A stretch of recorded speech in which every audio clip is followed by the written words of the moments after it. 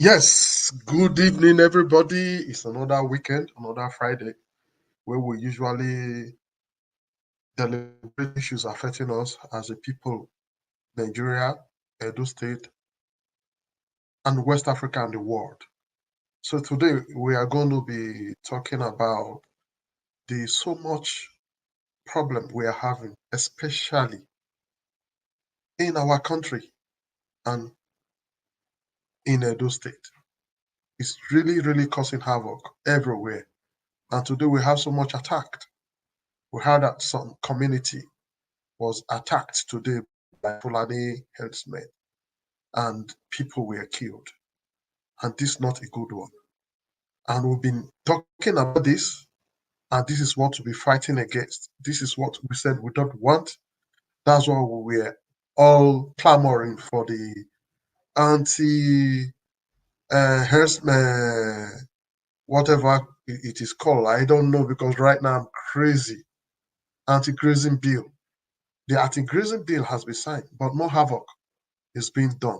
So who do we blame? Where do we start from? It's a pity. It's a pity. It's a very big pity. I don't know these plans. I don't know where we are going. I don't know what these people want.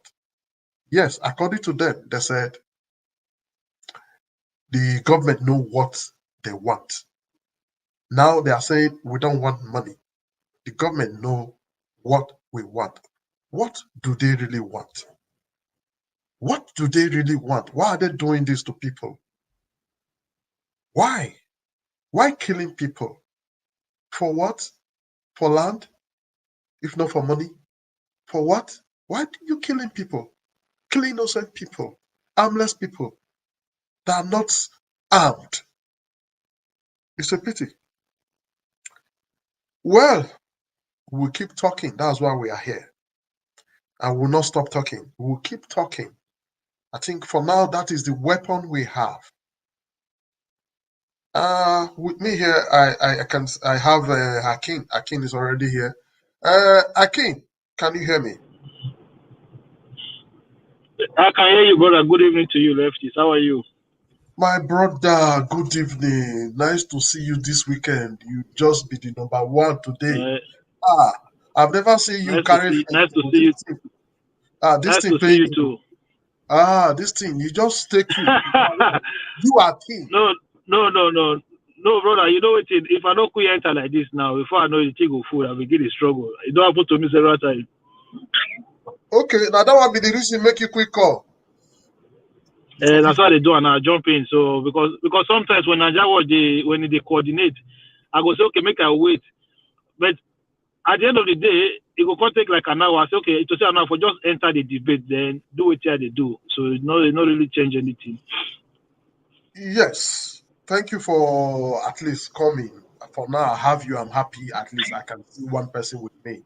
Like somebody just Yeah, mentioned the comment you know, section. you know, um, say we're family, so always there for each other. So you don't have to worry about Somebody in the comment section has just answered me. Say Turkey is doing nothing for us. Action needed. Yes. When we don't talk, action will not take place. It is talking that will bring action. Action does not just start on its own. Somebody must talk. Somebody must say it. Somebody must say it the way it is. Somebody must provoke these actions to come up. That's how I see it. Because right now, we really need to do something for ourselves. It's very, very unfortunate. Well, let me quickly, before I go over to Akin, let me quickly see the people we have now in the comment section. We have Mommy Diaspora. Yes, thank you. She's always there. We have Osagai Daddy. Thank you. We have Maria Palmago. Good evening, lovely family. Yes, thank you very much. We have Sola Alice. Yes, thank you. We have Adewale James Babayale. Thank you. We have Israel. Thank you. And we also have Bridget Wonder that just told us that talking is doing nothing for us. Action is what we need. Yes, action is really all we need.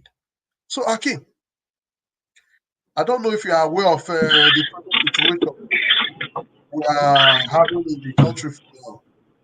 Few weeks ago, we had an attack in Kaduna. Few weeks ago, few days ago, lot of attack going on in Kaduna, train station attack, and today we had attack in our own state, Fulani Herdsmen. I really don't understand. But before I switch over to you, I want us to quickly listen to this. Wednesday in Abuja declared that the avalanche of terrorist attacks and insecurity across the country, especially in the north, had not overwhelmed it.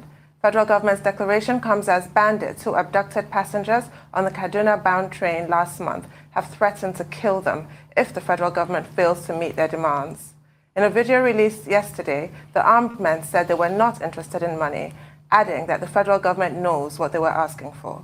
The video, which was less than 2 minutes, had 4 of the bandits and with one of the abducted passengers, Mr. Alwan Hassan, Managing Director of Bank of Agriculture.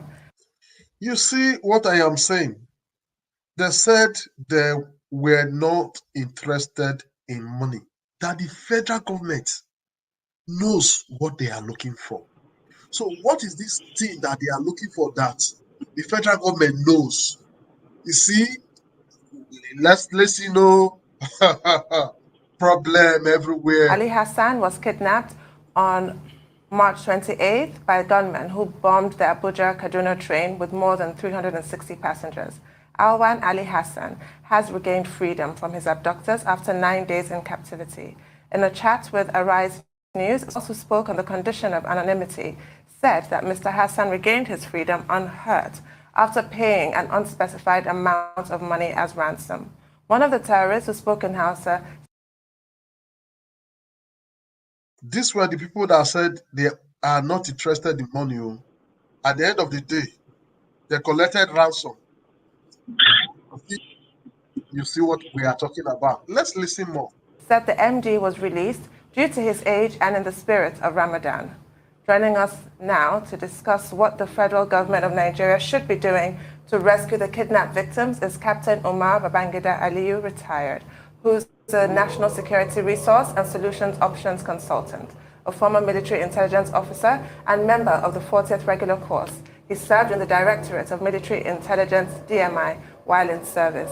Good morning, Captain. Thank you so much for joining us. Good morning, Tindun. Nice to be here. Good morning, Captain. Good morning, Doctor. Yeah. Well, is the Nigerian government overwhelmed? Yes, Former President Olusegun Obasanjo was the first to say, look, the government is overwhelmed. The people should not be overwhelmed. The government says it is not overwhelmed. But yes, Obasanjo said that. I can't remember the very date. Obasanjo said the federal government terrorists the bandits. I don't want to call them bandits. These are obviously terrorists. That terrorists has overwhelmed the Buhari regime. But before you know it, Buhari replied that they have not been overwhelmed. But what are we seeing? Let's listen. what's your assessment? Let's be fair to our armed forces. Let's be fair to our brothers and sisters, Nigerians. Our government is overwhelmed. It's been one incident after another, sometimes back to back. And the more reprieve we'll seek, the more remorse we get. Everybody right now we're waiting to exhale. Everybody is like, because you don't know where it's going to be coming from next, okay? If you recall, we were here a while ago on this same desk, and I said something about a statement or a document that was written by the NSA. Good enough, he still sits, he's a sitting NSA. It was a National Security Architecture Statement, if you recall that document. And you remember I said, let's have this conversation 2 years hence. Here we are. I told you, sir, if you recall, that except what is written in that document is executed and seen on ground, it will just be a very well-written essay. I'm quoting myself right here on this table. Well, 2 years hence, I believe then the trending word was naysayers and wailers. That was what we were called. But today, if we go back in time, in retrospect, let's have that conversation. It's 2 years now. You see, yes, when some people talk, they call us wailers. They call us, we just want to talk. People just want to talk. Now, I think he said something that has come to play. And that is what he meant by saying then it was like retrospect and wailers. Can we begin to say it was a well, beautifully written essay? I say a resounding yes to that. Oh dear. So what is it that the terrorists want? Because they've claimed that it's not about money. What is it about? And they say that the federal government knows what they want. What is that? That's what Mr. President will have to tell us. Because I'm telling you that I've looked at it, I've pondered, and I have wondered, what could these people want? They have rubbished the magnanimity of the state. They have no respect for constituted authority. Dialogue, diplomacy, name it, has failed. Rehabilitation, reintegration, all the R's too have failed. And they seem to always ask. For me, the only person that can tell me what they want is my president. I don't think there is any other person who knows anymore. The armed forces will fight till Africa passes away, and we are not going to see what these people want. So I believe there is something between them and the commander-in-chief, which he is not telling us. And who is the commander-in-chief? That is the president of the Federal Republic of Nigeria. He said, he has said so many things about these people. But still, my brother, my sisters, it's still the same old story. It looked like, yes, he actually knows a lot, too much, about what is happening, and he's not talking. It's quite a scary one, what is happening in our country today. We'd like to dial back to those that have been kidnapped. So, is it that we don't even have anything on ground? Can't we even track where they are now with the victims? What is really going on? Some unconfirmed reports said the individual that was released yesterday had to pay a ransom. The amount not specified. There's a story at the front page of the Daily Trust this morning saying 10 months after, 11 Yaori schoolgirls still in captivity. And there's a writer here that says the kingpin built mansion and live in large forests. So people are already building mansions in the forest, setting up their colonies at some point. I want to believe that they can be found. A certain video clip went viral 3-4 days ago. And I don't know if you saw it. And it was actually one of the bandits. It was actually their locations, live, as in on time, real time, live. And one of them was even frustrated. He couldn't get a shot off at the drone. He actually released some shots, but somebody need to have told him that thing is out of range. That thing was done probably the same way Centurion was used during the NSAS, during the NSAS riots to man the Lekki Ekpe Express, if you remember. And when a team of troops was videoed to have left Bonny Camp, and it was videoed right and up to when it got to destination, from source to destination. So nothing is hidden anymore on planet Earth 2022. Let's accept that. A lot of things can be seen if you have the know-how and if you are willing to see it. But if you are not willing to see it, then no one can make you see it. So are you saying that the federal government is not willing to? I don't think. Yes. I will pause this video for now and go back to our panelists. So first one here is Professor Akin. Professor Akin, Brother, so stop that, Professor Matter. Just call me. Just say Mr. Akin, please. For You know the fear big name now, Abi. the fear big name of it. Don't worry, I don't go hang you. As far as Brother, I greet you, and I greet those our other brothers and sisters that have joined us now, and I greet those our people on the panelists and the viewers at home. My brother, you know, Nigeria, the way Nigeria is going today, nobody knows anymore because you see the worst part of this whole thing now is that you know Kaduna State, State is like the Pentagon. You know the Pentagon, the way Pentagon is in the United States, a very secure place. Kaduna State is like the Pentagon of Nigeria. Our defense headquarters is there. Our NDA, Nigeria Defense Academy, is there. The Air Force is there, and recently they moved, I think, the Navy as well up to the north as well. So you would think that with all those level of security apparatus that you have located in a state such as Kaduna State, that these things should not be happening. It is not only that these things are happening, they are even attacking those security institutions.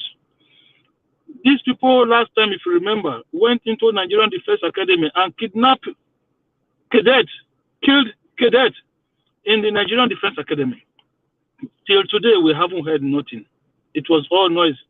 Something is going to happen. Nothing. Till today, we haven't heard nothing. They've recently killed 11 soldiers inside the army barracks in the same Kaduna State. So these guys are not only now attacking people on the street, in their homes, on the trains, at the airports. They are not going. They have taken the war to where our armory is. So the question now is this: are we?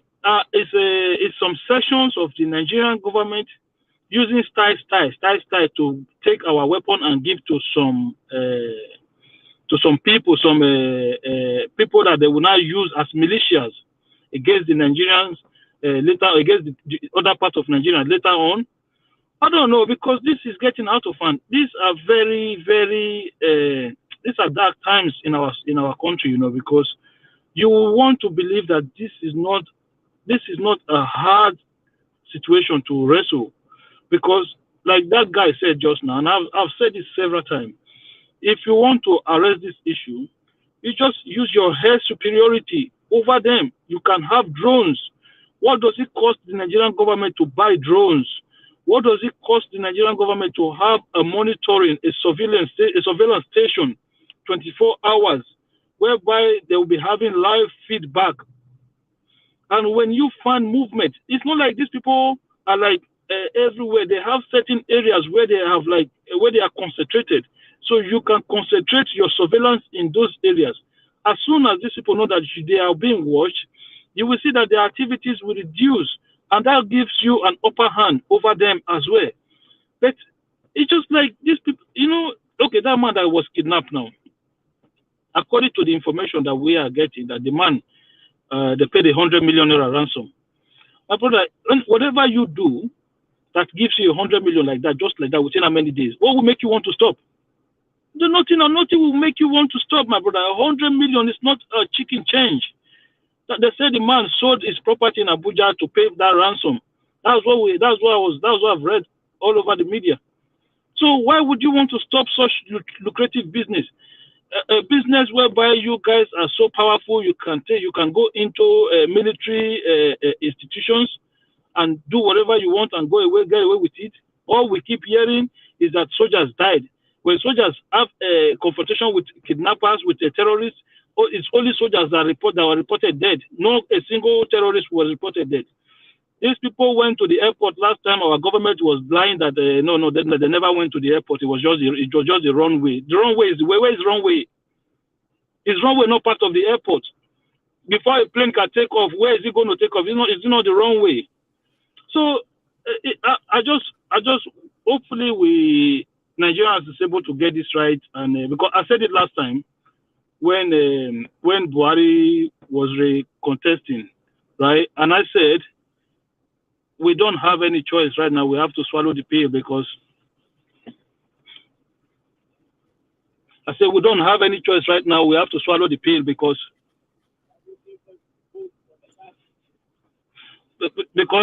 at the end of the day, the arrangements that they've made is that the North will do their term before the power shift to the South. So then we have to ride another 4 years of President Muhammadu Buhari. Thank God, some of us will still be alive by God's grace to witness the man exit, because it has been a disaster. It has been so bad, you know. And this is a situation whereby it has, if you notice, it has been so bad that it is now spilling around the countries.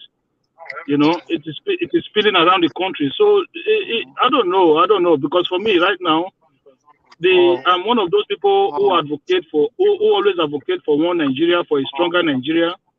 But I've seen that a lot of our southern leaders are so weak, they can't even stand for what is right, just because they don't want to offend some certain sectors. If you are saying the truth, it doesn't mean that you're trying to kind of make some people look bad. No, you just say the truth. Okay, if you look at the way the country is structured now, in the southwest you have 6 states. In the south you have 6 states. In the southeast you have 5 states. In the south you have 17 states out of 36.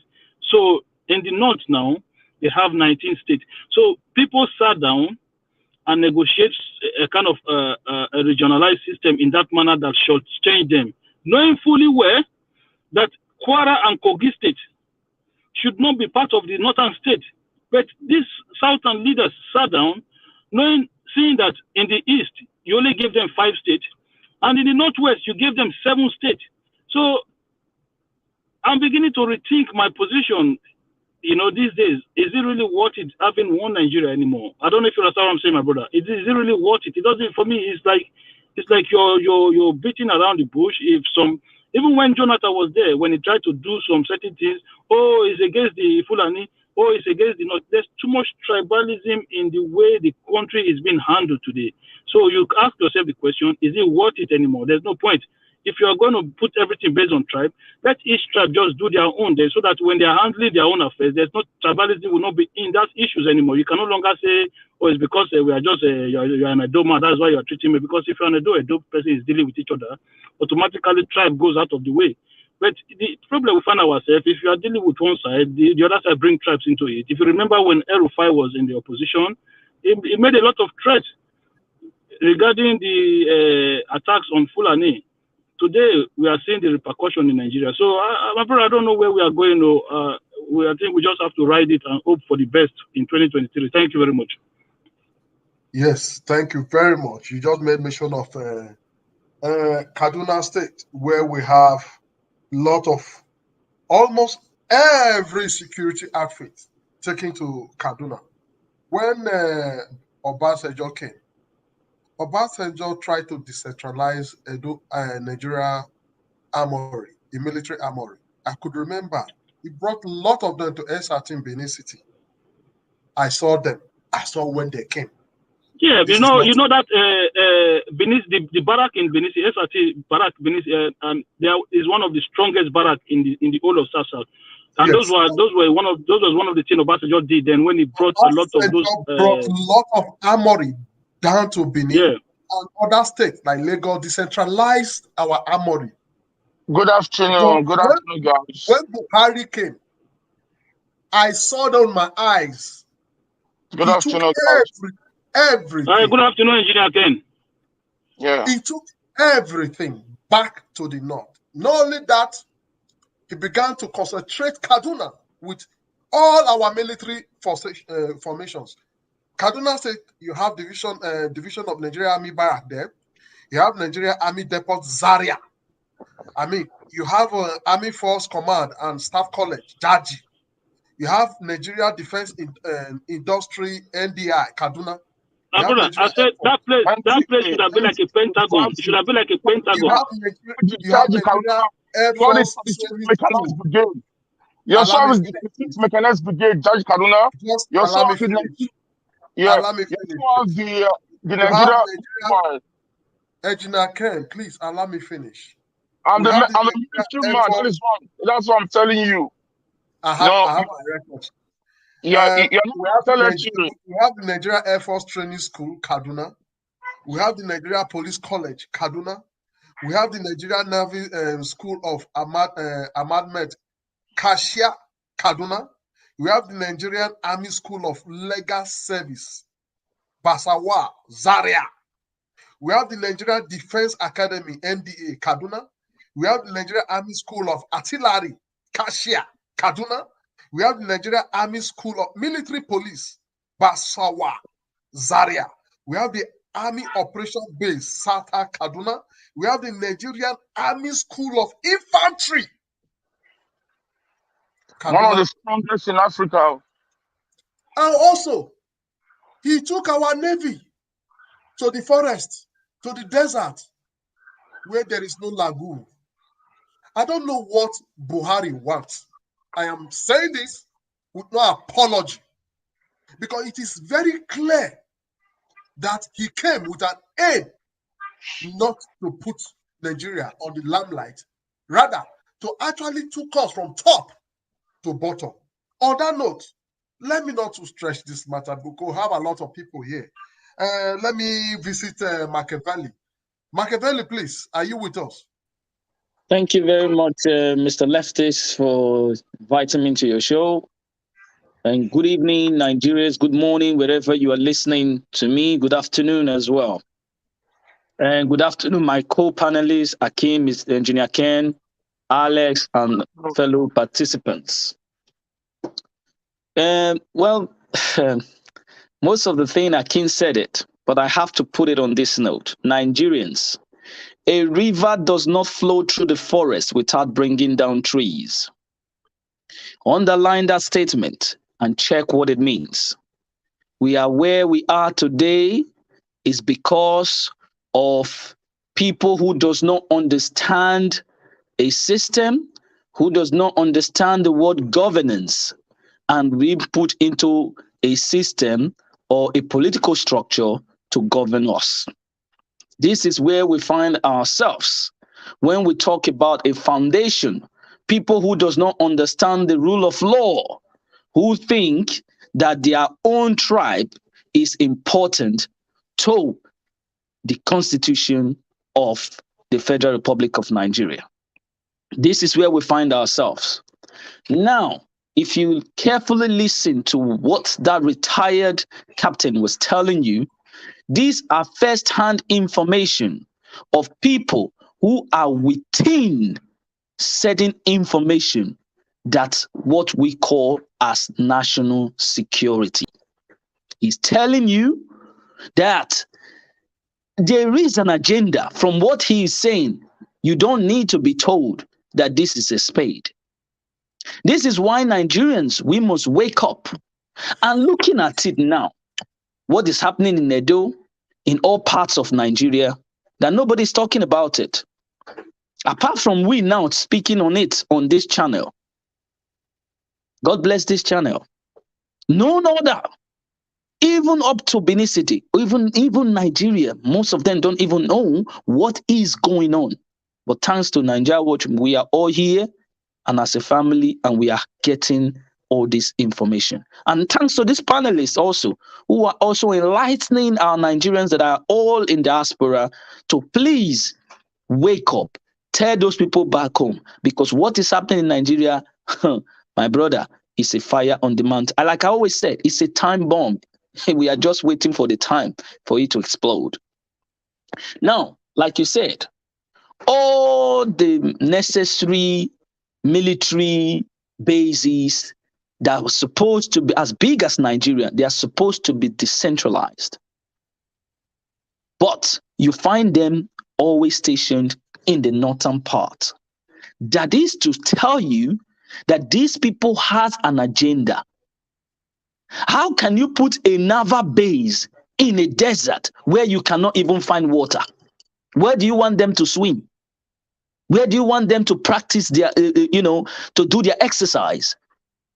This is what we are talking about. The people who govern us are clueless. Absolutely clueless. They don't understand what a system is or how to govern or how to place these resources where it should be needed. And yes, this is how we find ourselves. If you talk now, they'll tell you, oh, you are not a politician. You don't need to be a politician to understand that the status quo is not what it is. But yet they will tell you they want to change it. I don't understand. We are still where we are. We are talking right now. Do you actually know that right now, the way I'm looking at it, we are just, they have surrounded us. If you look at what is going on in our farms and everywhere, nobody's going in there. Nobody's farming anymore. These people are all in our villages, but we are in town. We're thinking we are safe. The reason why you think you are safe now because you are still in the town. But these people are already surrounding your reserve. They are already surrounding everything. So it's just for them to capture the city center. That is just the base. And the place where my brother just said it, Mr. Akin, it would have looked like the Pentagon of Nigeria. And that is Kaduna. That is where our armory is. That is where all the equipments are. Do you get what I'm saying? And everything you have seen is everything that has to do with Nigeria, might or anything is there. So now this is where these people are playing. They are just playing around there. That is to tell you that there's fire on the mountain. If anybody is not letting you know, we are telling you already that there is a fire on the mountain. If you get something like Pentagon in the United States, the whole of the United States is finished because that is where the power is. So if these people can be taking ground and, getting a lot of it, pushing the might inside there and they cannot be overpowered by our military. And this is what we're talking about. Here is our defense minister. How much are we spending? We don't even know. And our security forces are now being stressed. And he has told you just now, we have been saying it here. We have been saying it here. Most of you don't really understand. Now you are seeing the reality on ground. They are already capturing the villages. They are capturing the local government. They are capturing the reserve areas, all those tick forests. They are already in there. So they are just left with little space. And that is why I call it a time bomb. But we Nigerians, we need to wake up. Don't say we Nigerians.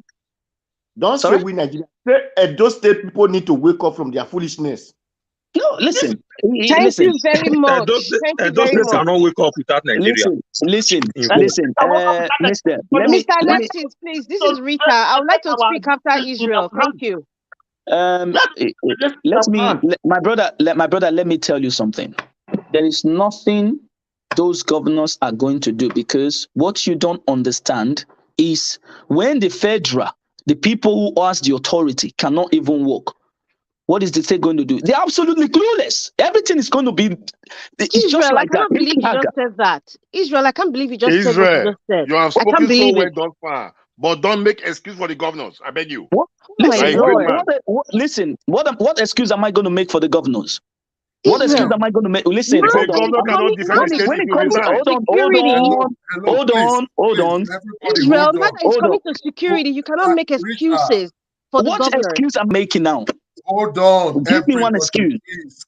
Allow him to finish. When he gets to your talk, you can. They're already in the local government. They're already in everywhere. So what is it? 90%, 95% of what you have said so far, you are perfectly okay. But when you want to try and make excuse for the governors, I have a problem with that little one. Yeah, okay. When it comes to your term, you can say that. But I've always been saying it here, right from day one.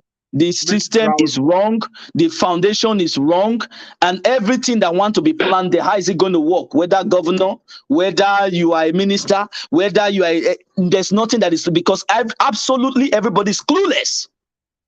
This is what I've been saying. I don't know where I have to be. Then I'm start joining one governor or anything. Where have I joined them? Are they not part of the system? What makes a system? Is it not Is it not the federal authority, the state, and the local government? Are they not the people? Are they not the government? So where am I being sentimental and say this is what is happening here? The fact remains is that we Nigerians have to wake up and we need to go back to the drawing board. Don't say Nigeria. The Nigerians are killing your people. You are saying Nigeria. So wake up. What are you trying to say now? Which Edo is? Well, listen. Are you going to say it's only Edo or something? This is happening in Edo. It's happening in Benue. It's happening everywhere. What are you talking? Remember EXM. This is where when people are unite in their understanding, they will be able to fight oppression. Okay, is the ESN that you are talking about now? Are the governors with them? My brother, no, I'm asking you now. No, you are not. It is you that is not. Is it with them? Are they with them? Are they not the same person telling them they are bad? I'm asking you that now. Not children in the farm. Do you hear that? I don't think you understand what I'm trying to say here. The ESN you are talking about that is trying to save or do everything to make sure that all of them, their own people are safe. Are the governors are they with them? I'm asking you now. Are they with them? So I guess I can give you that answer to answer. Thank you very much.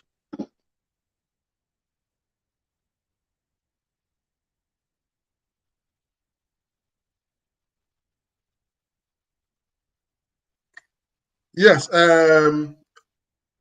Israel. Hello, Israel. Can you hear me? I can hear you. Oh, good. Thank you very much. I will go back to Good Comrade. But before I go back to Good Comrade, I want to quickly make this known to all of us. We should please take our time and be patient. Whatever any panelist is saying, just hold on. By the time it gets to your turn, definitely to get to your turn. Then when you get to your turn, you can go ahead to say, you can respond to that person at the same time, say what you want to say. Just let me quickly also let Madam Rita know that you just said after Israel you will talk. It does not work like that. The way you come is the way we follow the list. Okay, so I understand. I understand. I just said that because I was doing something. I understand. It will definitely get to your turn as far as you are here. So, but right now, we have the Good Comrade in the house. And I want to welcome everybody. For those of you that just came in, Good Comrade, Jimo, Niger Watch himself, Engineer Ken, Alex, Okundaye, and Madam Rita. You are all welcome. But right now, Good Comrade, you can have the floor. Hello, Good Comrade, can you hear me? Hello. Hello.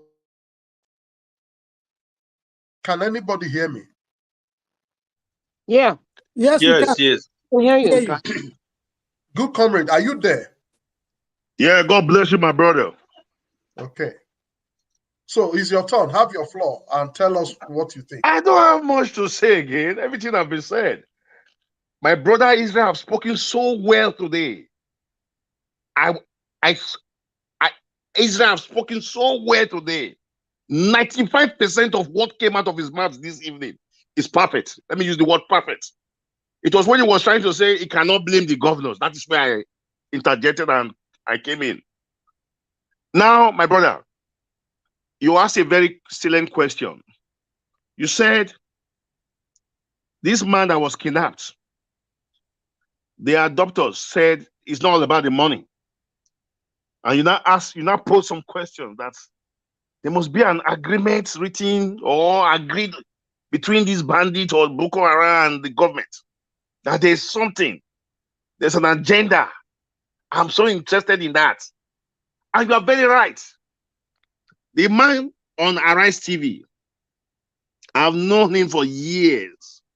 He doesn't come on the social media, on the TV station and start spreading rumor or working with assumption or, he has first-hand information.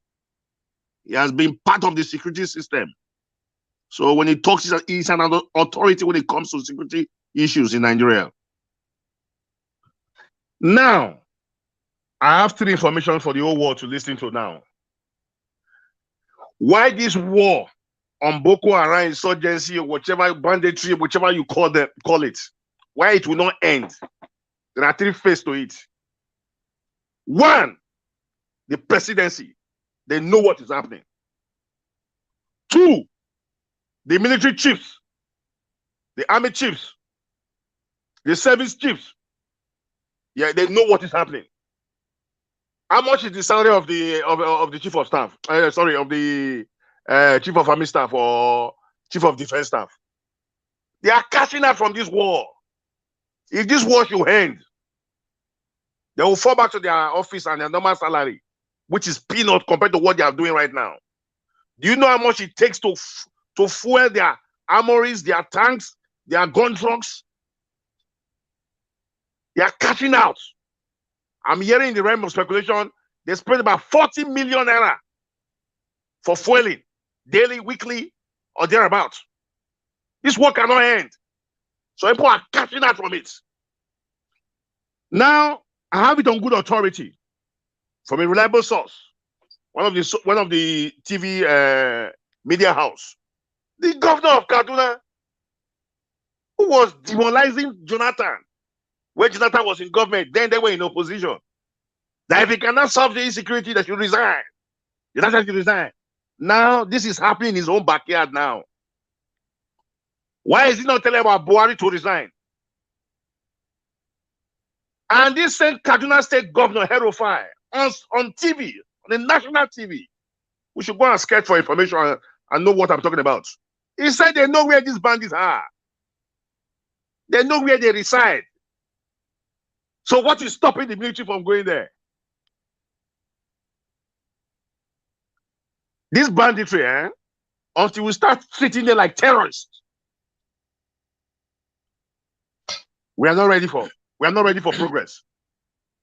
If the military want to, okay, during Jonathan time, I think we ordered for Tucano jet or so. They were just delivered from America, Tucano jet, about 7 of them. And from my own study and from my own research, a Tucano jet can be in Ibadan. You'll be seeing what is happening in Ring Road. Please just imagine, just visualize that distance from Ibadan to Ring Road, Benin. So the 7 Tucano jets, did they park it in Aso Rock in the garage of the president? What are they doing with it? Yeah, my father's house. Hello, come in. Yeah, my father's house. Oh, God bless you, my brother. Because I don't know. Something is wrong. Something is wrong somewhere. They are not telling us the truth. Just imagine now, this same government, let me digress a little bit, who said they've removed subsidy from fuel on 3 different occasions. They are seeking for 4 trillion naira from the House for the National Assembly just now to fund fuel subsidy for 2022 budget. 4 trillion naira is 50% of 2022 budget. That's the money that everybody will spend from January to December. The whole 250 million Nigerians. They want to spend 4 trillion out of that money, 15% out of 17 trillion. Our budget is about 17 trillion. They want to spend that money on only fuel subsidy on election year. As we speak, after still on strike. Comrade, if you can hear me, please. You're going to hold on for a bit. We have a caller now. Somebody just called from UK, Modi Benson. He's joining us. He just want to contribute. Modi Benson, yes. If you can hear me, you can go ahead with your contribution. Okay, hello everyone. Interesting topic. You see, all this you're saying, to be honest with you, first of all, I will say that, just like Kabaka said, that there is no Fulani that will come to Edo State without the collaboration of the community people. So whatever the Fulanis are doing in Edo State, the Edo State community are involved because of their greediness. They have sold their soul to the devil. Because if they are in unity, the Fulani cannot come in there to do whatever they do. Forget about what the presidency is doing. We already know that that country is partially a divided country. Presidency has failed us, but the Edo indigenes, they are also part of the problem as well. there is no unity among them. They've also their soul to the devil, like I said earlier. The Easterners were able to coordinate themselves. They are more united in terms of fighting this Fulani thing. But in Edo State, there's a lot of hypocrisy going on. Even in the governorship, I will only say that Obaseki, I'm a fan of Obaseki. I love Obaseki. And when the APC tenure was coming, Lucky can testify. I was a campaigner for Obaseki, but there was a statement Obaseki made, which I was totally disappointed. He visited the community sometime that was being ravaged by Fulani Herdsmen. And he did say something that COVID-19 killed more people than Fulani Herdsmen. And he also said, I remember that statement. May God bless this scholar. So since that day, I can see where this man is coming from. So this is the major problem in Edo State. There's no unity. And they've also their soul for piece of bread. So thank you. That's my contribution for today. Yeah, thank you, Mode Benson. Thank you very much. So good comrade. If you still have much to say. It's not, I don't have much again because this man you brought on Arise TV, I've said it all. The government know what is happening. Those military generals, those head of service chiefs, they are catching out from this crisis, from this war. It can never end. Do you know how much they spend on personnel, allowance, fueling of their trucks? My brother, with technology, we can end insurgency in less than a week. With technology. Just less than 48, no, not 48, less than 4 or 5 days back, we saw a video that went viral on the location of these bandits. It was even mentioned on, I think, this platform now. I think the Arise man also said it. The guy that was the former security expert that was interviewed. I have that video. God bless you. We were seeing it real time. We're seeing it real time. My brother, the government is not serious about ending this. That's just the truth. All right. Thank you very much, good comrade. You see, Mode Benson just said something very crucial. He is a very good fan of Obaseki. He's my personal friend, my childhood friend. I know him. He knows me very well. He just mentioned the word lucky. I don't usually want to answer that English name. It's my English name. He said lucky, know very well. We had issues over Obaseki's election, first or second. I told him all this, what we should expect. But outside that, now, why I'm saying this, since Niger Watch himself went on holidays, we can see a lot of people listen to other channels and all that. Can anybody tell me the channel that has is picking truth to power? If you know any, just tell me. None.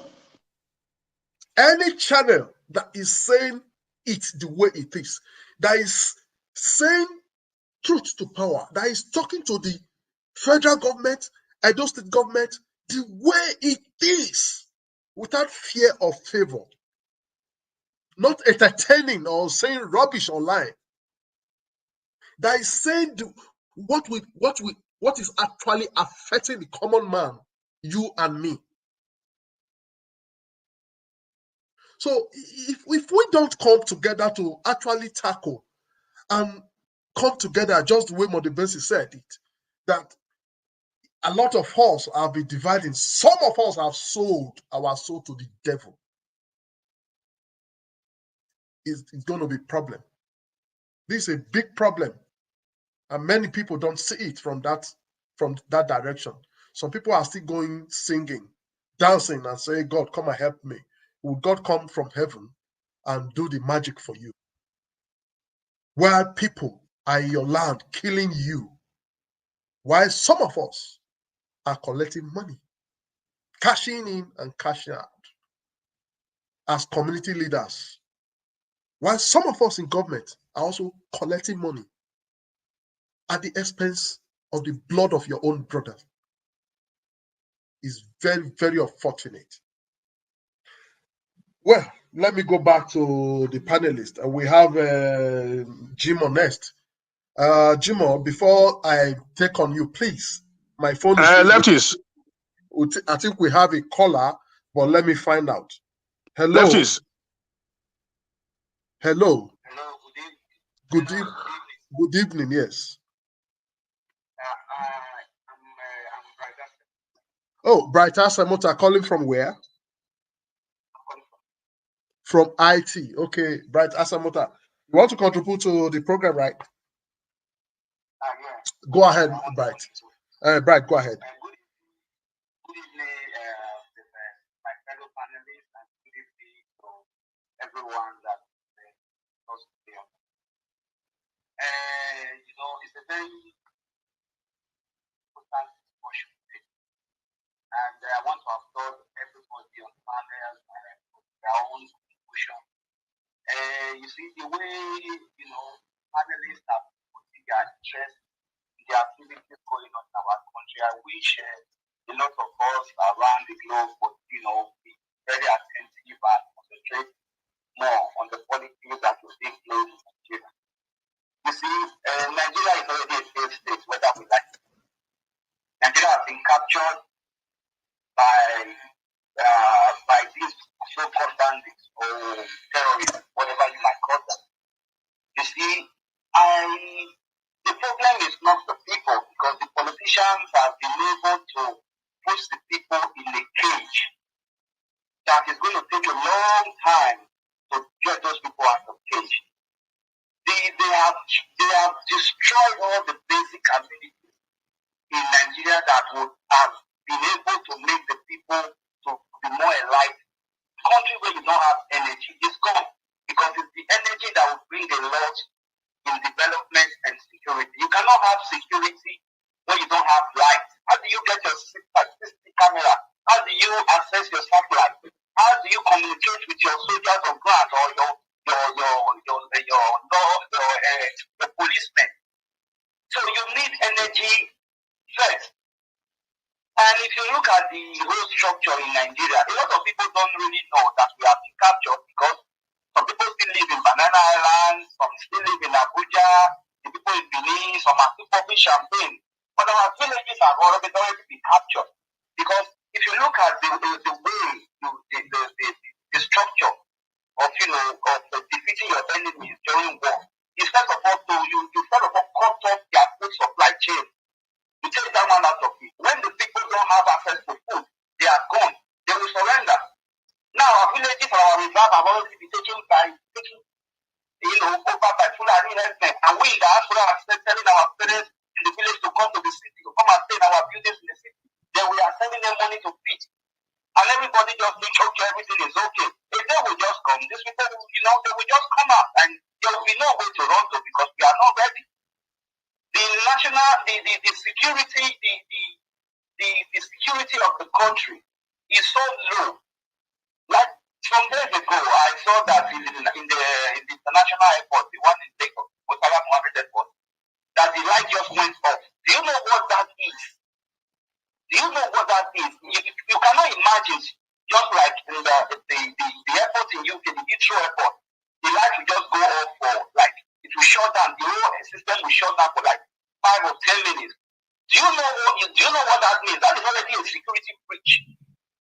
Because you don't know who is passing, you don't know what is coming into the country that has made those things to come down. So we just laugh over it, and we are just saying, that's what they do.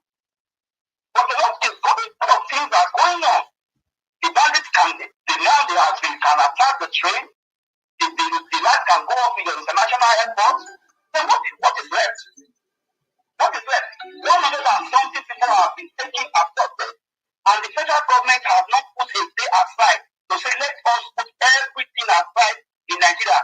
Everything should shut down. Let us find these people wherever they are, taking them. You see all these politicians, they are all shouting, everybody is coming out for presidency. Nobody is interested in the person that have been abducted. Nobody is saying anything. And these people are putting the slogan that they want to come and fight for us. When we already have a big problem that is going on, you don't see any of these people interested. This one is fighting that have taken a ticket. The other one is saying, I'm going for Senate. Nobody is saying anything. So it's already clear to everyone that these people who are not the key players interested. Because somebody who is in his own correct state of mind will not be interested in I want to run for office now. The person will be looking for the people that have been missing.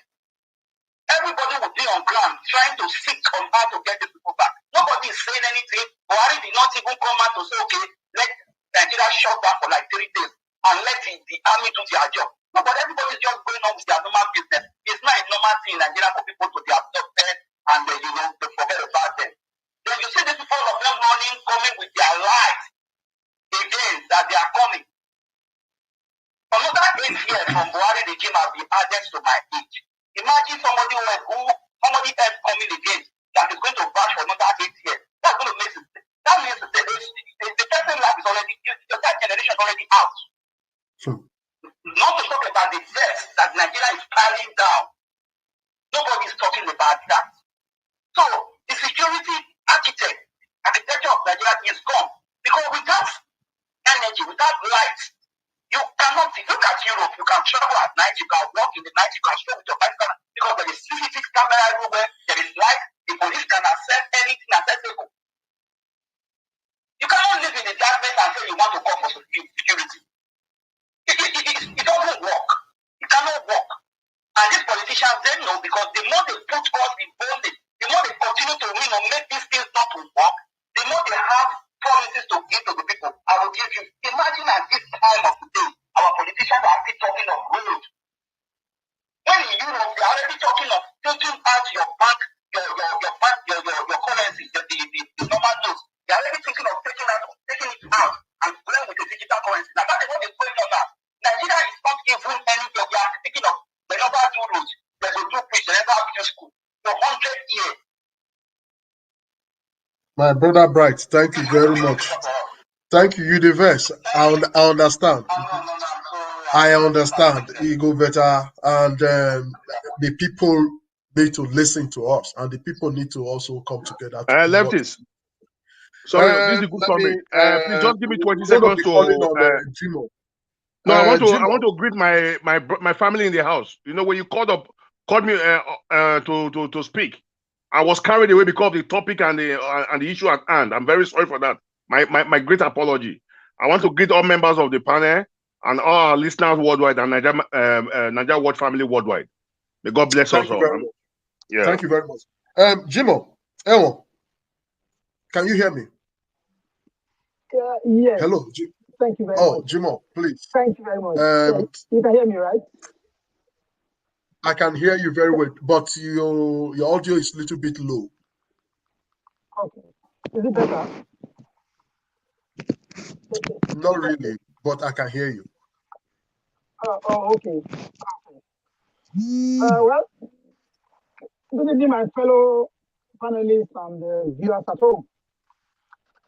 I think the topic today, we'll continue to discuss this, though we have many times discussed this issue. Your audio is low. It was a little bit better. It has gone low again. That's right.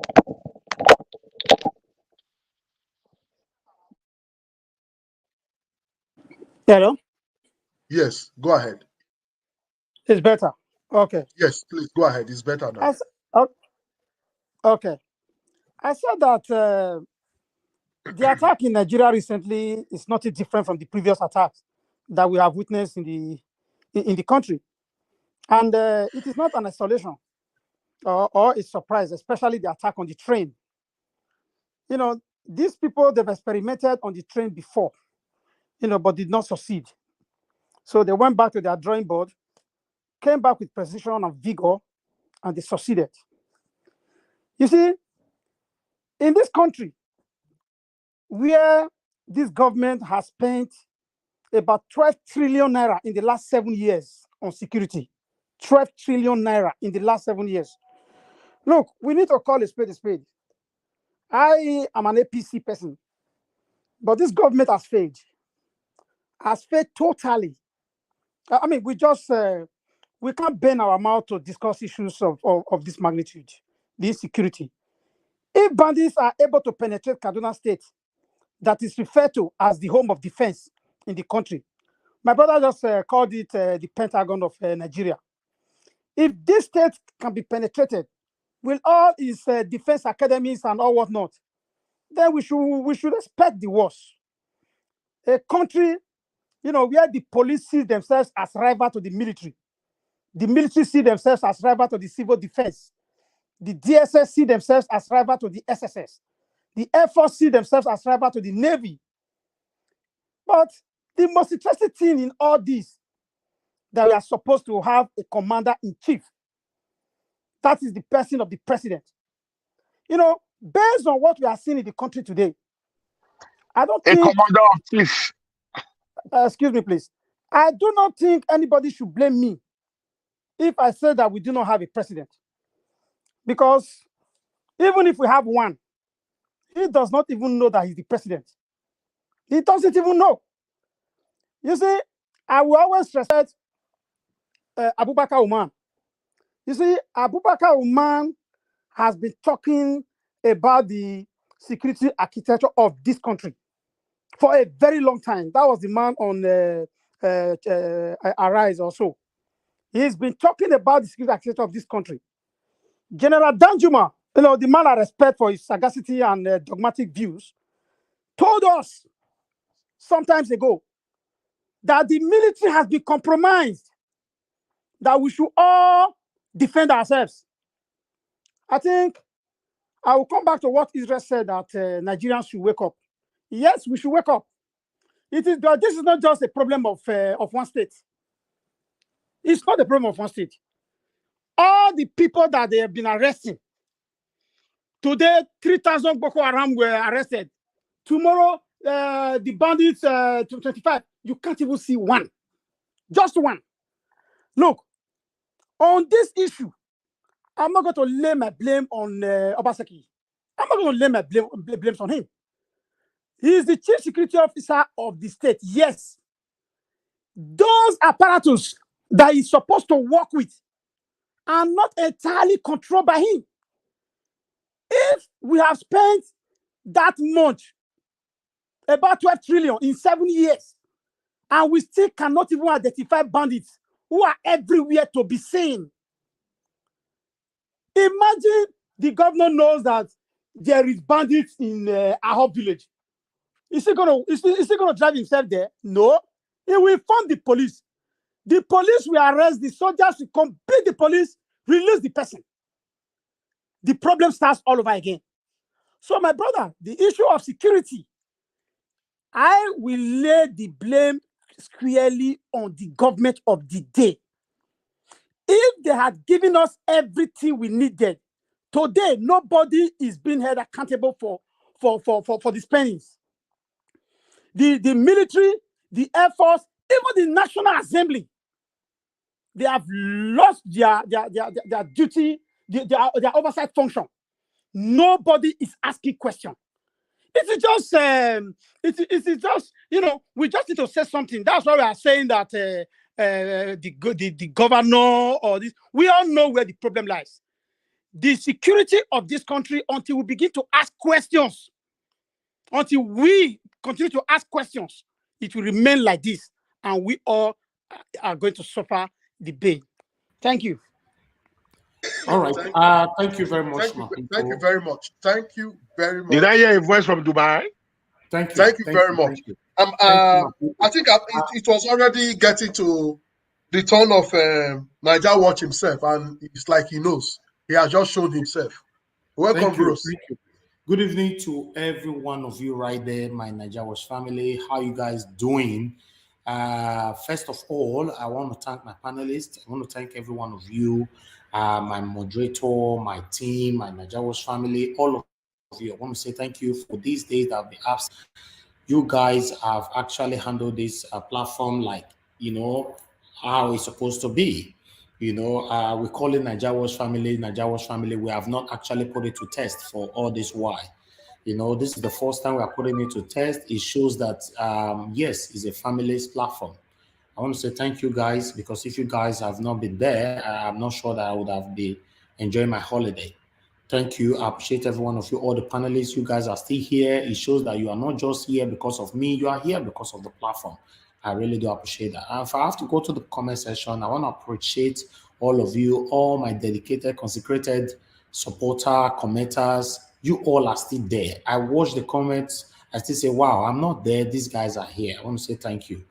I will never forget mother of all, Mommy Diaspora. She's a true mother. You know, she's not just only my mother. That's why I gave her mother of all. I want to say, Mommy, thank you very much for all you've been doing. If I have to start measuring names, I cannot. I will be here sleeping. Leftist Amausa have been so dedicated since I traveled. This is what I pray for. This is and God is answering my prayer.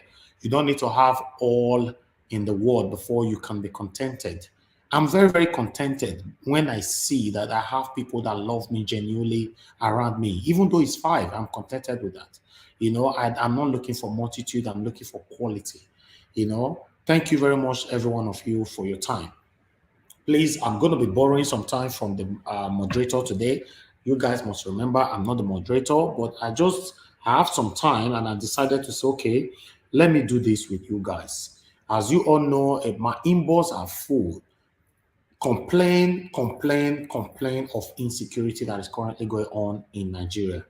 But as you all know, I'm not a selfish person, but I always like to start from my own state. Please, mute you. Who is that? Is Engineer Ken. Please can you give me 1 second?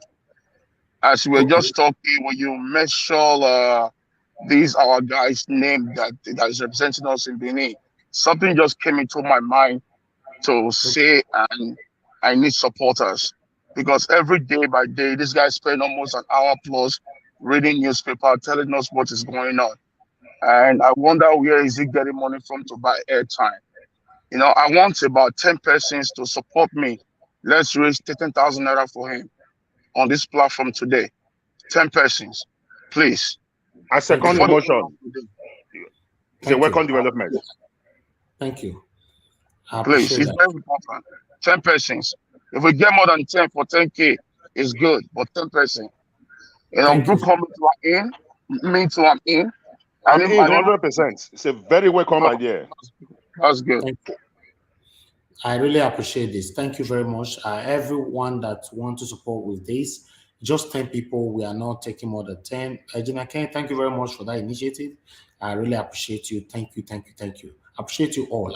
That's why I said I'm blessed to have my team, because they are not following me because of because of sentiment. They are following me genuinely. Look at my Nigeria family. All of them are dedicated. I look at the comment section. I look at the group. I look at the screen. I look everywhere. Everybody is active, working. You know, I saw the audio. For example, Rita Adams left this evening. I was wow. Everybody is just there. Everybody, you know, I'm not there. Everybody is active. This is what I want. Trust me, I'm not paying these people the shoes to love me, and I'm so grateful. Thank you very much, everybody. Thank you. We have to move on. Like I said before, I was about talking about the insecurity that is currently affecting us in Nigeria. But you all know that I cannot be talking about Nigeria all the time and be bypassing my own states. I'm from Edo State. I'm from Benin City. I'm a son of the soil, as they normally say. Yes, I'm so proud of where I came from, even though I don't live there. I'm so proud of where I came from. You know, I have to start from my states. Our Edo citizens, Edo-lights, they are dying every day. We have a governor. I don't know what to call this governor anymore, Governor Obaseki. I don't really know what to call you, because it's so fortunate that I use my platform to campaign for you. And me seeing my people dying like this, you cannot expect me to be jubilating and be jumping and be happy. I understand some people might be disappointed by my statement right now or my continuous statement, because you think, okay, why is he talking about Governor Obaseki right now? Yes, I need to talk about Governor Obaseki because if it's your brother, your sister, your mother, your father, your relatives that are being killed every day, raped and injured, I'm not sure you will come on air to protect one governor that doesn't know what they are doing. Governor Obaseki, yes, is not totally bad. But Governor Obaseki is so obvious that Governor Obaseki have sold his rights to some people up there. It's very obvious, except you cannot visualize things like this. I can, and I believe so many people can as well. Many people are dying in those states, and the governor cannot protect us. It's so unfortunate. It's so unfortunate. And I'm not even sure, to be honest, I'm not even sure if Governor Obaseki leaves office, if someone that can protect us will take over from him. Do you know why? This might disappoint some of you. Because these people, whenever they are leaving office, they always have someone already in mind they are giving the power to. So that means this person, whoever they are relegating their power to, will never fight them. Governor Obaseki is the first person you've seen that was fighting Oshomole. I understand a lot of people are saying Obaseki is a betrayer, is this. Oshomole is not a good person. Obaseki is not a good person. Any governor that have ruled at those states since 1999, none of them is a good person. Yes, quote me wrong. Do you want to tell me Lucky Benedion is better than Obaseki? Is a no. You want to tell me Obaseki is better than Oyogun? Is a no. You want to tell me Oyogun is better than Oshomole? Is a no. None of them is good. To me, I'm not satisfied. I told you before, when it comes to government, I'm very, very greedy. And it's my constitutional right to be greedy because I'm in Dubai right now. I understand what I am enjoying or I've been enjoying in this country, Dubai, for the past almost 2 weeks now. Our government are investing here every day. They invest in Dubai, but they don't invest in Nigeria. When you enter Edo State, you enter Oluku, in fact, you'll be disappointed. All these infrastructures, they say the governor is doing, yes, I am seeing some, and I've as well showcased some of them on this platform. But I'm still not contented.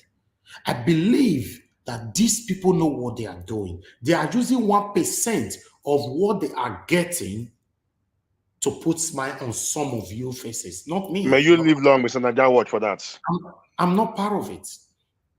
They are not putting smile on my face because those state remain the way those state was when you traveled out. Any of you that is watching me right now, if you left Nigeria 20 years ago, 30 years ago, 40 years ago, 10 years ago, 5 years ago, it's still the same way. Anything you throw in there, it doesn't make any difference. Let me talk you guys. I'll borrow that word from the good comrade.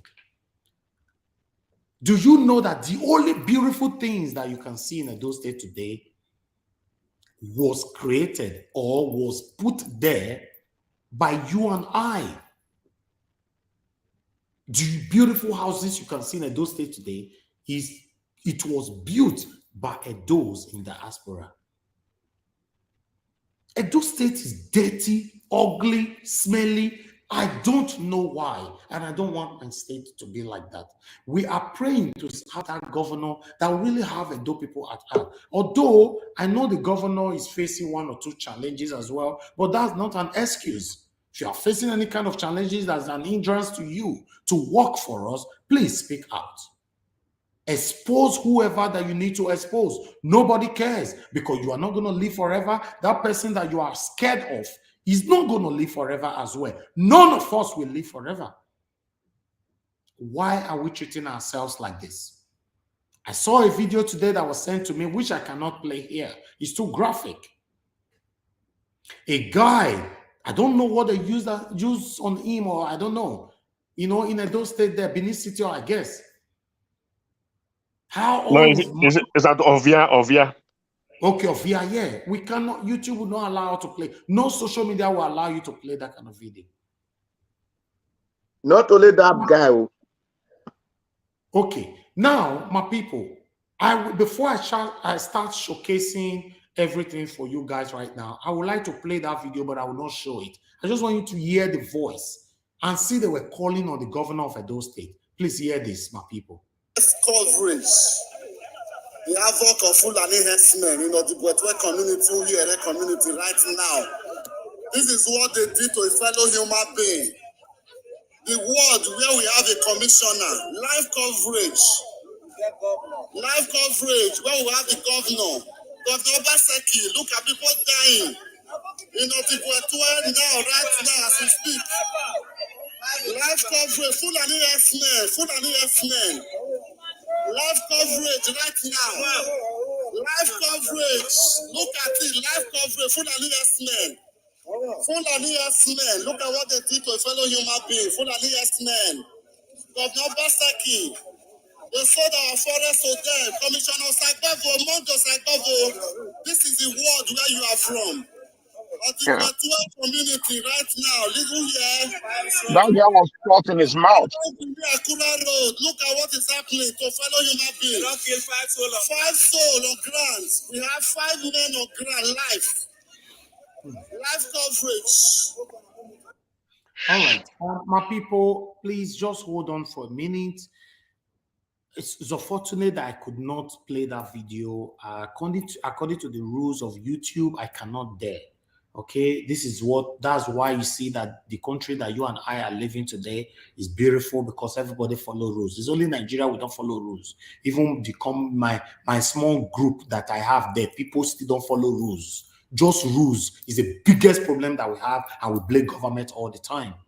Biggest problem. You see somebody don't post link, they will post link, they'll be telling you, oh, the link did not carry something. I wanted to share information to you. I want to do this. I don't want to be diverted, because there are things I don't want to hear. Even when I know that we are human beings, we are bound to make mistakes, but some mistakes, when it becomes also obvious, you need to be handled with an iron hand. All right, my people, this is Edo State where we have governor. I understand some of you might be watching me right now. Jesus is my Father. I want to say thank you so much for that wonderful gift. God Almighty will bless you. Thank you. At least that will ease my expense in my holiday. Thank you very much. I appreciate that. I want to let some of you that is watching me right now to know that I've been talking about this Fulani Herdsmen for a while now. But many of you have attacked me. Nigeria was shut up. You dey look for view. You dey talk about Seki. Now view they fine. Now this. I think you are gradually seeing the results. I wish you join me then. Maybe by now the governor for the church for seat. But when we talk, if he want shake, some of you can't talk. Say, it no matter. Leave the governor. He go relax again. Go carry water. He go drink. While our people are dying. This video that I just played the audio, if you watch that video, trust me, you will never wish that for even your enemy. And you are protecting the government. The government have put us in these excruciating pains, these unending pains that we all are still fighting now. I received a message. We were talking about politics a couple of days ago.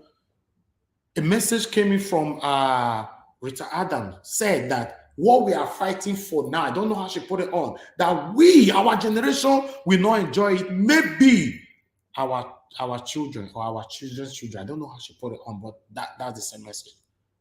Do you know, after I read that, I was feeling pained that all this voice, why you they lose so?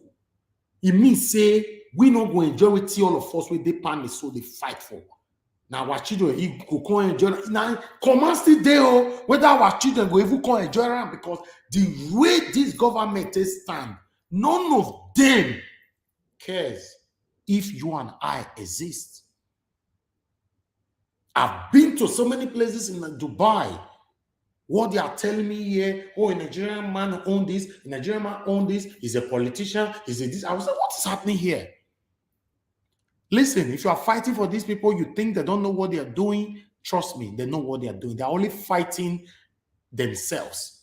They are fighting financially, they are fighting supremacy, they are fighting for who will be the biggest amongst them, themselves, not because of you and I. It's very sad. But meanwhile, let's move on and let's talk more about Nigeria. I'm going to be starting from this year. This one, let me remove this from the screen. 1 minute, my people. Nigeria, the Sultan of Sokoto and Christian leader decrease insecurity in Nigeria. Everybody the verse right now. You know what? Even as it be so, the Hausa, even some of the good Fulanis, everybody is affected. Now, the so-called terrorists, because they are calling them banditry, I believe we should be calling them terrorists. They spoke 2 days ago, if I'm not mistaken, or yesterday, that it's no money they want, that the Nigerian government knows what they want. They should give them what they want. Are we here talk with that? How long are we going to continue like this? Let me read this first, my people, then we'll move on. Muslim and Christian religious leaders in Nigeria have condemned the recent spate of violence in Nigeria in remarks made at a meeting in the wake of gunmen who attacked a passenger train on the Abuja-Kaduna route. Religious leaders denounced the endless cycle of violence. The concerns of the religious leaders were made at a meeting of religious and political leaders, which was held recently in Abuja. Sultan of Sokoto, we must always denounce violence. Addressing head of religious institutions, traditional leaders, and press, the Sultan of Sokoto, Mohammed Said Abubakar, expressed concerns over the continued bloodshed in the nation. The northern people's blood is being spilled by these actions of either state or individuals, especially the bandits and terrorists. So we need to always speak against violence, whether in Sokoto or in Washington or Moscow. As religious leaders, if we don't do so, we will face questions from our Creator. We must always speak truth, said Sultan of Sokoto. That one long, in case you want to read them, Vatican News. Now he carry this one. I go move on to the second one where you follow me there. This one and the second one. Bauchi Governor knocks federal government says Nigeria insecurity unacceptable. I go like make I read this one for now, make we take on from there. As una know, say the situation where we dey so it be as it gets. Bauchi Governor knocks federal government says Nigeria insecurity unacceptable. Bauchi State Governor Bala Mohammed has described as an unacceptable federal government claim that it cannot secure Nigeria despite the huge resources available. The governor stated this when he distributed cars to district head and local government council chairmen in the state Thursday evening, which was yesterday. He also described the security situation in the country as worrisome, lamenting that bandits are now coming into my state. That means his state. The door, if now that they come your state, the door already reach Edo State. The door sit down, the door, if I don't get comfortable home. Our useless land grabbers don't sell land for all of them. All of them now, in fact, they are living a comfortable life in Edo State as we already speak so. Let's move on. He talked for here, and I quote, I really pity our father, the president and commander-in-chief, Muhammadu Buhari, because he really wants to do it, but he's not being supported. Can you imagine? That statement, I don't know where this governor, they carried down at the Como, what is it saying? Buhari wanted to do it. He really wants to do it, but he's not being supported. Okay. He regretted that bandits recently struck in the Zaki local government area of the state. Mohammed said, we have to improve your traditional rulers' quality of life and your personal security. We will also look inward if we can afford to do so. We can improve your remuneration, your salaries, and wages to put your eyes off the other things that are coming and impacting negatively on our security. Now, Buhari himself also stated something. APC has done so much for Nigeria, President. So much for Nigeria. I know some people are here who support Buhari. You know, I would like you, if you are here, please, I would like you to narrate that for us. Let us know what APC have done for almost 9 years now. Next year will be 9 years. Abi, they've been in power, or let me say, Buhari regime, 9 years. APC have done so much for Nigeria, President. President Muhammadu Buhari said yesterday that to all Progressive Congress, APC has done enough for nation and its citizens, especially in the development of agriculture, infrastructure, ICT, innovation, and welfare of the Nigerian people. He assured Nigerians that we continue the struggle to entrench democratic principles in politics and the affairs of governance. Speaking when received, Senator Abdullahi Adamu, the newly elected national chairman of the governing party, Buhari said, and I quote, today we should all be happy that the party has nursed its wounds and healed itself sufficiently to march forward to face the challenges of the coming state and general election, the president said in statement by his media aide, Gaba Shehu. He continued, and I quote, "When I reflect on policies of the administration on the economy and specifically in the development of agricultural infrastructure, ICT and innovation, and the welfare measures we have put in place for women and youth and the less privileged members of the society, I get fresh confidence that our citizens will continue supporting the APC in our electoral battles." You see, that last paragraph where I read for Naso. Now, some of us will go school, go understand all this English they put for there. Now, that English, they deceive our mama, our market women, our papa will not go school, our brothers and sisters will not go school. And that is the reason why they don't want many of us go school. They go put also English for each side, you're bypass them. But many of us with here now know, say, these people, they know what they do. Buhari continue to talk, and I quote, "Our government is working for the betterment of the country. Our policies and program aim at nothing but the betterment of the country and its people essentially. The party should take the programs of the government to the people to infuse confidence into them." Buhari also commended the Mai Mala Boni-led Ketka and extraordinary convention planning for the conduct of the Congress and convention leading to the emergence of the Adamu-led National Working Committee, NWC, saying he cannot thank them enough for all that the committee members did. He urged the new party chairman to be fair and firm as he is known to be in all his dealings. He plenty, and I will continue for that. But what it concern this one now, where Buhari talks, he say APC have done so much for Nigeria. As we speak, more Nigerians are dying and dying.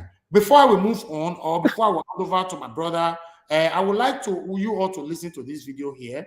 Maybe we take on from them, my people. We can listen to 2 minutes of this video here about the insecurity that's affecting you and I.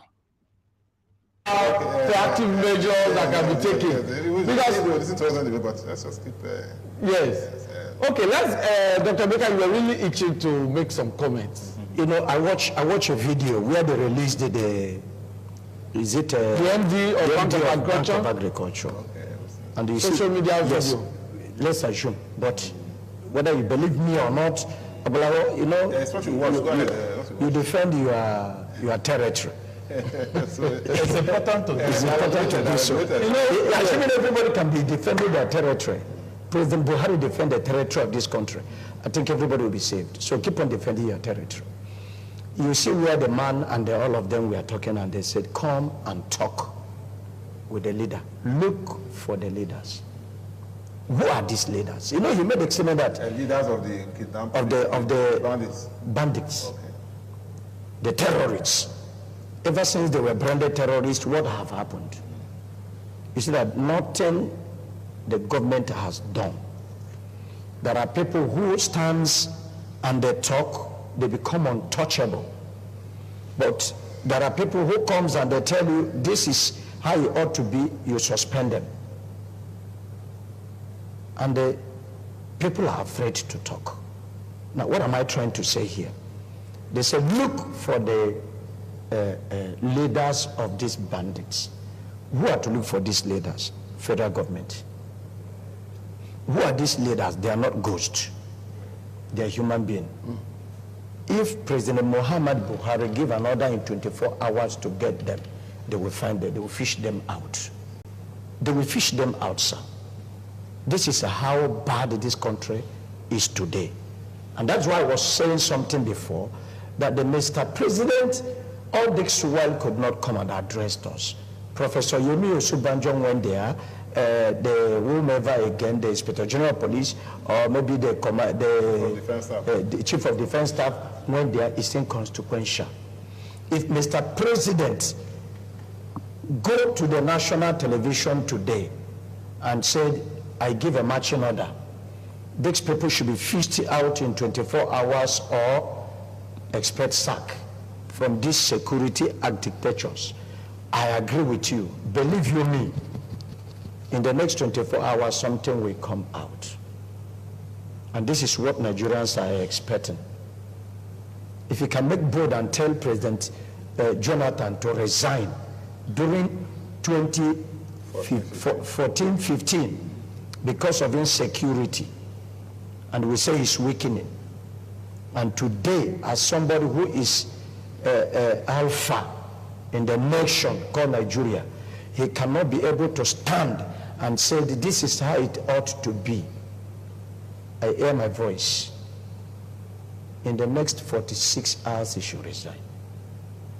Okay. And you see Nigeria look forward.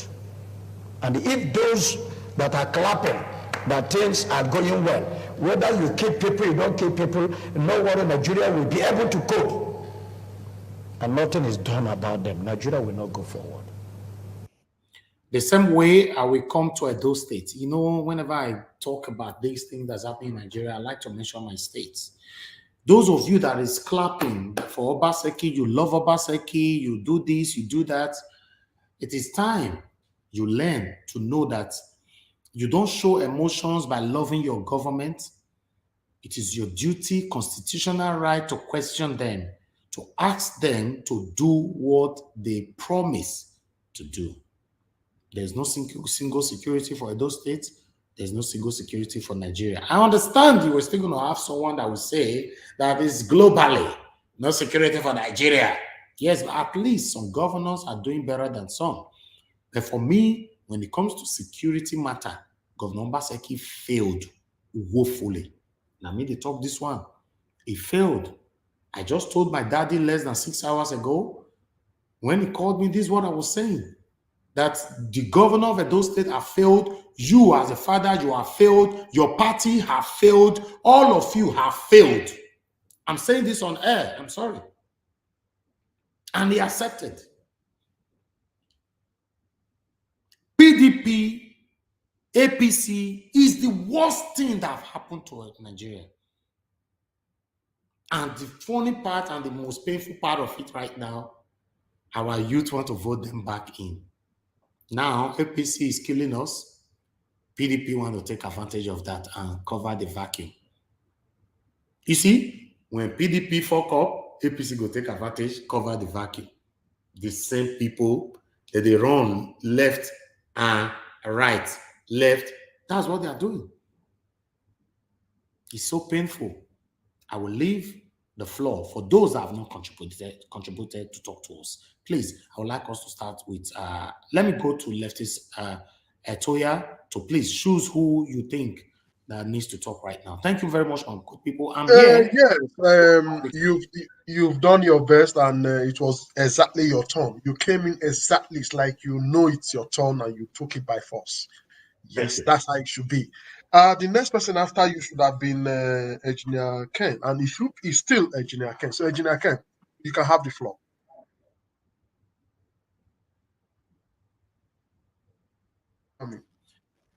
Engineer Ken. Okay, Engineer Ken is not available. Can you move to I'm the next person? I'm available. Sorry, Okay, I was just lecturing. How Okay, you doing? Go Good afternoon, my big family, my Nigeria Watch family. On top of the day to you guys, you know, and the video that Nigeria Watch was just showing just now, unfortunately I saw it yesterday. My eyes was full of tears. You know, that dude was shot in his mouth. You know,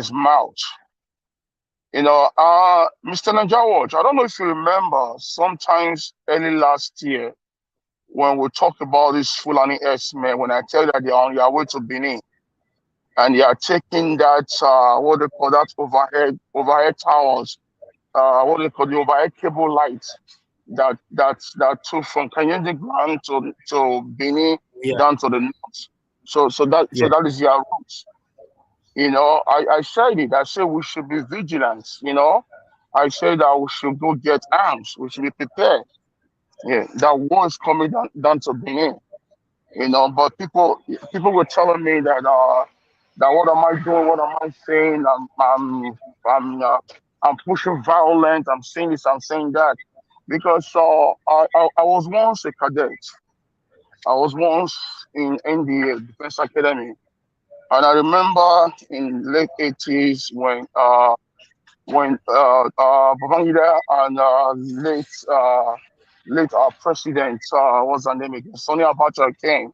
Abacha says that the greatest court in the world is the military. And that time, as a young cadet, I don't really understand what he was talking about. You know, the Nigerian military have been compromised. You know, the Fulani are so tough in the military. I'm telling you, man, they are too much in the Nigerian army. 60% of them are all Fulanis in the Nigerian army. In the Air Force, we have the Tifi. You know those Tifi people that has a lot of mark in their face? We have a lot of them in the Air Force.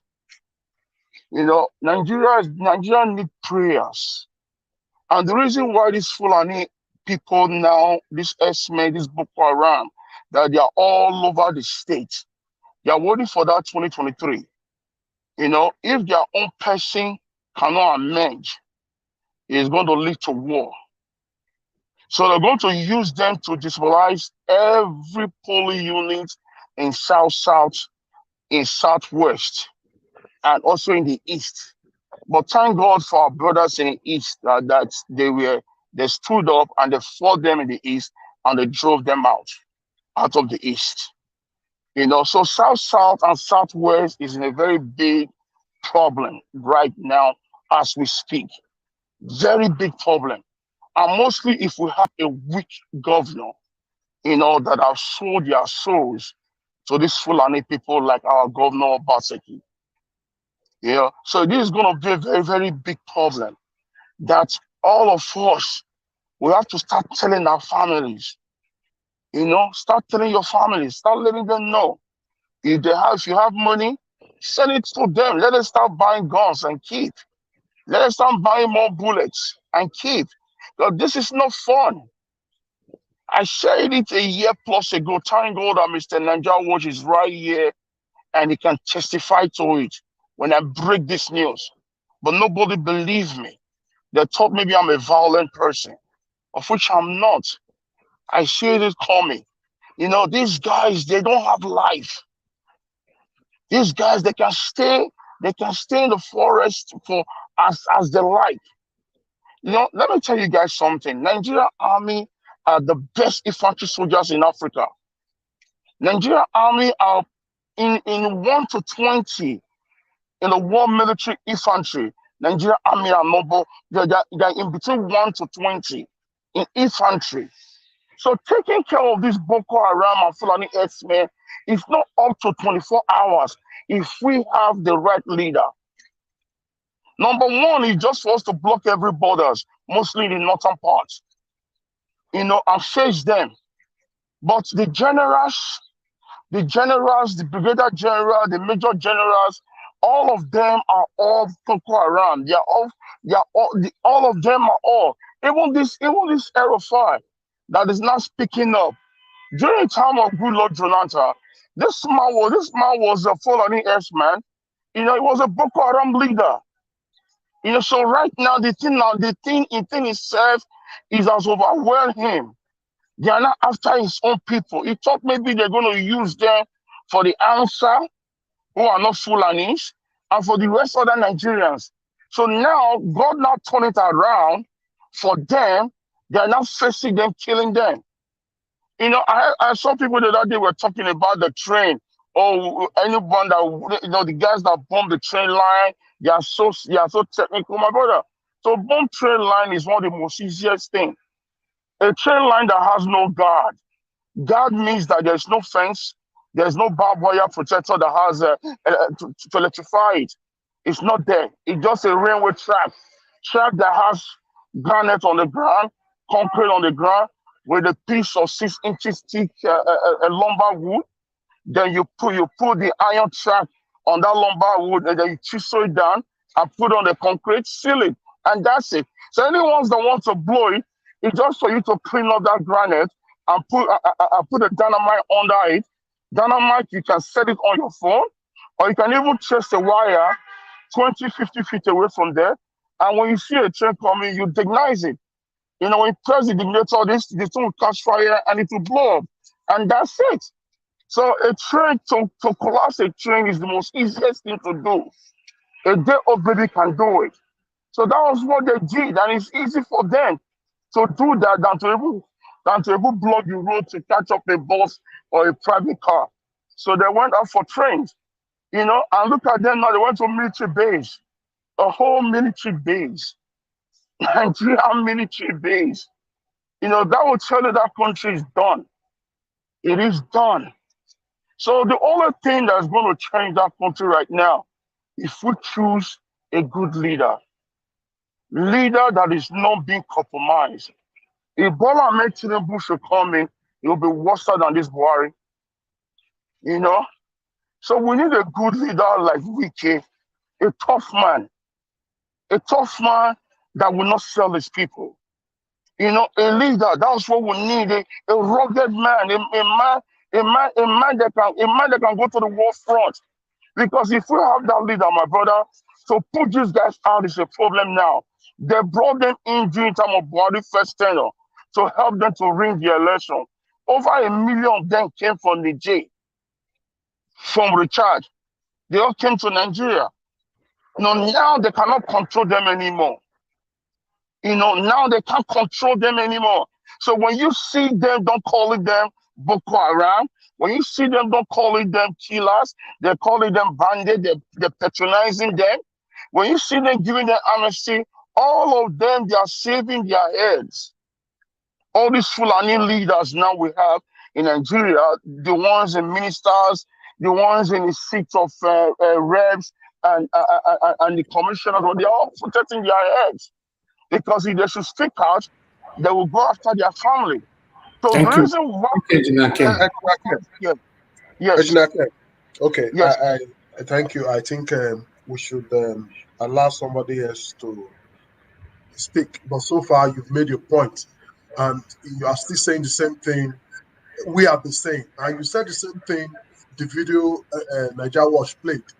The man said, if the president actually give that command, there will be something done.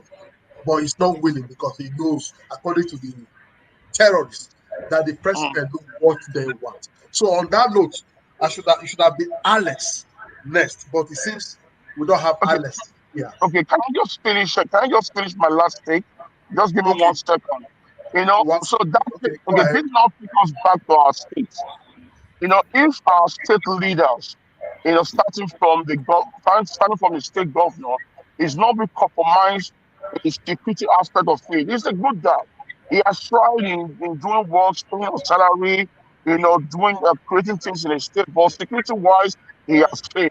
You know, if he really wants to work, the security network that he has created, you should just empower those guys, train them, give them more arms, and send them back to those forests.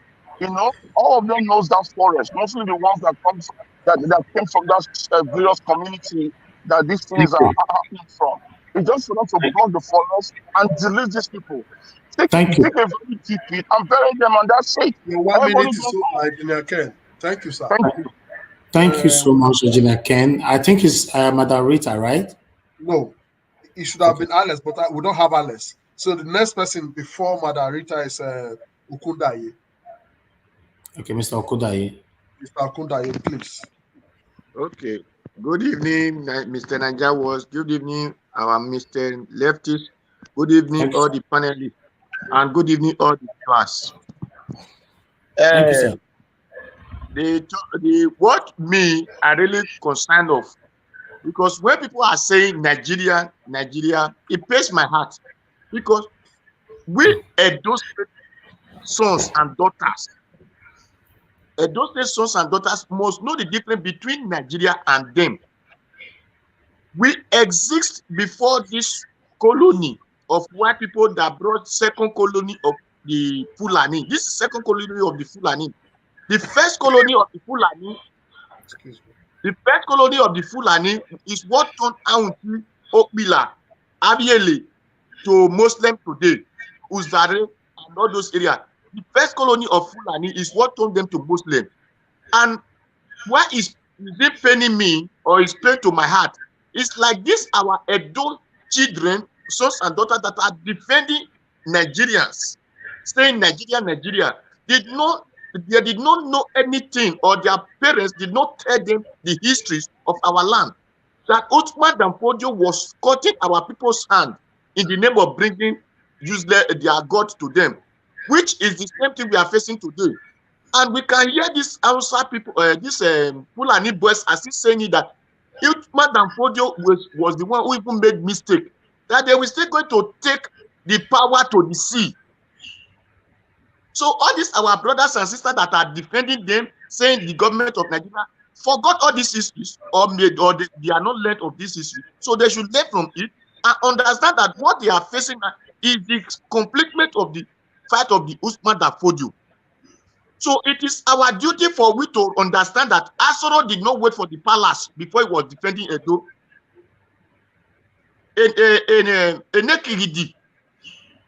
Enekidi and all those of Asoro groups, they did not wait for the palace to come and fight before they were defending their people. So it pains my heart for we to be saying, God bless you. It pains my heart to be saying the federal government. Who is the federal government? The man that is killing us, who said the babu and the dog will be soaked with blood?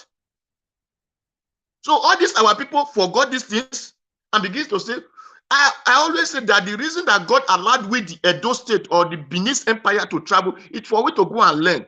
That is why I'm not in form of respect Eda anymore.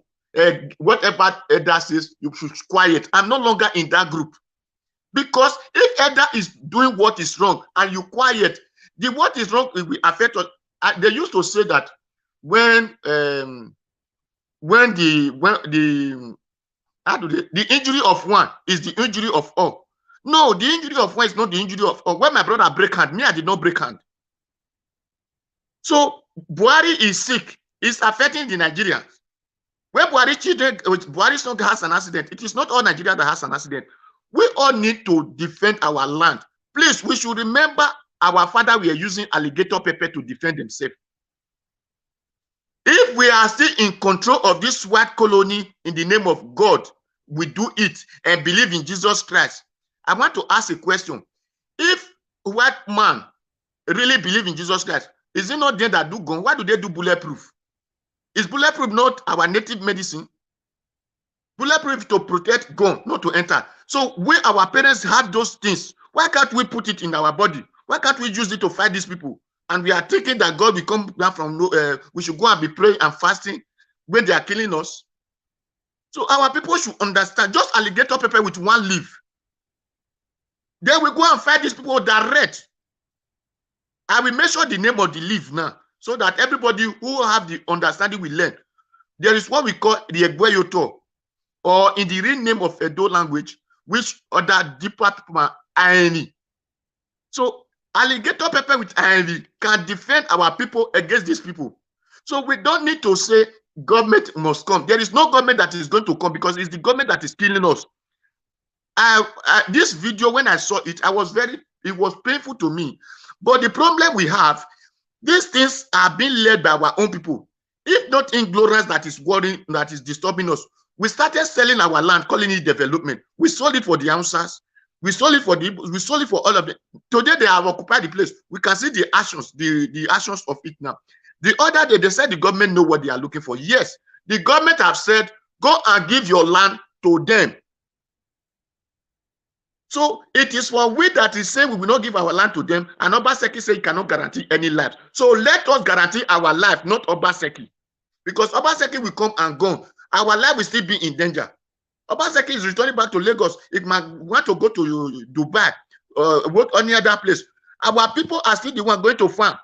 If we did not unite to say this local government had to close the road today, the whole city, even the other day, the soldiers that are killing people in Edo State, where do they not go to kill this Fulani in the bush?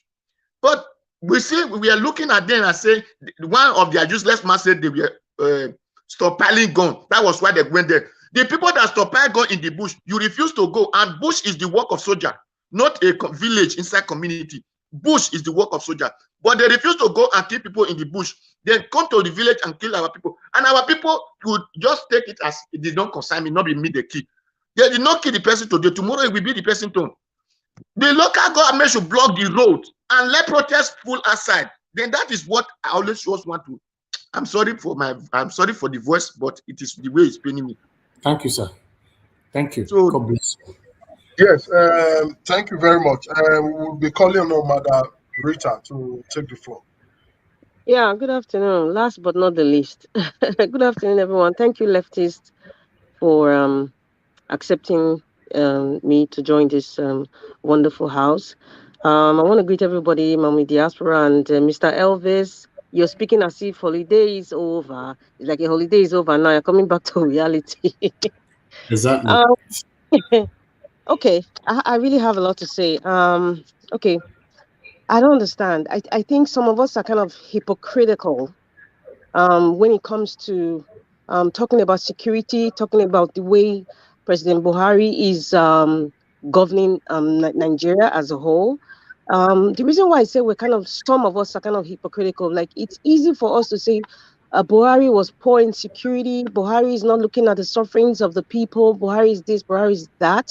But when it comes to your fan, like you guys know me, I'm very direct. When Hakim was talking about, people should be straightforward and say things as it is, that if the president is not doing well, we should say that. And Brother Hakim, the same way you are accusing people of not being straightforward, when it comes to security and other issues with Buhari, it's the same way you are not straightforward when it comes to Governor Obaseki, your fan, or rather, your idol.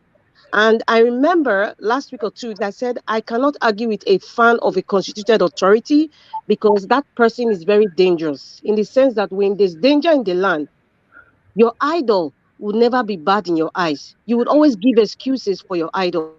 And this is not about hatred for Edo or I'm attacking Edo.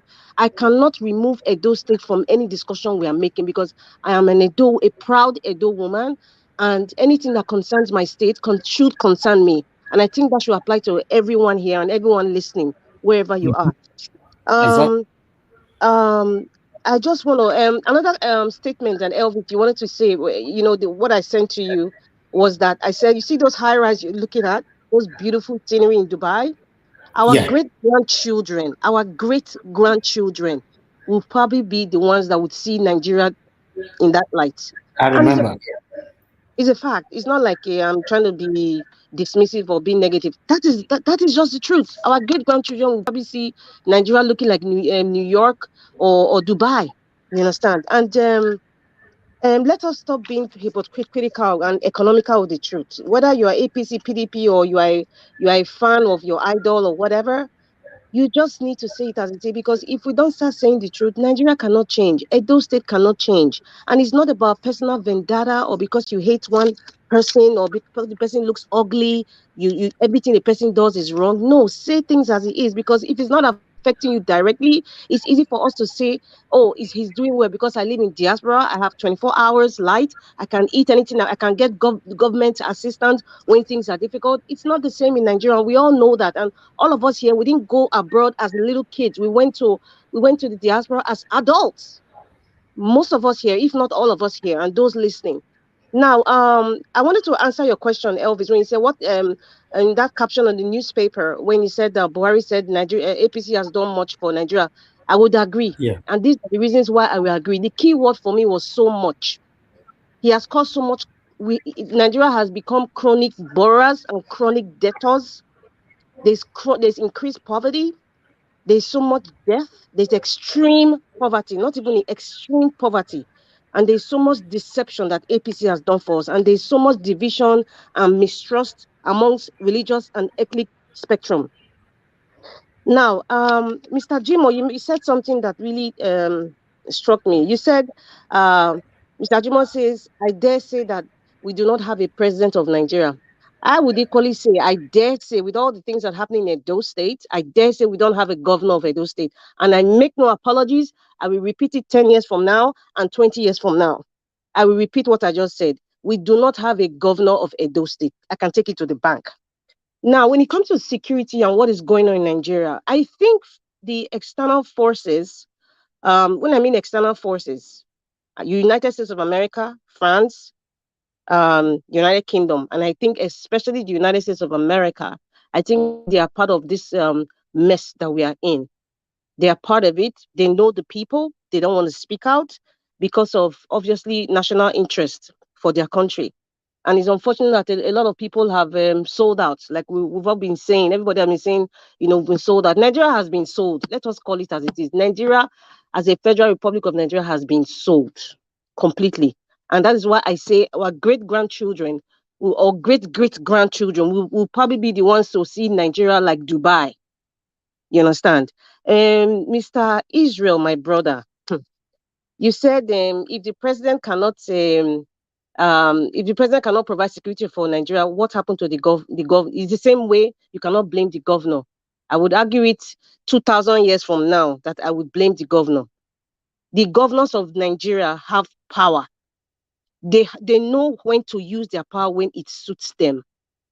If the Federal Republic, the president of the Federal Republic of Nigeria, Muhammadu Buhari, if his sense of reasoning is obtuse, that doesn't give the right for all the governors to be obtuse-minded as well. When it comes to election, the governor of the day know how to use all the security apparatus. I repeat, all the security apparatus to pull down the opposition. They know how to use it so well. Why is it so difficult for them to use that same security, that same enthusiasm, that same power, that same desperation, that same force? Why can't they use it now when it comes to protecting the people? Alex keeps saying, if you cannot protect the lives and property of the people, your governance is useless. And that is true. Who are you governing? If everybody, God forbid, dies in the land is bare. Nobody. What are you going to govern? Who's going to praise you that you are building road or infrastructure? Nobody. Why can't they use that same enthusiasm when it comes to protecting lives and property? Why? And in the same way, the same enthusiasm, many people supported Governor Baseki. Whether it's out of shame or pride, the Bible says pride goeth before a fall. Whether it's out of shame or pride that you guys cannot use that same enthusiasm that you were shouting 4+4 or Ogbane. Why can't you use that now to question the governor of Edo State, and specifically Edo State? I'm more passionate of Edo State, and it is not that I hate God. I have no power to hate any human being because I cannot create a human being. God creates a human being. But when a human being is doing something wrong, you got to speak out. If you don't speak out, you are part of it. You are part of that evil. You are equally an evil person because evil thrives when men do not speak. I was asking, I want to ask the engineer, Engineer Ken, in North America, it's very common. I'm sure even in Europe, we have high-rise buildings. Even like in Dubai, I mean, it's like littered all over. We have high-rise buildings, 20 floors, 30 floors, 50 floors. In a regular 20-floor apartment building, how long does it take to complete it? Does it take 5 years, like the way Ekenwa Road has been destroyed? Does it take 5 years? And please, nobody should tell me the complication. The reason why I use a high-rise building is more complicated to build than just expansion of road. Let me show them.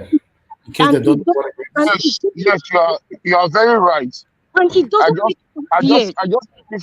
I just finished up a 16-story building, and it only takes us 7 months. Okay. Even that 7 months, or even because of COVID. Thank you very much, That's what high-rise building means.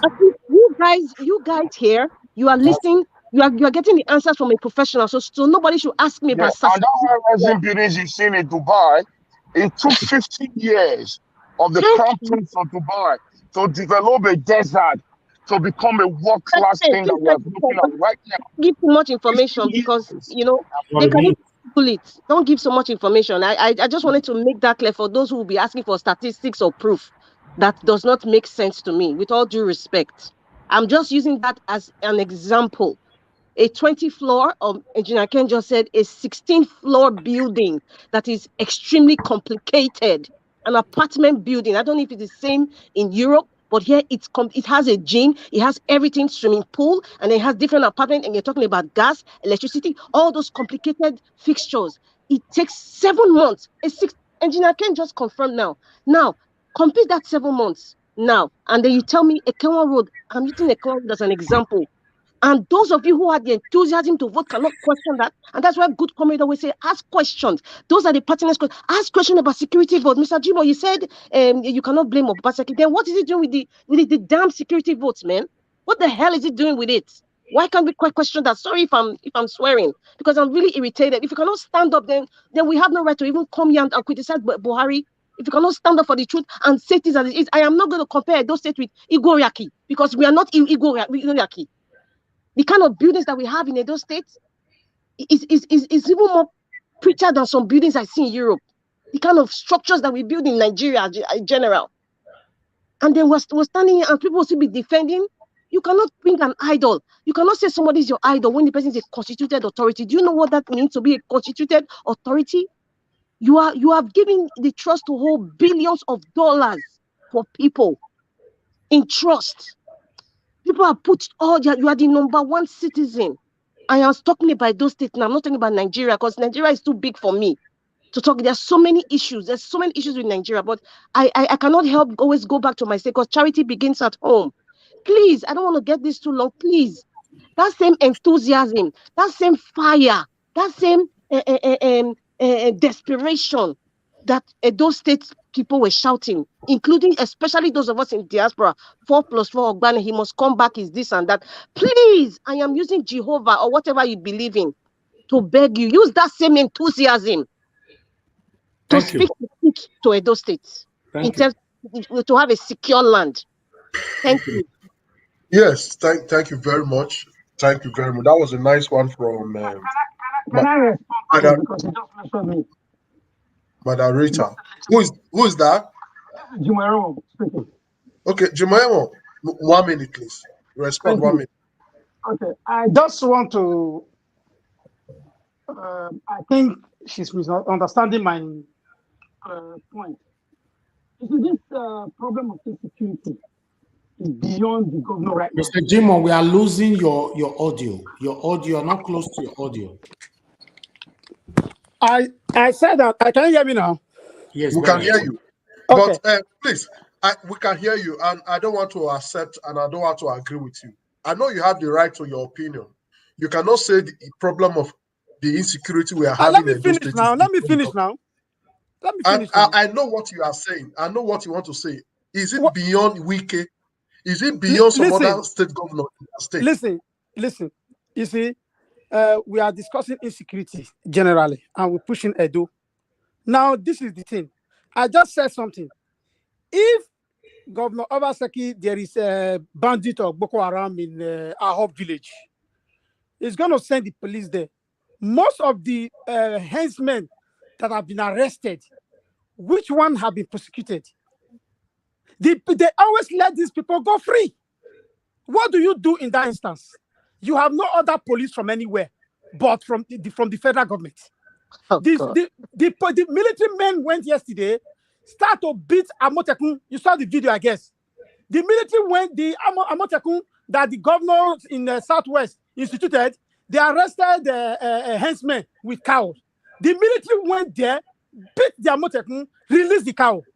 What did the governor do? Can anybody explain that to me? Thank you. Yes. If the military went to attack Amatekun and the governor is right there, let me let you know something. Yes. I know where you're talking from. Yes. And the land belongs to me. I am the governor. Yes. And I have my powers. Yes. And I have the money. I have the resources. Yes. I think I will strategize to save my people. Thank you. So are you saying the governors of those Southwest, the governors of Southwest, are you saying if they are not serious about security, why did they form Amotekun in the first place? Mr. Jimo, in Nigeria, the federal government know the states to go to do rubbish. They cannot try that in Port Harcourt because they know. They go to Port Harcourt and do that. When Governor Fayose was governor it will be turn off leftist and Destiny is still there waiting. So I wouldn't want to. Let me just pause so that other people will talk. Yes. Hello. Yes. Hello, my great people. I wish to appreciate everyone in the house. I wish to appreciate every one of you. Oh, guys, when you said you are going to holiday, In my mind, I know there's no holiday for you. You have resumed now, so there's no holiday for you. Are you guys hearing me? Yes, of course, we can hear you. So, for me, let me start with this. The only way we can make progress is for us to tell ourselves the truth. I want to respond to the last speaker. The power of a governor is too much. We cannot downplay that. We shouldn't attach sympathy and our emotion to it. The governors collect more than 700 million naira monthly for security vote. 900. What are they spending it for? 900. What are they spending it for? In the case of Edo State, the governor is not willing to solve the issue of security. The governor have the right to enact a law as a governor. Why are they interested in enacting laws that will protect elders? Why are they interested in that when you have other issues, security issues that is affecting us? Like yesterday, the Inspector General of the AIG in charge of Zone 5 visited the governor and tried to know the security challenges in the state. And the governor make it clear that there's no challenges apart from land grabbing. So let's be fair to ourselves. The governor is not willing to do what he's supposed to do because the sole responsibility of governance is to protect the life and property of his citizens. And Edo State government in that area has failed. That is for one. Secondly, sir, we need to also tell ourselves the truth that the traditional rulers are also a problem to us in the area of these Fulani elders. Most of the cow in Edo State have been saying it, and that is the truth. I'm still waiting for anybody that will challenge what I'm saying up to this very moment. 90% of the cow that is in Edo State is owned by our people, our political leader, our chiefs, our traditional rulers, and other people we respect in society. Some of the people who cry for solutions are those who are the owner of those cows. That is true to the matter. Those Fulanis are hired to this state to serve as mercenary to take up the cow. If, for example, we are all here and anybody comes to your house to come and fight with you, you cannot beat a man in his own jungle if a member of your household is not part of his plan. That is the truth of the matter. What is befalling us in the Edo State now is our leaders is held responsible. Our traditional rulers is held responsible for that. In the issue of progress, we have to also analyze that there's no progress in Edo State. Like the issue Sister Rita raised, some of the issues she raised. For Ekenwa Road, it took Edo State government over 4 years to be able to work on Ekenwa Road, and all the job is still a mirage. Common Park at Obakawaii here took Governor Obaseki almost 5 years. Good. And it's still a mirage.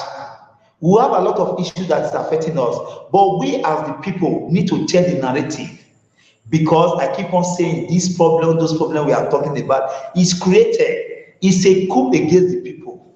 What they are doing is to create poverty, reduce the space of the commoners, reduce their space, give them poverty as a special gift, so that they will no longer be able to think as human beings.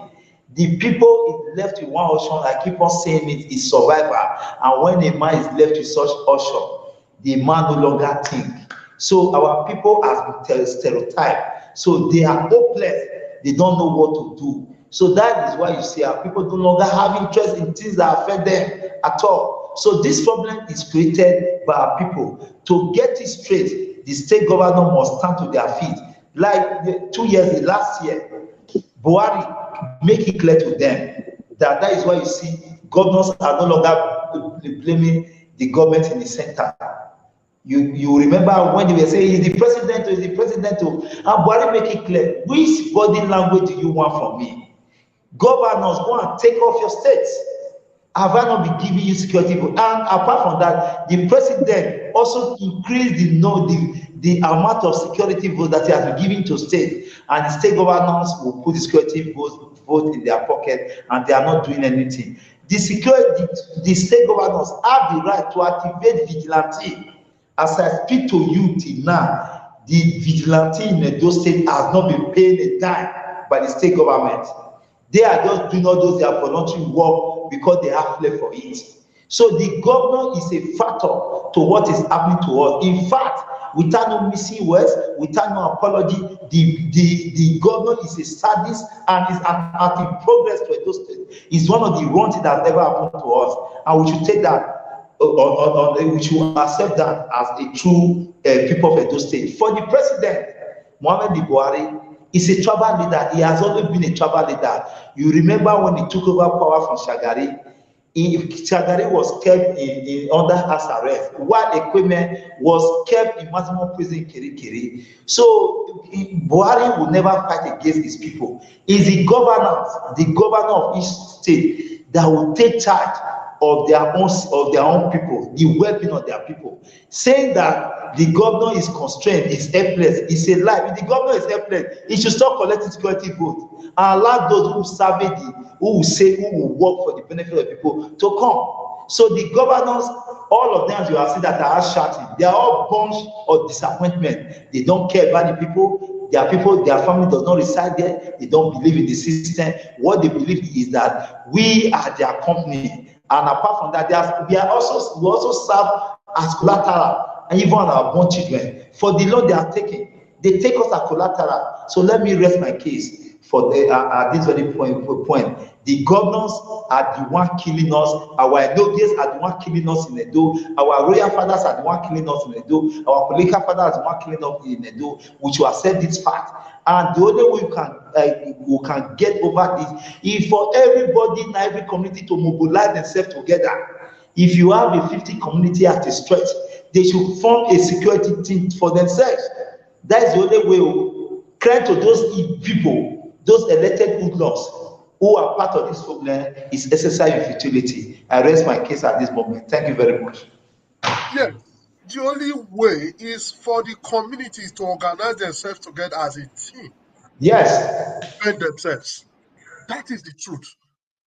If the communities are ready and people are very much ready for all these people, they are not spirit.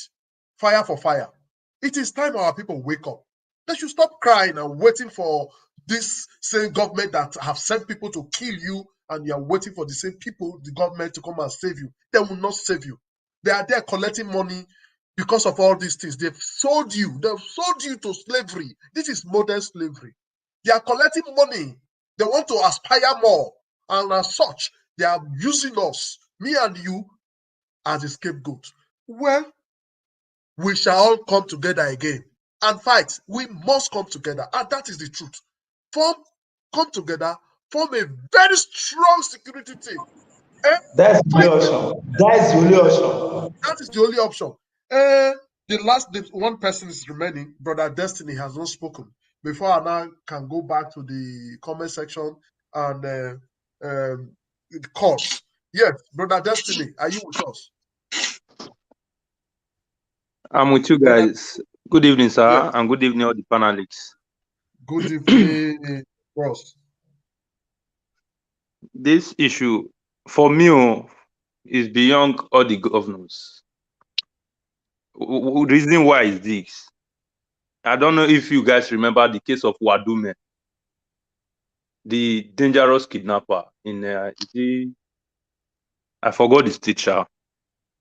When the police arrested Wadume, the soldiers came, kill about 4 policemen, and take Wadume away. After some time, people bring information that Wadume was trying to run away from Nigeria, so they arrested him again. They put him in a jail in Abuja there. And the Attorney General of this country have to take Wadume. Till today, he have to say all the case file of the Wadume, they should hand over into him. They hand over that case to Attorney General. Until today, Wadume is not prosecuted. The case is not anywhere. Where is this our brother name? This lawyer, Michael Zekome. Yeah, Michael Zekome make one statement one day that he said he's a lawyer and his son, for that matter, that he has been to many court in Nigeria. I have never seen any court that they are prosecuting any Fulani herdsmen that is perpetrating all this evil.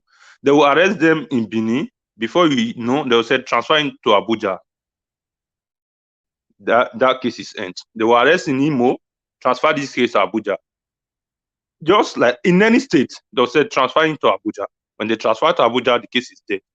So that's why, for me, the problem lie on Buhari and the Attorney General.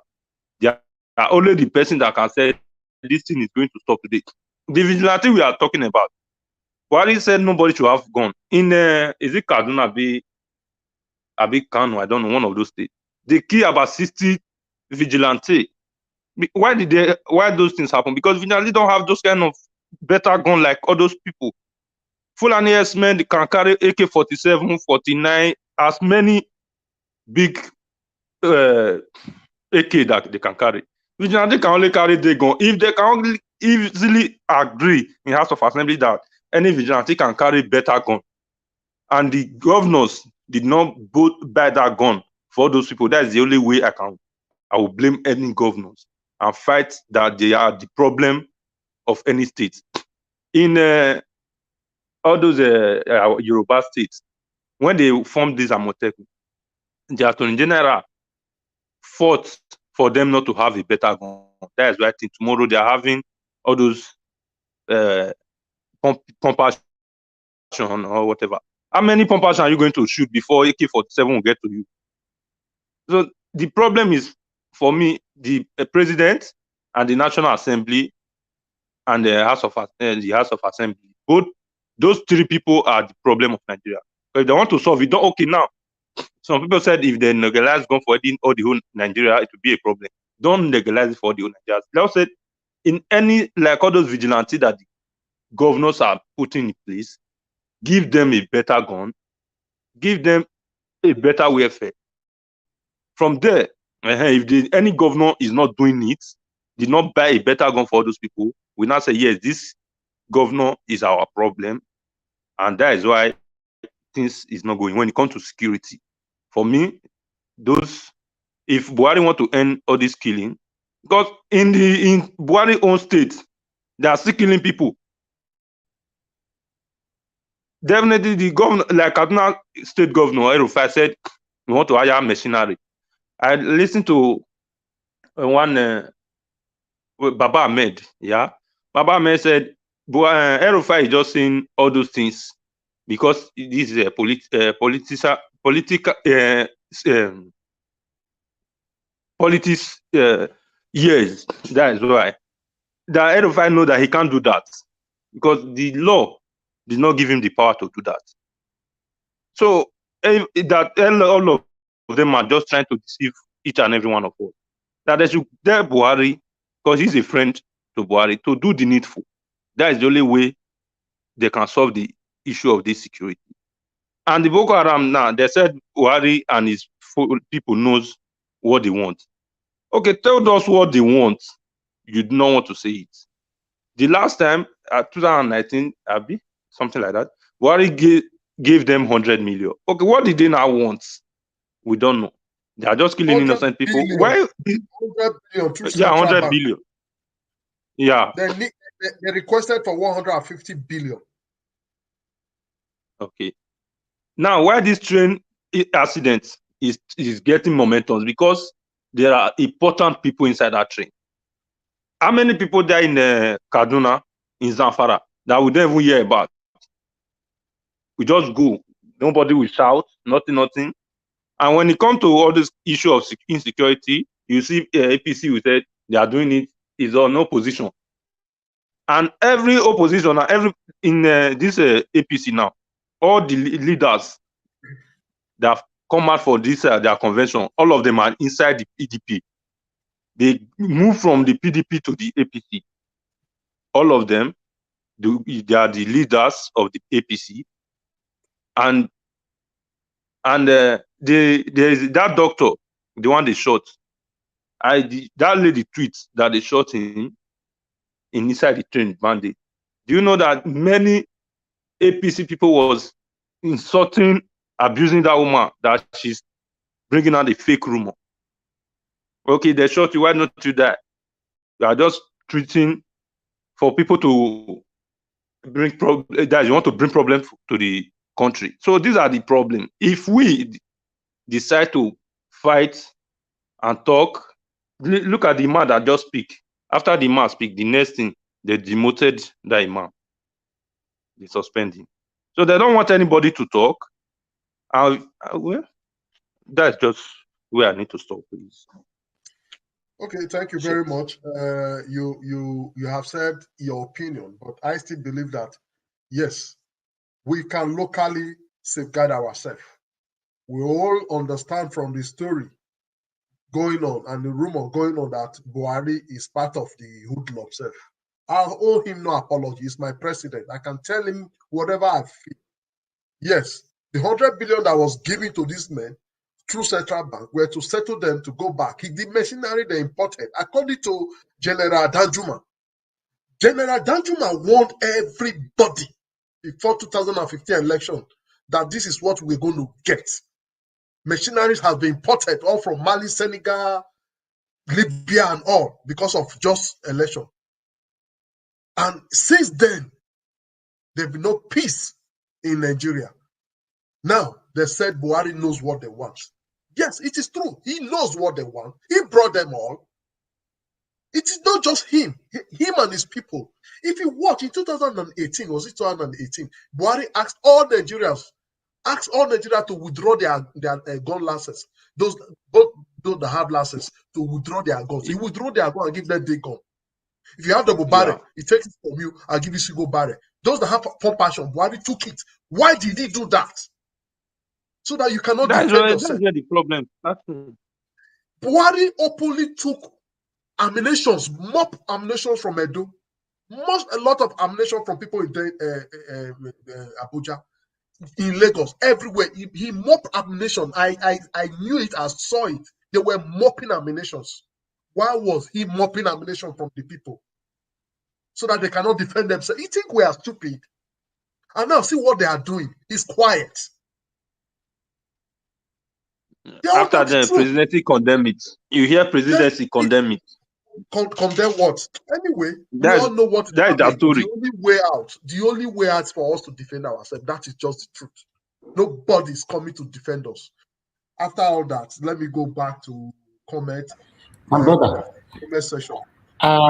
Yes, please. I'm sorry, everyone, that I have to come in here now because I have to leave in the next 1 minute. I just wanted to once again appreciate every one of you. I don't want to utilize my holiday finish for here. Get where would they go this evening? So it's time. My people are ready, so we need to be going now. So I appreciate every one of you for what you are doing. Please, let's continue to stand for what is right. Let's continue to say the truth. No matter what behind it, just say it high raise. Even though nobody wants to be your friend, stand for what is right. Say the truth. As for me, as you see me, so I don't care if you want to be my friend. I don't care if you don't want to be my friend. As long as, I continue to stand for what is right. And anybody who stands with me for where me this so shows that you are my true friend, because all the truth while they talk, you stand cool. That's it. I don't feel like to anybody because I don't have any reason to. I don't feel like for you may give me water I drink. I don't feel tell you truth may give me water make I drink. I'll just say it I raise. If I don't know, I say I don't know. If I know, I know. We cannot continue like this now. It's so obvious. Even the blind can see that nothing is working in Nigeria. What's this all argument all about? Some of us are still deceiving ourselves by still saying it here and there. Just say it I raise. You they look yourself saying they young, Gabi. You go old just now. Nigeria will still remain like this. Nothing is working in Nigeria. Do you know my holiday is about to finish now? And I'm going back to Nigeria. I was talking to my guys just a couple of hours ago here. They said it's even getting worse. No light at all. Nothing is working. I'm not ready yet to go to UK. My family go fly from here, go UK. Me, they go back to Nigeria. You know what that means? It cost me a lot of money to live in Nigeria, in case you don't know. I've been in Nigeria now for the past 5 months. It cost me a lot of money. How many of you where they attack me? Nigeria was shut up. You will stay in Nigeria for 5 months. The last time I spent 12 months. During the time of COVID-19, I spent a year and 4 months. That's 16 months. How many of you go fit do one? We go see they tell the truth because we understand the pains. I'll fit one that watch 1 week. You said what, sir? I said I'll fit one week. You see? You understand? I've been in Nigeria now for the past 5 months and it's still counting. I don't even have a date. Whenever I'm coming to Nigeria, I go to Nigeria with open tickets. In case when I say gay, I don't know how you're doing it. You have to tell us the secrets. So for me, when I'm crying, pardon? Because we want to stay 1 year in Nigeria. Yeah. No, to be honest, there's no secrets. It's the love of my country, and I have things I'm doing in Nigeria that always keep me in Nigeria. If not, Nigeria doesn't deserve any love with all those bad leaders. They don't deserve any love. I understand, sir. But one thing you must also know as well, once you don't get 1 or 2 business for Nigeria, if you leave them, the same devilish people will not be government where you say you trust. They go squander everything for your hand. Yes, you gotta be there. I don't trust myself. Your presence matters a lot. If you are far away, you they carry phone, they call the alpha. I was like, Mama, today alpha out they work. You they lie. Everything you have labored for, we go down the drain. Don't be lying, yo. Now make me the day house all the time. Since 2016, I've said it before. But anything we make it in Nigeria for 6 weeks, and they carry AK-47, they walk out for streets. I swear to God. No, it get the way everybody take day if we go there. But the truth of the matter is say the physical challenges. It's too much. The situation of Nigeria right now is not only affecting the poor anymore, it's affecting everybody. Yeah. This is the truth, my people. I go day traffic. You go say you get money, may not day traffic. You'll spend 3 hours for traffic. Only you go they cry. You'll see your fuel, they go like this, they go like this, they go like this, they go like this. Elvis, like say you move go Benin now because all this traffic is synonymous with a metropolitan city like Lagos now. So that's why we got to fix Benin so you can move. If they fix Benin, you are lucky they not rob yourself because I heard that they used to rob inside the traffic nowadays in Lagos. Yes, of course. Every time. They rob from one car to another. Yeah. Is happening. And many people, what do they call them? Fuel they finish for traffic. You go finish, you go cause another traffic. That your car they drink fuel or that Dodge Ram. It's a big engine. My 6.0. Yeah, it's 6 point. Yeah, it's a big engine. Dodge Ram drinks fuel. It a drink come that's more than V8. It's V8. Now V8. No, it's not bigger than V8. V8 is 5.0, 5.0, 5.1. Yeah, that's bigger than V8. I don't know. I don't know. But for that, like gas station, you go buy now. You can't gas station officer. No, the truth is, what I'm trying to say here is that it's affecting the poor and it's also affecting the rich. There's nothing like we get time, we don't get time. I felt talking. Somebody called me in abroad, say how far Elvis, you dey Nigeria, how much they cost for person to dey Nigeria for 1 month. Now I say if you now visit, you come. You get the way you take manage yourself. But if you they stay, say you they stay. Everybody different. Some people where they manage 50K a month. Some where they manage 100K, 500K, 1 million, 3 million, 2 million a month. That's what they pay these days. I don't before. Sir? But Elvis, I think it's before.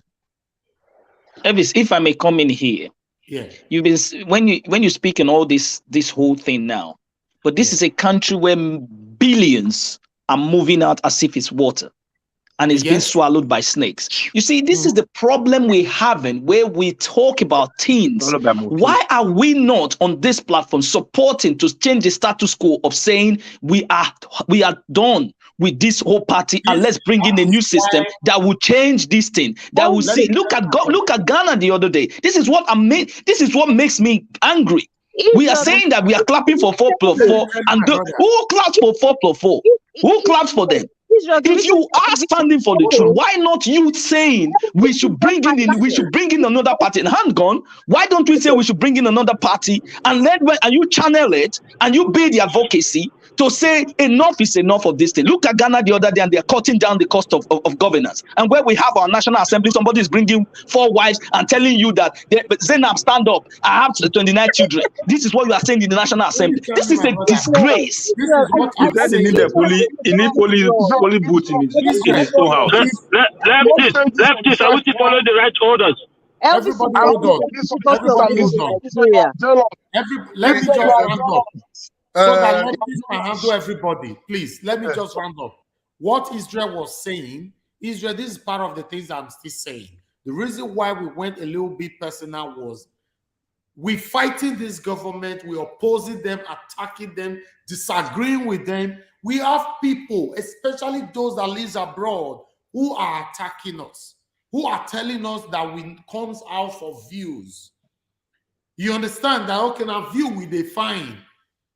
It's painful. That's why you see we drifted a little bit to let these people know that we are so happy to have this wonderful platform and the people that are involved. Because the government, especially from the state we came from, our government doesn't like our platform. Do you know why? The only platform that says it how it is right now is the truth. Thank you, my brother. We might have another one tomorrow, but I'm talking as of today. So you cannot expect somebody like Obaseki or his cabinet to like us. In fact, we have 1 or 2 persons in Obaseki's cabinet that is my friend that told me that my platform are just wahala to this government. Yes. I don't want to expose him. We have personal friend that, say that's why he did the government. You know why? Because I don't give scripts. I know they carry scripts they give. They carry scripts they give my panelists. Before all of the way they here come now, and none of them why I say I beg now so you take talk. Even my lovely brother Lefty Setoya, I not tell and say now so you take talk today. I saw you take talk today. Israel, I not tell him. I not tell Rita Adams, I not tell Akim, I not tell Engineer Ken, I not tell Destiny, I not tell Amahosa, Mr. Okudaye, and all. You know why they fear us? Because all of us, they come here, they talk how it's supposed to be. And if you don't talk how it's supposed to be, people still there here, even done a comment section or even the panelists, we go fire you. We're not going to carry and go next week. Now, yeah, they'll fire you. So please, let's continue to stand for what is right. Almost all of us that is watching right now, my panelists, the commenters, my viewers, my spectators, all of you, 90% of us that is watching right now are already living a comfortable life. Then you don't have any reason to see the truth and bypass it. Say it how it is. If you wait, make these people buy water for you, now make you buy the land. My brother, that water not going to pass your throat. Oh, sure. If you wait, make you go take picture with them, may you say you be friends with them. You don't have anything to gain with that. Let's continue to say it right it is. I appreciate every one of you. I'll be leaving right now. Thank you. I don't know if anybody have any question for me. I'm just leaving right now. Thank you. We have the good comrade back in the building. At least somebody come out. Now they get love, they come back. Now the good comrade, welcome back. We welcome you back here. Enjoy yourself. Let me quickly acknowledge Naija Wash. the comment section. We have Naija Wash. Prince Collins. Thank you, sir. I'm leaving right now. You want to talk to me? Before you leave, hold on. Okay, talk to me, sir.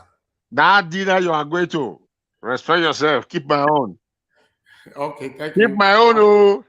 No, Allah, sir. I'll talk to you. Because you are living on the 20-story building, high-rise building. May God bless you. God bless every one of you. Take care, and every one of you have a good evening. Bye for now. All right, Prince Collins, I can see you. Thank you very much from the comment section. Joshua Moragbe, I can see you. Caleb Aizutuagbe, I see you. Good evening. Yes. Retired Adams, you're already with us. Emmanuel Aigbedion, yes, I see you. Monte Edowande, sorry, I see you. Johnson Manuel, yes, from the comment section. Mommy Diaspora, I've seen you before. Vivian Darose, oh no, Vivian Darose, where have you been? I can see you. Who again? June Obaseki. I see you. Nomba Idahosa. Yes, you acknowledge. Peter Kundaye, I can see you. Thank you for being there. Who is next? Who is next? Who is next? Christopher Oven. Thank you very much.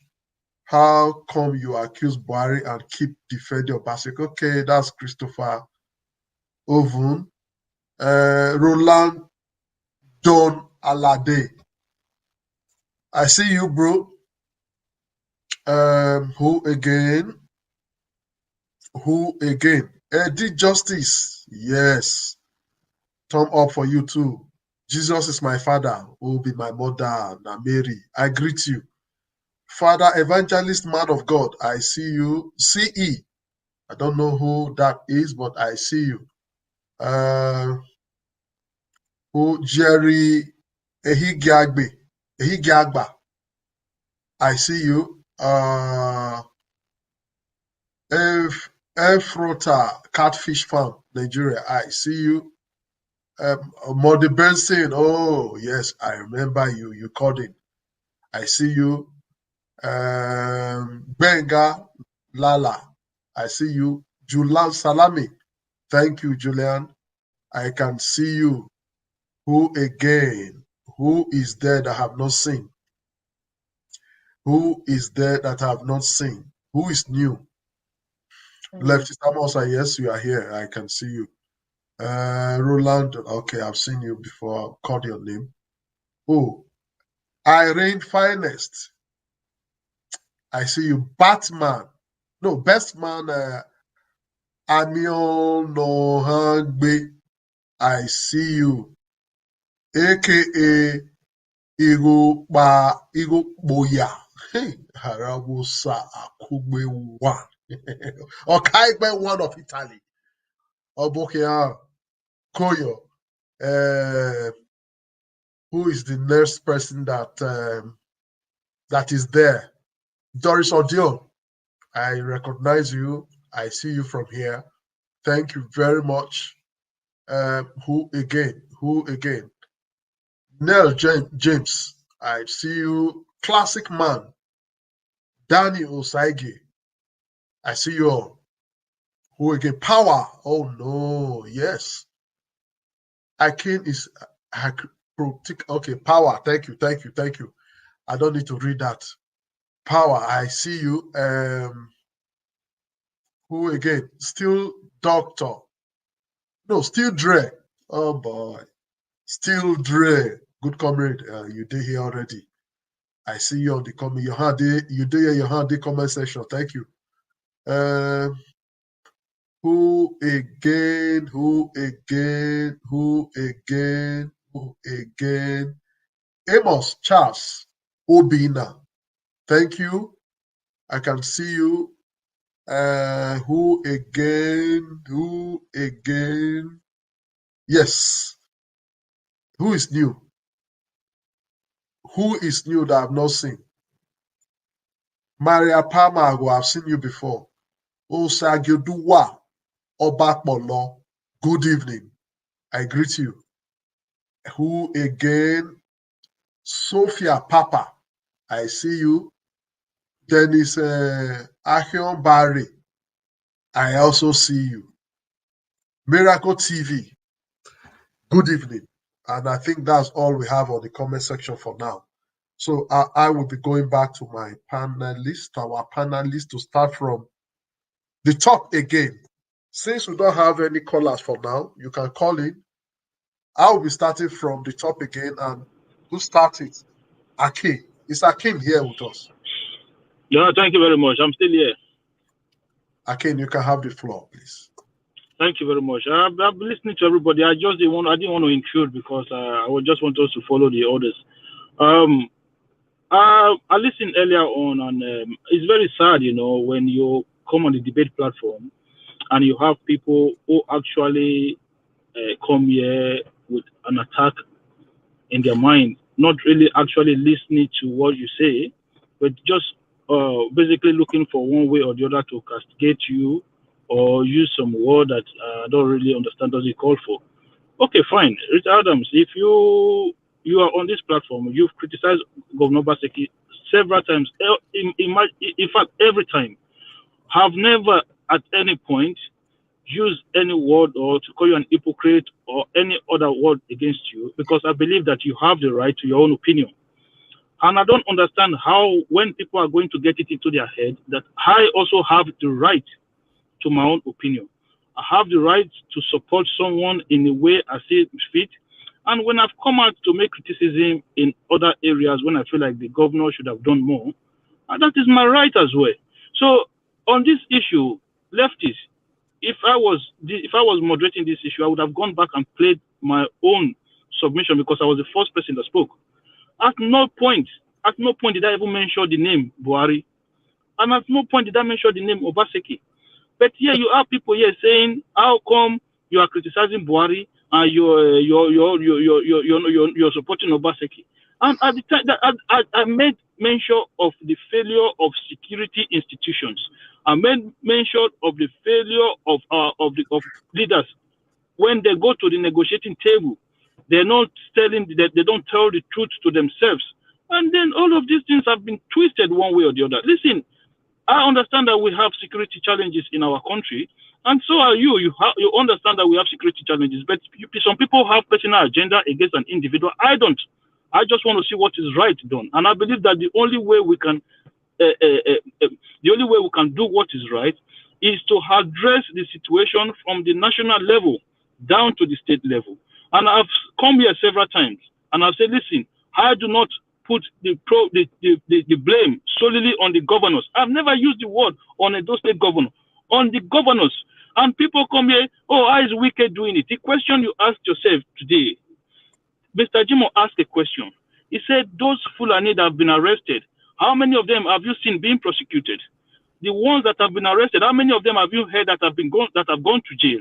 So if you do not have the security structure, if you do not have the wherewithal to prosecute criminals, how are you then seen to have the power to be able to secure your state? Security is being able, the criminal justice system is part of security. If you do not have the power to prosecute, then what are you securing? You can arrest somebody and somebody can make a phone call and that person is out. So people are saying, oh, vigilante, give guns to vigilante. We saw what happened in Ondo State. Governor Akeredolu, senior advocate of Nigeria, is one of the most critical, one of the biggest critics of Abubakar Malami. Him and Malami, that goes back and front when it comes to this issue of herders and farmers clashes. We saw how the cows that were taken by the Amotekuns, soldiers went there to rescue cows. What powers, what authorities do you think any governors in Nigeria have over the Nigerian army? Not a single governor have the smallest authority, they don't have it over the Nigerian army. What governor in Nigeria do you think have any authority over if Malami in that Abuja today, if he called into Edo State police commissioner and say, listen, I want all those vigilantes who arrested those elders, I want them arrested. The police will go to that community, they will arrest every single vigilante in that community. Not the governor don't have the power to stop he doesn't have the power to stop the police, not to arrest those vigilantes. We are saying, listen, we understand that there's a problem. Let's decentralize our security system. But some people, out of the fact that they just want to castigate an individual, I'm not here for that. I come on this platform because I believe that we can change the narrative. Not because I want to come and criticize an individual. Not because I want to come create an agenda against an individual. I don't do that. if we want to, if we want a better Nigeria, okay, I believe that there are different ways to which you can see the sky. Understand? I understand that. I'm not, I don't have monopoly to all solutions.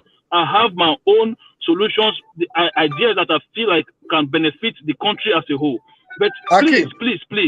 Akin, Yes. please, I have a caller. Let's please take this call and you can continue from the door. You've adjusted it's now to 2 minutes. I didn't say it because it has to go around. So, caller, go ahead. I know where you are calling from. You are Chris, calling from Dublin. I already know you. Good evening, everybody. Good evening, Chris. Thank you again for this opportunity to contribute to this program. Well, the first thing I just have to say is that I don't have time to micromanage issues. When you are talking about failure of a state or failure of a country or whatever, everything begins and ends with leadership. Anything outside that, we are just trying to sugarcoat anything. If we are talking about security failure in Nigeria, it has to do with Buhari. And personally, I'm not surprised about what's happening. Any activist will know that this is who Buhari is. If you trace him back to the 80s, this has been his style. He's not democratic, he's a dictator. We know all his activities in the past. He served under Abacha, the way he imprisoned Kwame. Any true activist will know that Buhari is just acting the way he is. Nothing different from who he has been. Look, last year, the CBN man spoke about what was going to happen. Danjuma spoke about what was going to happen. What happened? We thought they were exaggerating. Is it not Buhari that said attack on Boko Haram is an attack on the north? Is it not Buhari that also, is it not the same Buhari that Boko Haram nominated to come and talk for them, trying to negotiate?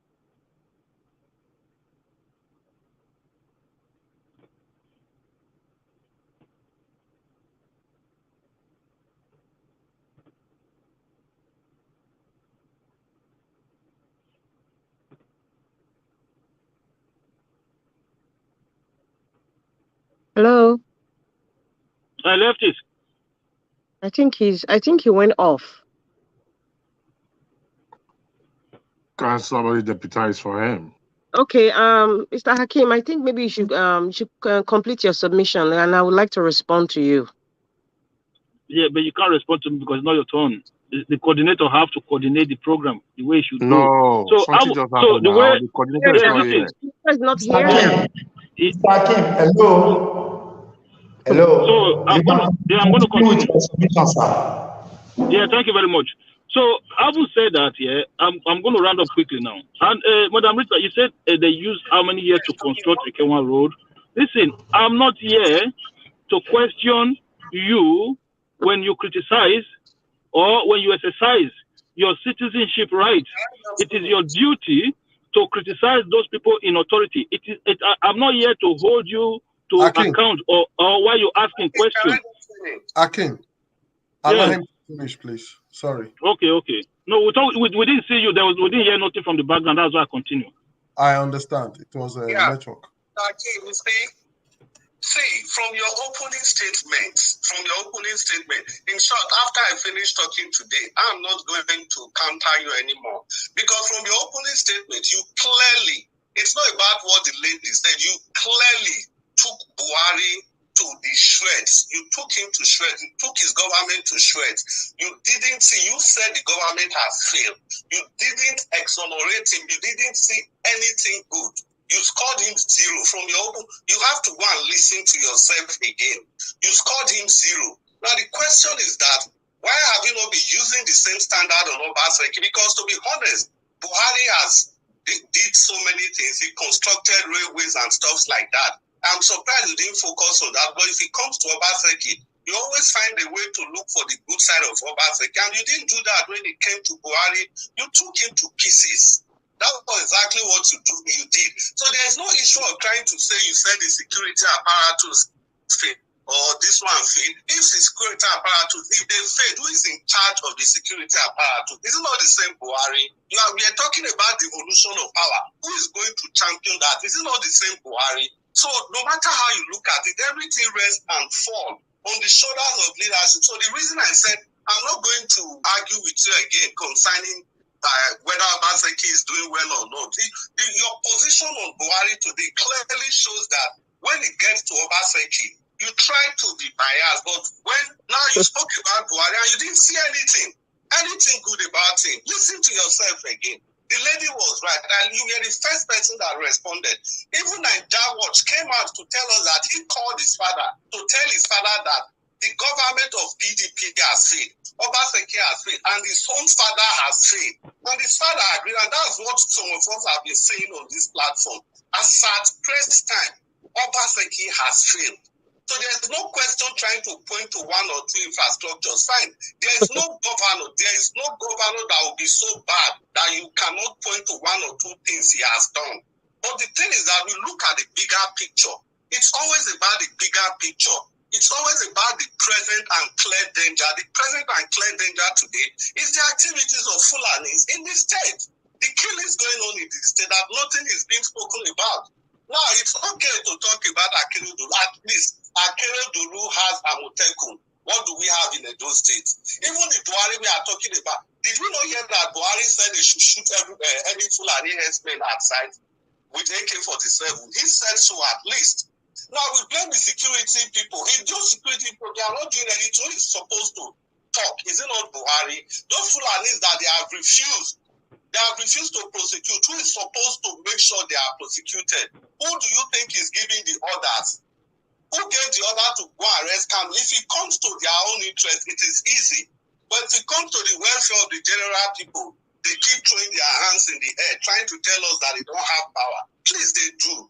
They do have power. All I'm trying to say is that it doesn't make sense in any way to keep exonerating the leaders for what is going on in the society. Because if anything goes good, we give the credit back to the leader. But if anything goes bad, we start micromanaging it. We start looking for people that will, whether the head of the parastatal, the head of the ministry, the commissioner, we start looking for those people. But if it is good, we give the credit to leadership. So the point in summary is that everything rises and falls on the shoulders of the leader. That is all I'm saying. And Akim, I'm sorry, I'm not accusing you, I'm not attacking you. But your submission today has finally rested my case with you, that you know exactly what you are doing. Because if you can take Buhari to shreds without sparing him anything, or you took his government to shreds without sparing him anything.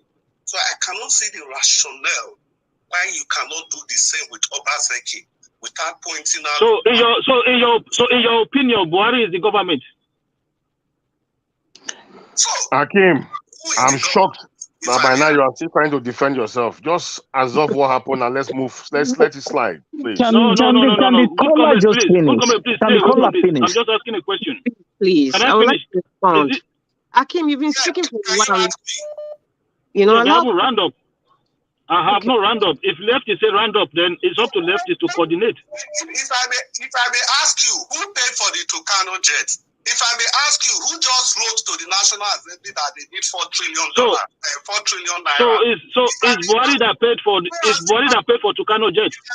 Who has the power? Who has the power to remove the head of the judiciary? Who has the power to replace and sack the chairman of Independent National Electoral Commission? See, let's face this thing the way they are. Even if we claim that we have judiciary, we have this, we have that, just like Nigeria Watch would say, has Buhari taken anything to the National Assembly and they have rejected? The few people that try to stand up, what happens to them? The last year that we are talking about, what happened to him? He died mysteriously. It's only the strong people that are able to withstand the evil government. So please, we know Buhari, if theoretically he's not the government. Caller, are you saying that Buhari is now are you saying that he has done well now for you? Is that what you're saying? That you're seeing dividend to democracy? Listen,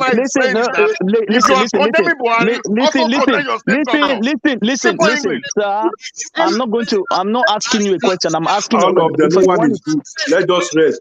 Listen to the point. If you can say that Buhari has failed without sparing him, without even mentioning one or two things he has done, the question is that how come some of us that has been criticizing Obaseki In the same standard, how come you come out to come and be pointing one or two things Obaseki has done? Sir, can I still ask you a question? Because I'm not here to support anybody. I want to ask you a question. I will finish, you know. Okay. Can I finish if that's the way it's going to go? Let me just finish so that you guys can continue. Hold on. That's what I'm saying. The only question I'm saying is that after today, I'm not even going to discuss whether Obaseki has failed with you, whatever you like to just say. It's not very clear. It's not very clear where you stand when it comes to performance. You know what is right. It's okay. That is what I've been able to establish today. You know what is right. Yeah. Thank you very much. For so far today, I think Akin has been a little bit fair.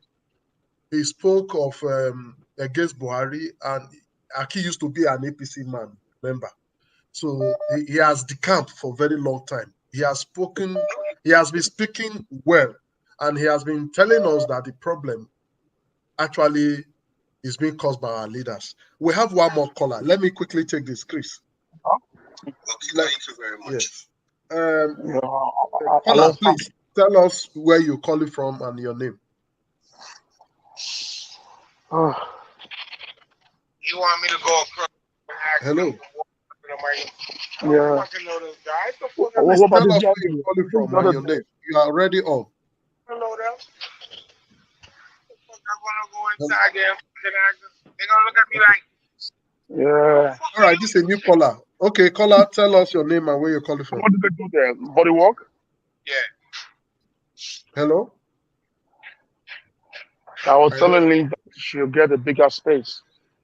Hello? Please, everybody mute yourself, please. Someone's on the line. I can hear you. Please tell us where you're calling from. All there? You empty one at 30 Street? Oh, Engineer Ken, can you mute yourself, please? Collins, thank you very much. I greet everybody. Yes. I want to thank everybody for the contribution so far. I want to appreciate everyone. You are all spoken well. As a matter of fact, we are fighting towards the same cause. I think what I really want to say, my panelists, I greet all of you, good comrade, Hakim, Israel, and all that. Greet all of you. You are welcome, my brother. God bless you. For your strength. What I want to say to you, that is not fair, all this grammar is that Nigeria is being governed by corrupt leaders. You know, when you have this kind of corrupt leaders, those that are there to achieve their personal aspiration, it's very difficult. Especially when you have people like one now, you have mediocres, you have those that do not know why they are there. Like leaders from the south side and other parts of the nation, they don't even know why they are there. The foolish and the dons, the empty vessels, the follow the opportunists. You have a lot of them there just flowing like a bottle of plastic rubber on top of water. Wherever you direct them, they go. So they have the follow there. They are there. Then you have the glorified touts. Those that came in that took the government from the military. Then why the intelligent ones thought the government will not go to work, like it's going to be a joke, like as it used to be. Those that came, those are the glorified touts. That's why you see people like Melai coming to sing and dance in a political atmosphere and make a jest of the people. Then you have those glorified touts. Then you have the Agberos and the cultists and the hooligans parading themselves as those that are in government. Then you have the fraudsters, the 419, the looters, those that have gone abroad to loot money even from Nigeria, the crab commuters that have come into politics.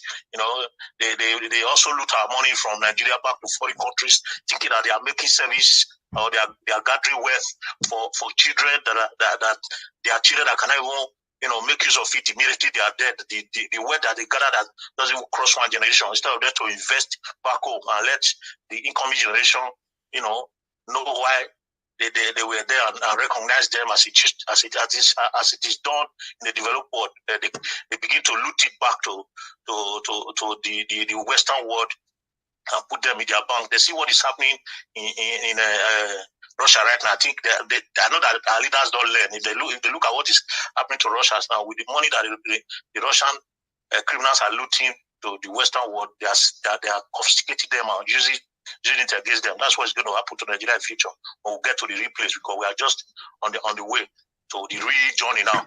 So there you have those that are trading on the poor masses, the less privileged, those that are trading on them. You have the generator sellers, the fake pastors, the men of God, fake spiritualists, then those that are trading on people's and the capability, just to collect the last part of them. Then you have those that are now attacking the system.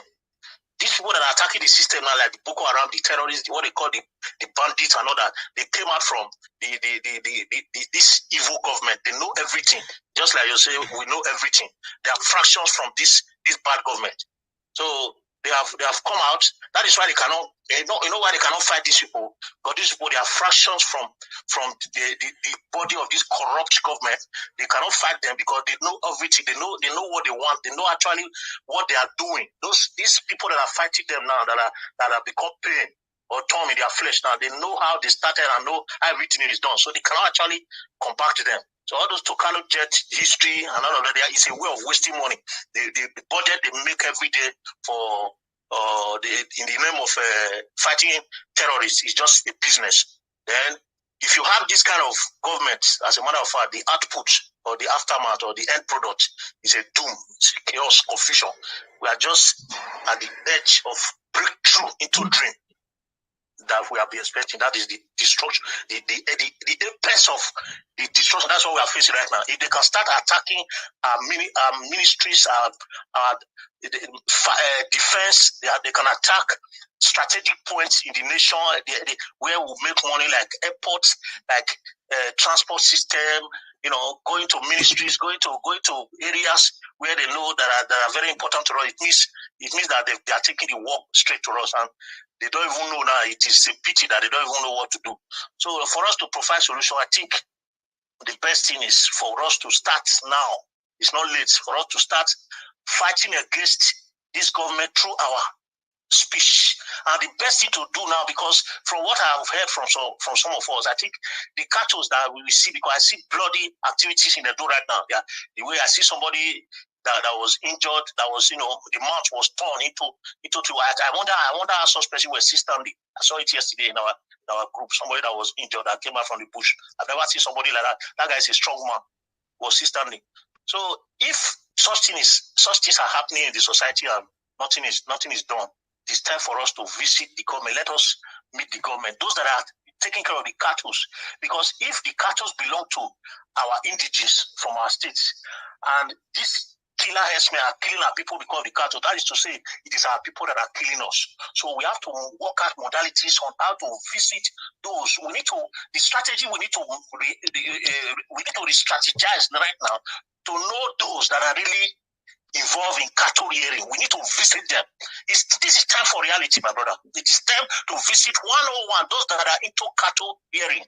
Let us visit them. Let us tell them the harm they are doing to our society, so that they will go and have meetings together and find solution. If not, it's going to be very difficult, my brother. It is better to carry the battle to those that are the owner of the cattle, because those are the people that are bringing this Fulani Herdsmen actually for our land, from what I've studied today. Okay. So we need to visit, we need to work out modalities on how to get these people and visit them one-on-one, so that they know what is happening to us. If they don't listen, Collins.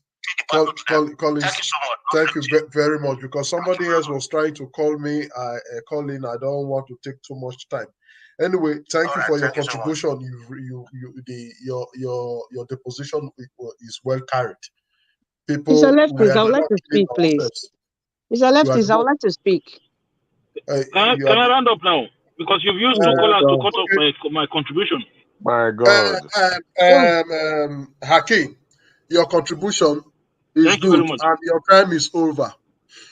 Don't worry. It will come back to you, so that I just want us to use 2 minutes. Gina Ken, who is that? So, okay. Lefties, mute everybody, please. I don't know. Some people just unmute and the background noise keep coming. I just want us to quickly round up and go back, so that we don't keep long with one person. Akin started, okay, yes, followed by Machiavelli. Machiavelli, are you there? Yes, thank you very much, my brother, for this opportunity. You see, I am not here, or we are not here to make people or 2 set it. minutes, so 2 minutes, so that Hello? we go Can round. you hear me? I can hear you. 2 minutes. Okay, I'm not here to make citizen. I've known my stance, and nobody can change my stance. A government is a government, whether you are this or that. You should be responsible. So everyone has failed. Talking about right from the center. I've been preaching from years back that the foundation is wrong. I think most of us here we should answer the question. What Mr. Leftist Amausa just said. I think that is where we are going to get the foundation. We are here because we are divided. They divide that state or divide the country into political affairs. And that is why we are covering for them. Covering for who? And then people will call us and say we are hypocritical. That's kind of really a country where I cannot own my own opinion. A foundation that is not even structured. Nothing. Then you're here and telling me not to ask questions. Yeah, I'm entitled to my own opinion. Whatever you want to call it, you can call it. If you want to sing it to your own song, that is your business. I believe the foundation is wrong, and where we are going is a time bomb. Thank you very much. That's all I want to say. Your 2 minutes exactly. Very good. Thank you very much. Good comment, please. Do we still have good comment in the house? Okay, if good comment is not ready, I think the next person is Oga Jimo. Can you hear me? Jimo, can anybody hear me? Loud and clear. Yes. Yeah. Okay, Jimo, please. Good comment is not responding. Jimo, you can take the floor. 2 minutes, please. Hello, Jimo. Let the sister take the place now. He's not speaking. Jimo, you're not ready. Okay. Engineer Ken. Can anybody hear me? Yeah, I can hear you. Engineer Ken not responding. Jimo not responding. We are here. We are here. Okay. Next person is Okudaye, please. Has everybody gone to sleep? Okay. Rita, now your turn. Okay, yeah, I'm just gonna be very quick. I was talking about I just want to respond a little bit to Hakeem. I'm going to make it like 2 minutes. I'm going to be very, very fast. Mr. Hakeem, I don't know why you always feel like a pariah every time every time I want to, or any other person wants to counteract what you're saying. You know, you said something that everybody has a right to say what they want to say. Totally agree. Everybody has a different perspective on how they see things. But there's also a saying that said it is only it's necessary for the triumph of evil to continue when good men do nothing. So even if you are entitled to your opinion, and anybody who counters that and you feel like a pariah, you know, you shouldn't feel that way, because I am also entitled to counteract you when I see something is not good or it's not right. Fine, it's your opinion, but the way I see it in my own eyes, it might be wrong. But if you feel insulted in any way, I apologize. And I repeat myself when my brother Israel spoke about being hypocritical. I repeat it again. What you were saying, I would apologize if you felt I was directing to you as a person, that you're a hypocritical person. I was saying your words were hypocritical. And my brother who called, I don't know his name, he clearly explained in simple English where my point was. When I said when I was saying you were being hypocritical, I wasn't directing it to you as a person. But if you felt that way, please accept my apology. Now, going back to what we're talking about, you see this life that we are living. We should be very careful about who we support, the kind of things that we say. And if we don't really understand certain things, sometimes it's good to do your own research and be honest with yourself. Nigerians, we are not honest with ourselves. And that's why we are in this quagmire. We are not honest with ourselves. And it also applies to our leaders, and also applies to senators, even the judiciary, even amongst each and every one of us in diaspora as well. We're not honest with ourselves, because when you start admitting to yourself that you're an addict, that is when you start getting healing. But when you start to toss it here and there or make excuses, then you're just deceiving yourself. It's just going to get worse, right? I'm going to go back to Edo State, and there's something that really struck me that Mr. Hakim said. He said, from the inception of, well, since he's known me, I've always I've always criticized Governor, your idol, Governor Obaseki. I laughed, and the reason why I laugh is like, you are absolutely right. And I'm very, very happy that you said that, because when you have somebody who criticizes, it means that, according to what Israel always say, those are the dividends of democracy. You have to have an opposition. You have to have somebody who will tell you what you are not seeing. You have to have somebody who is outside the box and tell you, hey, Mr. Man, this thing ain't right. This is how it's going to affect people. But if everybody are quiet, it means you are committing evil. Somebody once said something, I think it's Denzel Washington. He says the devil keeps quiet when you are doing things. But when you start seeing somebody attacking you, it means that the angel of God is trying to tell you, hey, you are doing something wrong, something of that nature. I can't find the exact word. So I'm so happy. I am elated. In fact, you made my day, Mr. Hakim, when you said I'm always criticizing. You made my day completely, and I will continue to criticize. And that is one of the modus operandi of Naija Watch, is to criticize every government. I can never be an idol of any government. I can never praise any government until they leave office. And I will continue to criticize until they do the right thing, until they do the things that is outside the box. Thank you. Madarita, thank you. Yes, yeah, it was my back. So, all right, I'll go back to Jimo now. Jimo is back. Hello, Jimo. Okay, I still can't get you. Engineer Ken. What I'm saying? Yes, I'm here. Okay, Engineer Ken, you can take the floor. Called you in before.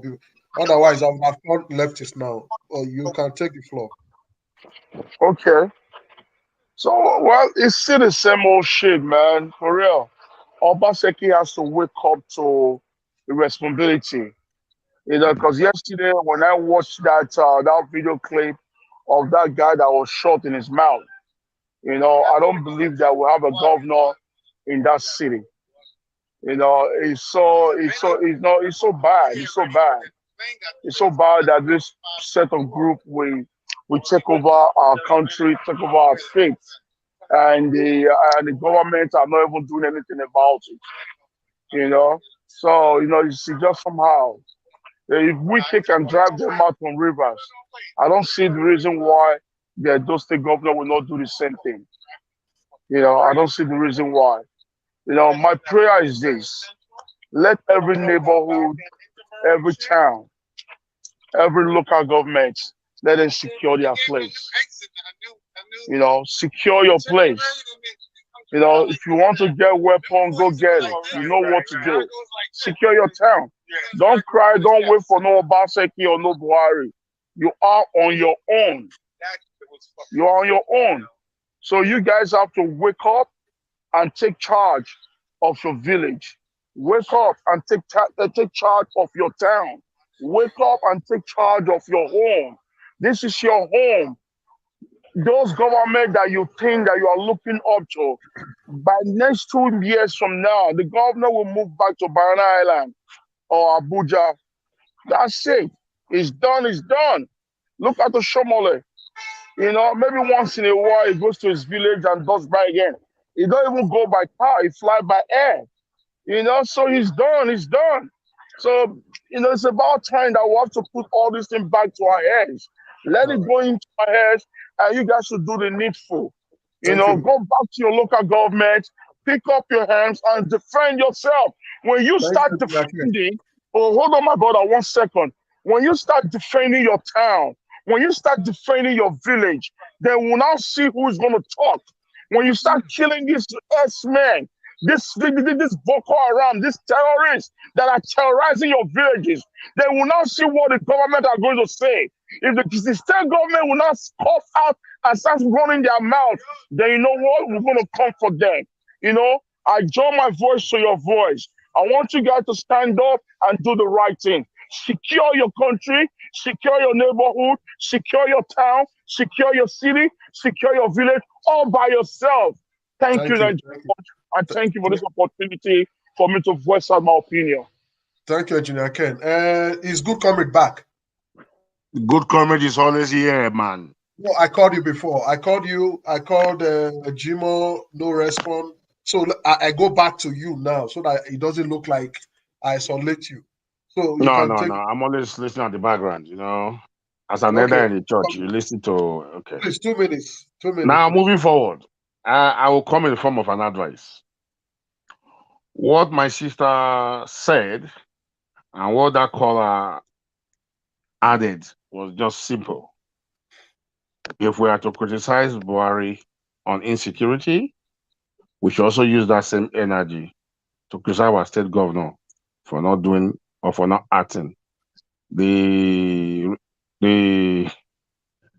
why some people will try to make excuse for the governor is so appalling and so disappointing. That's what the caller was trying to say.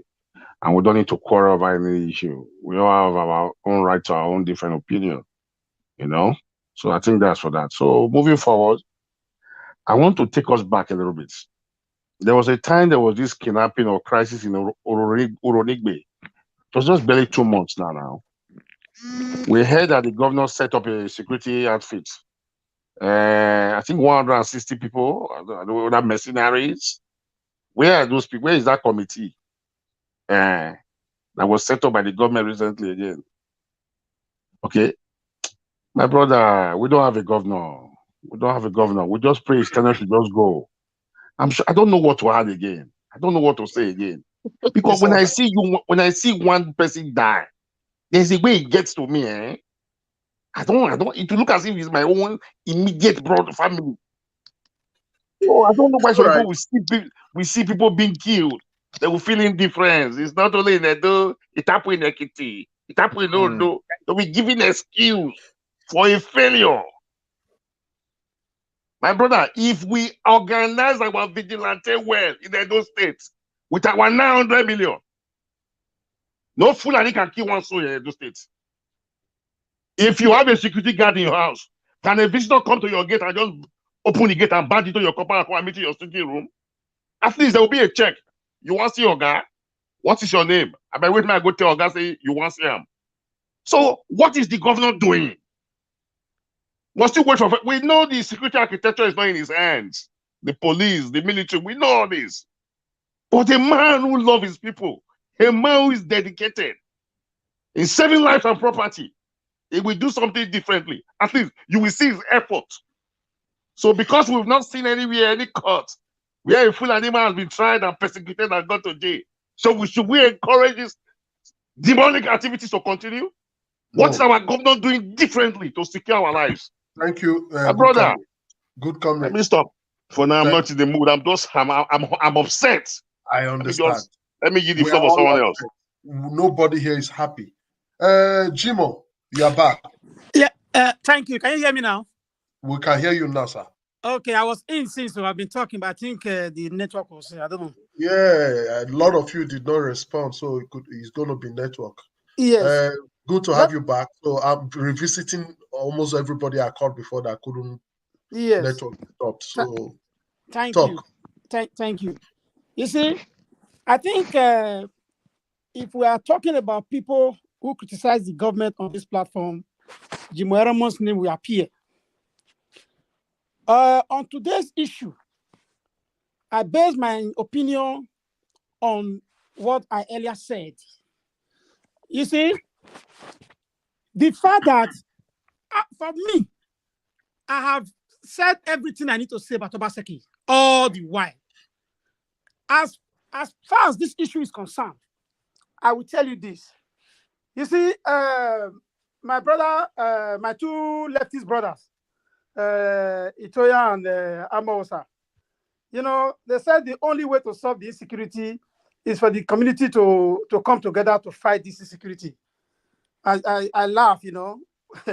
Which insecurity are you guys talking about? Is it pocket pickers, or you are talking about chicken thieves or two fighting? My brother. Thank you, my brother. You are talking about an organized crime supported right from the very top, supported by the security apparatus of the country, right from the top. And to support this, let me tell you, the president recently forced a national chairman on APC party. The next day, the chairman told us that If we can protect spare parts dealers, we can protect herdsmen that are already killing, maiming, raping, and adopting our people. When you look at this, that is a party that is ruling. The chairman of that party, which is number one, is telling us that we should be protecting herdsmen. Then what does that tell you? What does that tell you? That is to say that Obaseki is not doing enough. It's clear. We have discussed about Obaseki before. I'm not into that one now. This is an organized crime. No matter how much you try. The vigilantes are trying. But when you are fighting against people who are holding the most sophisticated weapons that they could take to the military base, you are talking about vigilante with their double barrel. If they see you with pump action as a what do you call it, vigilante person, you are going to jail. If you don't look, just ask those pump actions that they are hiding corner somewhere. If they see you as a vigilante, anything higher than double barrel, you are in for it. When Danjuma was complaining about this military, he never blamed his governor. For me, everything that we need to blame about Obaseki, the 900 million security votes and not visiting villages where there are crimes and everything, we have said that all over. But I'm looking at a bigger picture. Even if he does all these things, it will help, but it will solve it. Because these guys are well organized from the very top. That's my point for today. Thank you, guys. Thank you. They are very well organized from the very top. We all know this. But that does still don't mean that we should fold our hands and just allow them to kiss. May God bless you, Lefty. We are not folding our hands, but we cannot solve it. We are not folding our hands. Show the effort the governor is making, Edo. I want to see that effort. The governor has already failed. We are not talking. See, leftists, we are saying some people that are being given the right to carry AK-47 and those people that are able to carry the Obubare, and you are saying that we are cynical. Listen, we should know what is right here. We are talking about something, and they are calling us the names or something like that, and they are telling us that this is the people that, man, come on, man. Them doesn't know our bush more than us. We can take them. How do you take them with the Obubare? How do you take them? Tell me. This is the National Assembly who cannot come out to say these people, you are carrying AK-47. Who give you the right to carry AK-47? What steps have your society are we? taken? Then we are trying to look it on one side. Because we are divided up to nonsense. Show me the effort the government is making to secure our lives. Listen, please, listen. Obaseki has already failed. We have said it on this platform. You think I am? Maybe you think I am here to come and defend. You think I am here to come and defend anybody? Do you think I'm coming to here to come and defend anybody? You are not seeing the bigger picture. You are only seeing it from your own side. Observation, sir. All our communities within Edo speaking communities, most of them have sophisticated weapons. They don't have right to use it because they don't have right to use it. This is the thing. Why can't they give the law for them to use it? This is talking now. Let him educate you. Listen and learn, please. But they have the right to use it to fight for land grabbing when they are grabbing land from people. And politics. Thank you. And politics, they have the right. I beg you. And all the people need from the government is where they divided us into this zone. This is why you are. This is why you are here. This is why you are here because you are not seeing it from the different part of it. Sophisticated weapons, they can carry it, and the National Assembly are busy discussing nonsense. Do we now fold our hands without putting in a fight? God bless you. That's a perfect question. Because they are holding AK-47, will you now fold your hands and without resisting them? What are we saying? Are we listening to ourselves? We have numbers and thousands of AK should lead from the front. Give leadership all over the community. They are using it to fight for land grabbing and killing themselves. And we are saying that the governor cannot do enough. Who said the governor used these same people for his election with their guns and with their AK-47 for his election? You are not getting it. This is the same people that are using it for political gain. Why are you blocking me? Everybody, please. I really don't like the situation. No, everybody wait. Everybody wait. Everybody wait, please. I really don't like situation where we all start to talk at the same time. Honestly, it pissed me off. I try to mute one, the other person is. Can we just listen to ourselves? We are matured now. We shouldn't be doing this. This is not our fight. We shouldn't be fighting ourselves and, I mean, attacking ourselves as if we are the one doing the killings. No. At least when one person is talking, allow that person to finish. You have the floor, you talk. I don't do this. If you watch me, there's no time you see me chipping in and be talking. It's not like that. Yes, caller, thank you for overcalling. You want to let me allow callers to talk so that everybody will go and drink water. Yes, I know you are calling in again. Yes. Yeah. Good evening. Good evening, Bright. Yeah, I'm Frank by name and I'm calling from Italy. Oh. I actually called before. You called before. Yes, I just called you another name now. I'm just crazy. Yeah. Anyway, I am calling because initially I heard all that our brother Aki said, but I am trying to let him know that all that he is defending is really something that is on the head of, for him to come and start defending the governor that already had a voice and all that, and the people that don't really have voice, no one is defending them. How can you say that the governor does not have rights to mandate the police or whatever to fight the insecurity in the state? It's not true. I sent a video to you on this very line now, where the Imo State governor mandated a joint task force to, go to a kidnapper's hideout and they comb everything. It's just a governor like Obaseki. If he could do that. No, Imo State is in South Africa. It's not in Nigeria. So how will he say that? Yes. No, go ahead. Yeah. So go ahead, okay. Brother. So how will he say that Obaseki has no right to over the police, but when he wants to demolish a building or something, he has the police at his beck and call? So that's not true. The thing is, he is the chief security officer of the state. If he cannot do that, he wouldn't be answering such a name. Though he might, be needing some technicalities to use while using the police and all that, but that's not to say that his hands are tied. That because police has to, get order from Abuja before they fight insecurity in the state. It's not true. If the state governor went to call on the federal government today that the killing in his state is too much, they will also listen to him. I listened to Fayoshe yesterday when Shehu was interviewing him when he went to pick up a ticket for nomination for the presidency. He said that Shehu asked him when he said that if he was in the National Assembly, he would resign because the killing in the country now is too much. And Shehu asked him, when you were a governor, they were killing in your state, why didn't you resign? He said, no, I didn't resign because he said, I was in the forefront. He mentioned the community where they were killing, that he went there, he lived there for 2 weeks. God bless you, caller. I watched that program on channels. God bless you. Where the kidnappers will come from? Which of the community has Obaseki visited in all this killing? There's none. And for our brother Israel, I know his agitation is right, but the thing is, it's untimely. This is not time to start. Do we mean that we have to wait till 2023 and vote as a new set of people? Who are they going to rule? Is it the people that they will finish now?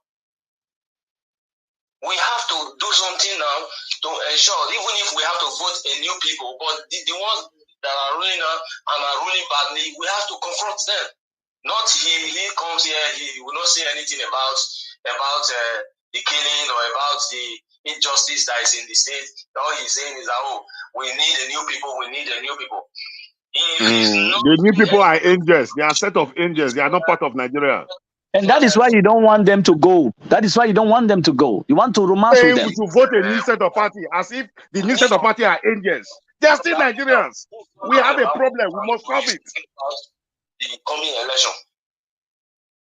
That's all I have to say. Your it's name not again? true that the government cannot do anything about the issue. I'm Frank by name. Okay, Frank. Okay, Frank. Yeah. Yes, thank you, Frank. You just spoke my mind, and that is the truth. Yes, I will come to you, leftist. Let's before I get to you, let's get to Okunda. Okunda, can you hear me? Is Okunda still here? You were the one. I'm here, but you muted my mic, so I'm here. No, where everybody was talking the same time. Okay, let's take this caller and I'll come back to you. Chris, you are calling again from Dublin. Yes. Chris from Dublin. Yeah. But you called back again. Yeah, the time you called me, I was with my boss. That's why I can't pick. I just finished with my boss. I'm at work. I'm at work. Okay, I was calling you before because I know you called and anyway, you've already scored before and we've spoken. So I have one caller now. I don't know this person. I have not spoken. Let me give this person a chance to talk. Oh no, I just lose that caller. Caller, please call again. Or Chris, you have something to contribute. Okay, the caller called back again. Chris, I'm sorry. Let somebody else just at least also speak. I'm sorry. All right, caller, please tell us where you're calling from and tell us your name. Yeah, hello, good evening. Well, I can hear you. Where are you calling from, please? Yeah, I'm calling from Italy. My name is Omo. Okay. Yeah, I want to ask the question. How many barracks do we have in Edo State? In Edo State? Because I know, yes. Well, in Edo State, we have one at Ekenwa Road. There's a barrack at Ekenwa Road. We have another barrack at Ugbo or SRT barrack. We have one again by the government house. We used to have at Ikobahi. That one is being taken over. That three I know. As army barrack. Are they supposed to be in the town or in the bush where all those bad things are happening? Why don't they go and build the barrack inside the road and Kenya to where those things happen there and build the barrack inside those forests there? Because I knew that soldiers they stay in the bush, not in the town. Excuse me. Yes, my brother. What you said now. When those barracks was built, there were bushes then. Town now develop and meet them. Just the way they relocated that one of Ikobahi. Lefties, you are a very wise man. Then they relocated, they will now build again at the bush to allow development. For what you just cited, you think they don't know? They know what they are doing. They were supposed to be relocated now again to the bush, supposedly. But because they know what they are doing, they are not giving. Point of correction, Mr. Leftis. Point of correction. Soldiers are not made to stay in the bush. They are human beings like you and I. The only thing that if there's any insecurity like this, they will not build a camp. They will not build a camp in the forest to attack those insecurity, not to live in the forest. You understand me? That's the way it's being done if you are military. If there's any military person not hearing me today, that person will know that it's a military man that is talking. They build a camp in the forest, not a barrack to be in the forest. You understand me? I'll have about 4 barracks in Benin. You know, two in Ugbo, the Santi, the Ugbo, the one in Kenwa. No, what Leftist is saying is that as at the time those barracks were built, that part of town was the outskirts of town. There were also forests, but development now got to that place. That's what he's trying to say. You try to correct me. I take your correction, but we are still saying the same thing. Barracks are not put in the city. They are always being taken to the outskirts of town. And once development comes, they may be relocated again because of the way and manner of the way city is. Their trainings and all that. So the caller made a very good deposition. And what the caller means is this: even though the barracks are there, since there have been problems in some of these forests, these sites, the barracks are supposed to have been, maybe the camp, taken to this area to forestall security breach. Leftists, let me help out. The Nigerian government is not sincere. With technology, with drones, we can end insurgency in 24 hours. No, good comrade. Yes, the drones are there. They are using it to swallow money. Like the one they showed us, they expose themselves that they are seeing, they know where these people live. There was one that went viral. People saw them living. Now one was almost trying to shoot the They were carrying AK-47. Okay, what has government done with that video? Have they crushed them now? If it is a community, if it is a community in Benin or any other area, do you think soldiers wouldn't have gone there to kill all of them? That's to show you that the government is actually behind, is protecting these people. Let me shock you guys. Do you guys remember the war that happened in one of those communities in Benin about 3 weeks ago when soldiers killed about 30 young men and women? In Obayaton. From a very great, reliable source, I heard that it was Obaseki that ordered the soldiers to go there because those guys, they were fighting for land grabbing, killing each other. By the time the soldiers got there, those boys opened fire with the soldiers and killed about 2 of them. Then the soldiers have to go back to the barrack and reinforce themselves. So counter the whole community. Anyway, so if he can do that, how come he cannot move them and push them into that bush?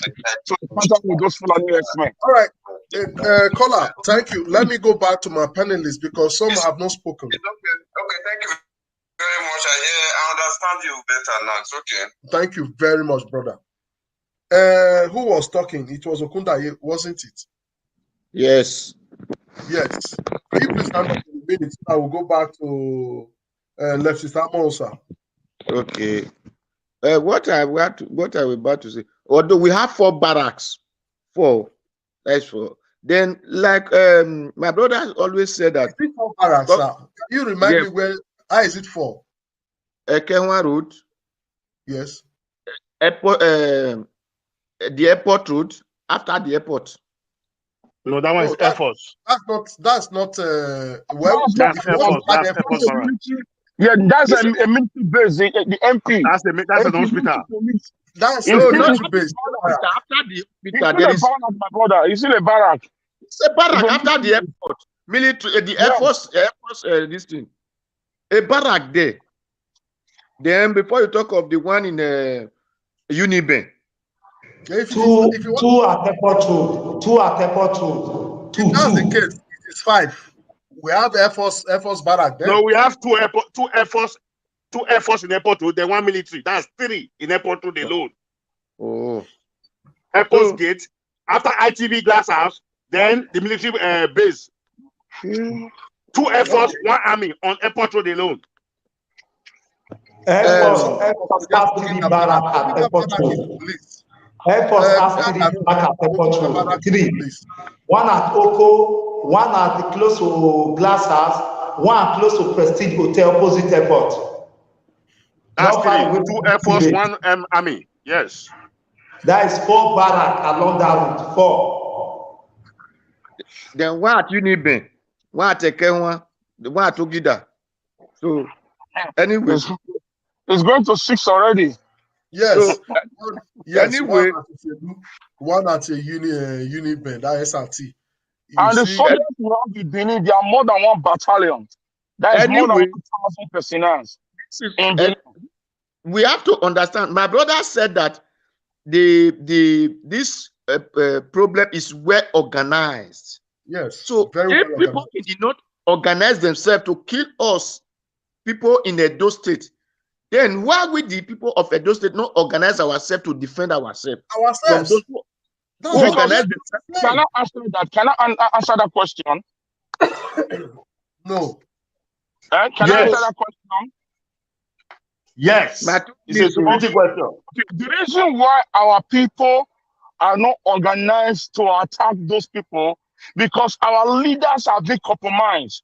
When our people will believe so much in They our divide leaders. you into political parties. That is the problem. No, hold on, Israel. Now, hold on. When they cry back to the leaders, the leaders will not tell them that, you people should not do it to man, not deal, man, not deal. You understand? Because the state government is being corrupt. He has collected money from them, and he has settled every leaders in every local government and in every community to keep quiet. So when their voice cried out, they will shut them down. When the youth cries out, they will shut them down. These are what we are seeing. It was to be Benin in those days. That when we were growing up back in the days, a thing like this don't happen. We'll go after them. Your leaders will be the first one to carry you some battle axe or cutlass or whatever gun that he has. That gas here, it cannot be. That's the way it is. But now, those leaders are corrupt. That's the problem that we are facing. Ajinake, thank you. Let's go to Leftist. He has been waiting. I think it is turn. Thank you very much. I think one of the reasons why we the Benin are not organized is that we don't really have these solid protective factors and foundation around us as people. Like what you see in other tribal groups like the Yoruba, like the Ijaws, like the Arewa group. We don't have it. Even when a Benin man decides to stand on his own, no leaders will ever go and defend such individual. That is the factor. We have two enemies that is fighting us. The external problem which we have and the elders clashes issues. For the elders clashes issues, I've said it before, is our people that owns out of 100% cow we have in Benin, is our people that owns 80% or 85% of the numbers of cow. And those who own those cows are still the persons, the individuals who run to for solution. You see that those who are making laws, and when they are breaking it, there's no hope for the people. That is for that. That is why those own is difficult. Almost all the hands have, our traditional father has, which will get this, is our own people that is sacrificing their own people. If they said it's not true, they should come and challenge what I'm saying. Last year, there's one prominent Benin chief. He resides in Benin here. The man has cow out of here, northeast and southeast, north, southwest and northeast. Who are the ones taking care of those cows? Are the Fulanis. At a point, the Fulani now went away with all his cows. He started arresting them. In this Benin, at Igoba, I get to know about the issue when I went for an intervention at Igoba Division. That's the strong man for do. Yes, in Obia, a Benin province chief that resides in Benin here. There are so many. Let me tell you, the traditional rulers in Edo State, they have cow. The OS have cow. The Nogi, the youth leaders, they all have our politicians. That is why it's difficult. Have you also bothered to ask yourself, why do they not have interest in making laws to protect ranching? Why have they not made law to protect those who are taking care of fish, who are also doing other private business? Why do the state government, who is saddled with his responsibility of protecting his citizens constitutionally to enact law to protect his people? Why have they not enact law? Whose duty to sign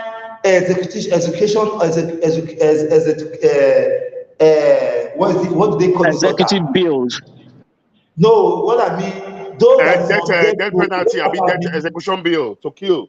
To sentence to death, yeah, you are right. Those that have been condemned to death, whose responsibility to sign it? It's not the state governor. Have you seen federal government signing death warrant or to go and execute people? It's the state governors. The state governor is the one that enact law that protects his people. It's the state governor that have power over the state judicial institution in the state. Why are they not enact law? All those governors that we are talking about today, they know what they are doing. There are people who do not believe in the system. Whether the people survives or not, it's not their problem. Their own agenda is to reduce the population so that their offspring will not have the effrontery to challenge their children. The offspring of the poor, They are calculated attempts to reduce the people and put the people under control. I keep on saying this. All this problem is created deliberately. The security chiefs are becoming fat because they are making more money. The president is increasing the security vote for the governors. What are the governors done with the security vote? That is my question. We are betrayed by those who we have elected to protect us. And such betrayal, there are a lot of damages that it will give back to the people. The people might be depressed, they might be frustrated. So the governor, as I said, has the power to do or not do. If you want to know, go and read the power of the state. The state governor is so powerful. That is why we have houses of assembly that will enact a law that will protect the people. But over time, state governors are all shying away from it. It's deliberate. It's deliberate, whether you like it or not. We are colony of the North because our leaders are the ones selling us. The leader at top level, and I will not have apology to anyone. The traditional institution, name it. They are the problem we are having in Edo State. They are the ones killing us. The external forces, that is no match to us. Empower the people. Let the people, as it is now, actually, is the people now that will now have to talk to themselves. If the people are waiting for those bunch of disappointment, my brother, it is going to be tough. That is my also mission. And lastly, we cannot achieve different results when we keep on applying the same style to issues. Nobody is against Obaseki, but nobody wants to condemn Obaseki. But the truth be said, we must say the truth to our conscience so that we'll be happy at all times. The governor has not protected Edo State. He has the power through the Houses of Assembly to do and not do. Edo State, as Edo State made law against elders and farmer clashes, or the killings that has been happening on our highways, do the state not have the power under the law? We have the exclusive list and the concurrent list, and the state has power under the concurrent list. Let me tell you, let me help you. All right, no, don't help him, please. No, I don't need another 20 seconds. No. Okay. I'm sorry. You know, I don't use my 2 minutes. I only use 30 seconds of my 2 minutes. No. Can you borrow my time back? My time. Lastly, okay. Lastly, sir, is the state governor that will determine the commissioner of police that will come to his state, the AIG that will come to his state, the GOC or the army commander that will come to his state. And if they are not palatable with the state governor, the state governor also have the right to say, those people, I do not need you. It has happened before. So what are we saying? What are we saying? Thank you very much. Thank you. That equals the broken foundation I've been speaking about. Thank you. Hello, Destiny. Yeah, I'm there. Please, Destiny. I think you are the last person that will speak now before we try to round up. But before I take your call, somebody is calling. Before you talk, please just let's take this caller. Hello. Hello, sir, Mr. Leslie. I can greet you, sir. Oh, I greet you. I know you are calling from London. What's your name? It's Collins again. Oh, Collins. Okay. Yeah. I just listened to leftists now. I was prompt to call again. You know, from what leftists is from what he's saying, there's a lot of senses. What in his explanation? Because if we have to map out a good strategy, we need to actually. If there's any way we can strategize and work out modalities on how to know the big time cattle rearers in Edo. It is very important. We need to find out a way of tackling this menace through the inner house or one hour. You see, these people that are into this business, if there's any way we can map our strategies to know them, we are not going to fight them, we are not going to keep them. We need to visit them, we need to let them know what is going on. They need to control these guys because we cannot continue to watch our people dying like this, killing our people like this, because they are the people that are actually inviting these people into our land. Because if you look at these Fulani Herdsmen or these cattle raiders, they are just poor nomadic raiders. They don't even have what it takes to afford 2 cows in the first place. They are just messengers, and they are big armed. I think the arms that they are holding is being sponsored by these leaders, if it are traditional rulers, because I can see that even our traditional rulers, they say nothing about it. Go to villages where we have the Nigerians, the Okayales, and other members, important traditional ruling council members, they say nothing. So we need to know those that are really into big time cattle business. Thank you. Send message across to them. Thank you very much. Thank you very much. If I may even help you there, yes, it is true. Leftists have said it all. Most of this cow belongs to many of us. What will say many of us? Among the people that live in Edo State. Remember the chairman of those people. What if this man will get transport that time for Ring Road? Babizwa. Babizwa. He was the one. He was the one I was talking about. He was the same person I was talking about. Babizwa. Now chairman for cow matter. He's the national president. National. You buy one goat in their market, you will pay grant money to Babizwa. He collect grant rent. That money goes to him. Imagine Babizwa now. Did you hear anything pimp from his mouth? He has empowered those cow sellers to finish our people. I just remember now because I remember having a problem with one of them when I went to buy goat. After I buy goat finish for one Christmas, as I want to come out, they say, no, I don't fit carry goat, make I pay for grant. Now I say, who get grant? Which grant? I don't manage. You know, as I take get money, buy goat. I don't fit buy goat. You see me, I can't pay money for grant. Now I say, whoever that grant money they go. Now my land be this. I not go pay for no grant. Now supposed to give me a grant. They say, no, that's if anybody touch my goat, before you know it, now they begin gather. Chairman come say, make I take a miss, they vibrate too much. That's why I will kiss somebody here. And I cannot pay. I thief, they say no. Chairman say, make they let this madman go. Say he go pay for the money. Now say thank you. Continue to pay. I carry my goats without I not pay for grant. Chairman say he go pay for me. Make them they pay. My own land, I go buy something, I'll pay for grant. Now somebody tell me, say, that money, say now your brother or now Bobby's why they go meet.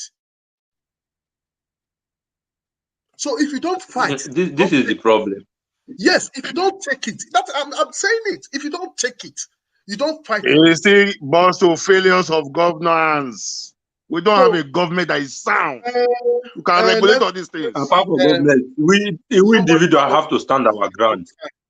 Destiny, sir. Can you hear me? Destiny, yeah, I can hear you, sir.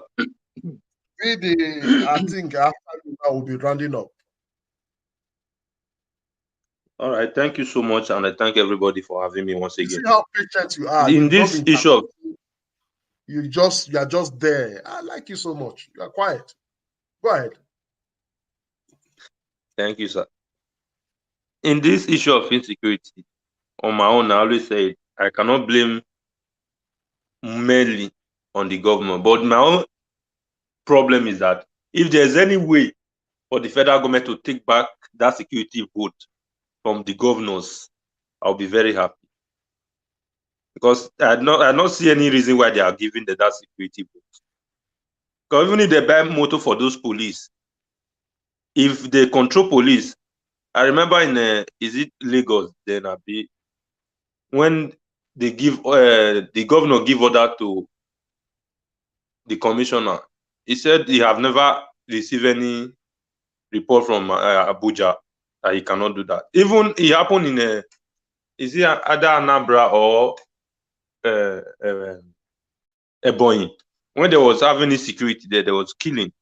They called, but is it the army? He said they have not get any signal from Abuja that they can do nothing.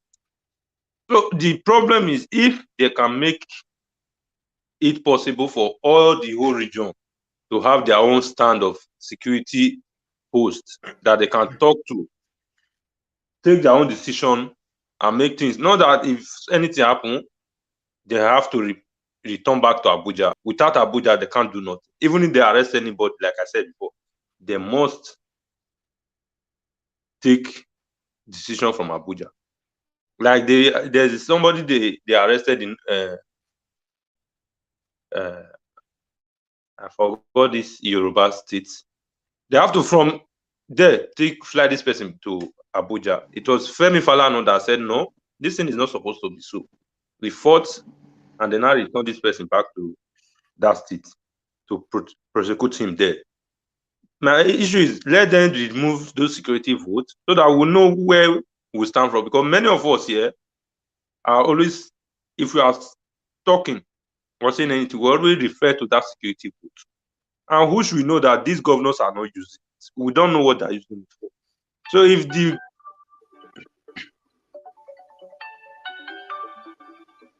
I have one caller. Please, let me take this last call.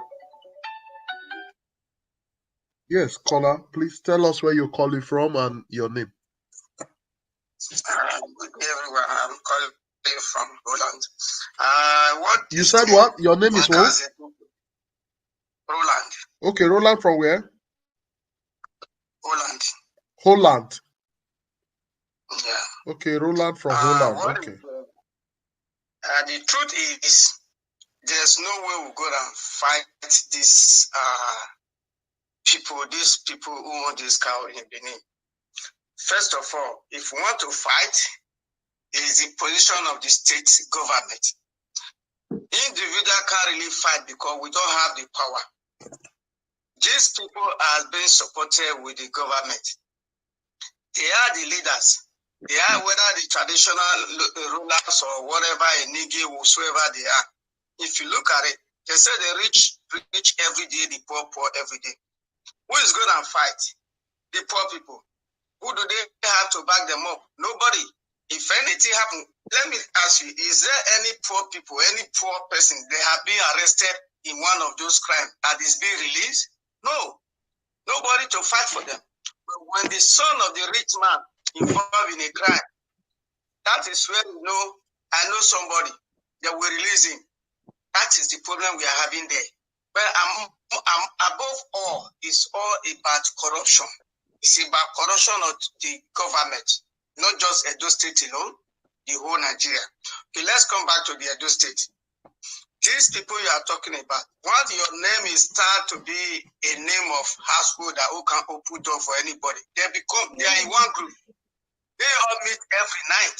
They have here, they meet. So whatever that is happening they have discussed that through phone or through one-on-one in their meeting, wherever they meet. So that is the problem we have. Okay. The Onigi, they are referring, they're close to the government, your hands and all of that, the same thing. So the only problem that can solve this thing, the only thing that can solve this problem is still based on the government. The government is number one citizen. His right is to protect everyone, but he's not doing it.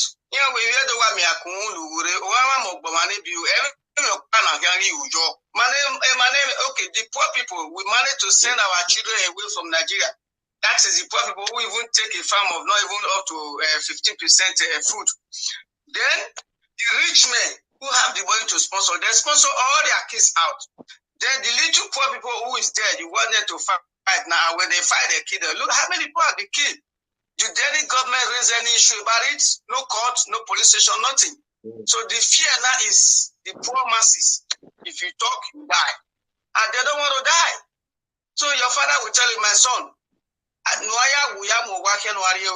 that is the problem we have now.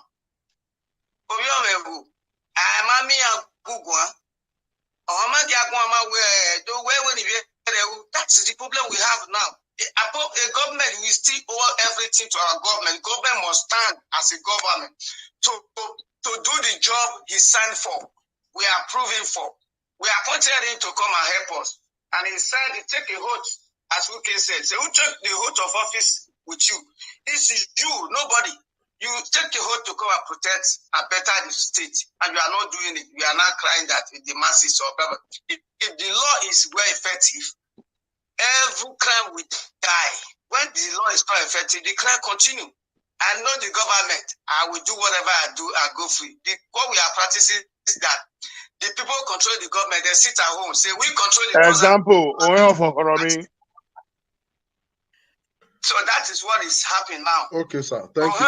For has been supposed by now, if it is a state or a country where the law is being effective, if you drive a car in abroad, you drink and you drive, your license is gone. If it's more than what they're supposed to expect, if you have to go to jail for 2 months, you go. After your jail, then you have to go for another course for driving course. And if it's more than that, you have to go for another community service free of charge. Then if it's more than that again, they cut you again, your car will be sold. It's in the license course. They will sell your car, you can't drive for how many years? That is law. It doesn't matter who you are. They have arrested the prime minister here because the car is somehow. He can't do anything. That is the law. You have to follow the law. You are no more than the law. But for Nigeria, we are more than the law. The law is made for the poor, not for the rich. That is the problem we have now. All right, thank you, Mr. Roland. Thank you. Where's the Kakabo? Where's it? Destiny, please round up in 1 minute. We'll be rounding up now. It's 4 hours. I think we've done a lot of time today. So please, just quickly in 1 minute, round up and let's us round up and rest for today. All right, thank you. Like as I was saying, the issue is that we should just try our best, do the needful, because asking like this caller just said, asking people at home to fight, it will be very difficult. Because which gun are they going to use? How are they going to buy it? Where are they going to see? How is I was listening to channel the other day. A Fulani Herdsmen that they caught said, how do you expect Fulani Herdsmen that is inside the bush to got money to buy AK-47? How are people in the village? How are they going to see that kind of money? AK-47 is not a cheap gun. So all those are the problem. So for me, I won't advise them and I won't encourage them to do that because it's just like their sentence. Yes, no, I understand where you're talking from. Irene Finest, yes, the election has been cancelled. Courts, they took them to court and court put them on hold. So there's not going to be any local government election in the Edo State. You know, Obasaki Passion was trying to do local government election against the constitution. So they took them to court. So I just saw your question. That's for that. And for those people saying we cannot fight, yes, it is true that it is the government to protect life and property is solely on government. But when government fail, we need to start talking to ourselves. It is not true that I have a very vital information. It is not true that we cannot do something for ourselves. We will not fold our hand and be killed. We will not just be standing and allow strangers to kill us. Just like my lefty said, it is time we start to talk within ourselves. The East, they have liberated themselves. Are there still much Fulani killing them? No, they are the one even taking things to themselves. And they gave their name, no problem. In Port Harcourt, do you hear that happening? Where you have strong unity, or you had a governor protecting you. When the governor refused to protect you, you force him to protect you because he's there for you. That is for that. Good comrade, I will come to you. I want to quickly acknowledge somebody I saw that came in. Herio, I saw you be busy on the comment section. You just comment section strong. Just moderate there. I see you. Thank you very much. And before I will be rounding up, but before I round up, I will give all ourselves time to quickly say what we want to say. So, good comrade, you will now give your information there. But I want to thank everybody. God bless everybody. I want to thank everybody listening for today. We thank you very much. I want to thank everybody on the comment section. I want to thank every panelist here. All the panelists. we say thank you. You've done very well. I want to thank our callers, like Modibensi called before. He was the first person that called. After him, Bright Asemota called. After that, we have Chris from Dublin. Akim, the very good friend to Akim, he called. The Collins called from UK. Then after that, Frank called from Italy. Then Omo called from Italy. Then Mr. Roland, the seventh person, the last person, Roland from Holland, just finished calling. And I want to say thank you very much. So now back to my panelists. Please, starting from Akin, we'll be rounding up. Just say your farewell message. Oh, thank you very much, brother. Can you still hear me? We hear you very well. Oh, thank you. Before I just say farewell message, I just want to say, like, we all live in the majority of us on this platform. We live in the Western world, and the security system, the way it is structured. None of us live in a country where we have a centralized system of security. Majority, if not all of this Western world, their security system are decentralized, locals. Okay, so I don't have an agenda against anybody. I come here and I say it the way I think it is right. So, but people with an agenda, they might want to see it different, but I don't have issue with that. I would say that I want to say thank you to everybody on the platform, on the panelists, and I want to say thank you to you yourself, lefties. I want to say thank you to the viewers out there, and good night, everybody. Thank you. Yes, thank you. Next to Machiavelli. Is Machiavelli there? Hello. Okay, maybe he's busy. Yeah, Sorry, can you hear me? Sorry, can you hear me? Yes. Yes. Thank you very much, leftists. Well, my final submission is this: until we understand that there is a broken system and some of us cannot know, and also for those who believe that we cannot do it because it is only them who think that they can do it, and those of us who still believe that we should be using the rhetoric that they want to know, and for those of us who also believe that it is only when you romance with these people and that is where you can get what you want as a citizen. For us all as citizens, we should know having a system that is just, and then this is where we can change the status quo and know what is wrong in the society. Thank you very much. Thank you. Then, Mr. Good comment. You cannot have. God bless you. For those who are blindly and foolishly supporting Obaseki, I have this for them. They said in this platform today, in this debate, that no Fulani has been arrested, persecuted, and sent to jail. Now, Buhari is a failure, but Obaseki is a saint. I have this information for them. In 2017, a bill was passed into law.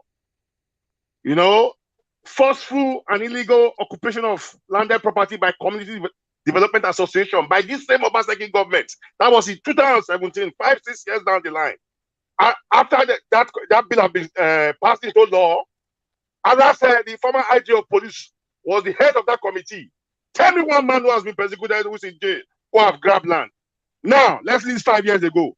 Just recently, 2 months down the line, or 3 months thereabouts, another retired high court judge was set up on that committee by this same failure of Obaseki to against land grabbing.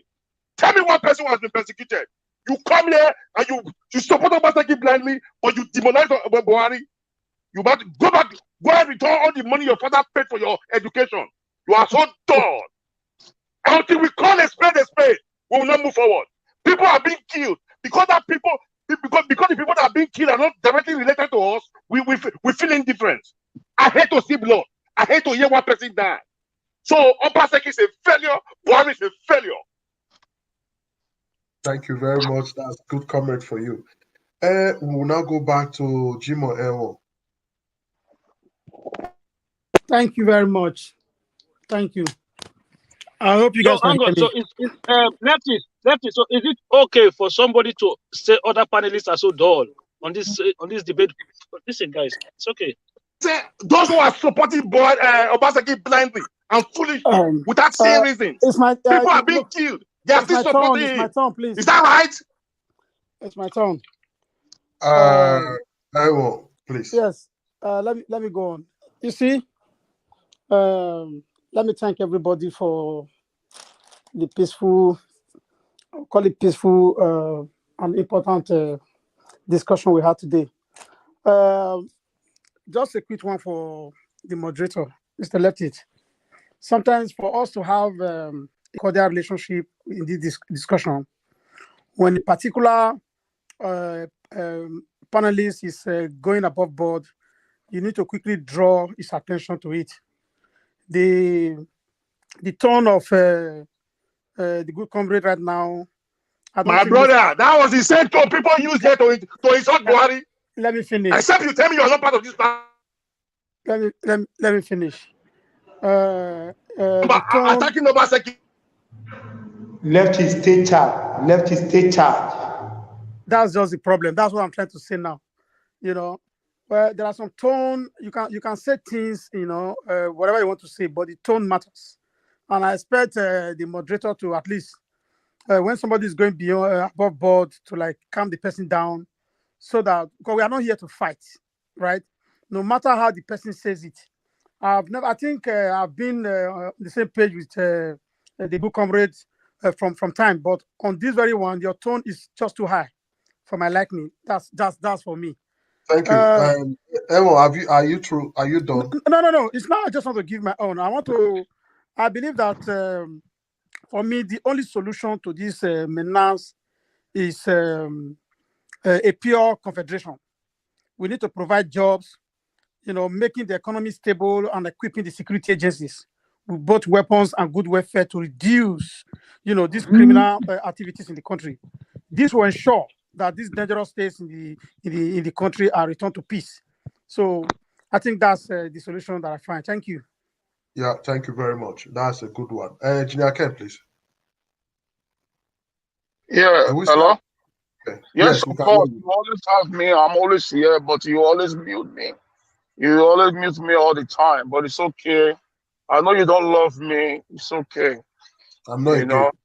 Yeah, I don't want you to be a gay either. You know, I cover my nyash with the blood of Jesus. Amen. Amen. Anyway, you know, I know you're my brother. I love you, man. I concur with good comrade for what he just said. You know, my brother, all of us cannot be quiet at the same time. You know, if really the blood of Edo runs in your vein, if really you are a true born of Edo land, if really that you took a bath with that red soil that we all came out from, my brother, you will fight for your people. Do you understand? You know, a woman that went high, no way that the gift they brought to my son will not go back to a war. For that reason, I will go and fight and protect the name of my kingdom. And she stood, and she went to war, and she conquered. Today, our name is known all over the world. Today, the whole world celebrates our face. Even the British government came to Edo land and stole that face almost 200 years ago. Are you not telling me that we should keep quiet to see my people killing every day? Are you not telling me to keep quiet? That the government are killing people every day by day? My brother, don't engineer me. This is the fact.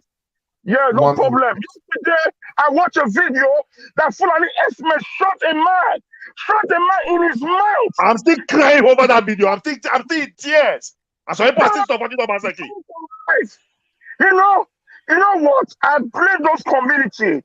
There was one of our sisters' platform being run by one of our brothers in Italy. I told them, I said, listen, any man that is killed in every community, don't take that body to the mortuary. Take them to governor's office and put them in his gate so that he should start seeing them, not by hearing. Put them to his gate and leave it for them. Leave it for him. Let him eat it. You understand? Okay. I have 20 seconds left. My 20 seconds is this. Any so-called Bobiswa or any of them that is involved in this Fulani Herdsmen that are promoting them in that state, they have to desist from it. Otherwise, their cup will soon full. Nemesis will fall at them if they don't take time. You know, I give them 6 months So to inject yourself out from this mess, with the thank you. truth, we are coming. We are coming. Thank you. Thank you. Thank you very much. Okudaye, do we still have you there, brother? Okudaye. Yes, I'm here. Despite they did not allow me to set my own, but I'm here. My brother, we all should remember that Somalia are human beings and they are still living today. We should remember, though with the past Libya, we understand how Libya was today, how it is. My brother, if you did not protect yourself, nobody is coming to protect you. There is nothing like one president there, one governor there is the head of this. They are not killing his children, they are not killing his mother, they are not raping. If you that they are raping his daughter and his son refuse to say because you have one Ohe or a no give, they will just kill you, that entire family will just wipe off. It is better now for we to tell our weather. They should begin to think on how to construct than we thinking that it is Russia that will bring it for us, it is China or this world, or I don't advise anybody to buy. We don't need to buy, we need to construct. Let all of us be a workman or a workwoman, a work boy, a work girl, so that we can fight this fight today. Because me, I'm fully Edo son. That blood runs in me. Our father, Aso did not wait for other people to tell him to defend his land. So we have to defend our land ourselves. Thank you. Thank you very much. Sister Rita, please. Your final. My final word is very brief. I just want everyone to realize, and those of us listening at home, and those people who are going to listen after, that insecurity is not embedded on political party lines. APC and PDP are still the same people. So when we are accusing any leader of being inept in his duties, we shouldn't look at the party to say, "Oh, this party is evil," and then we are gonna swap and take the other popular party, and that's the person that's gonna represent us. We should start looking at the individuals. That's what we should start looking at. So we should be very careful. This is not an APC thing or a PDP or whatever. Let us try and pick people that we think will do the right thing, will be able to defend us, whether within Nigeria or out of Nigeria, and who is not lily-livered to take decisions that would protect the property and lives of human beings in the state. Thank you. All right, thank you very much. Leftist Amosa. Yeah, good day. Thank you, everyone. For me, we either fight like a seasoned warrior to stay alive or live like a coward all our life. But we must remember that these are undeniable commitments for us to defend our land and protect the next generation that will take over from us. Thank you.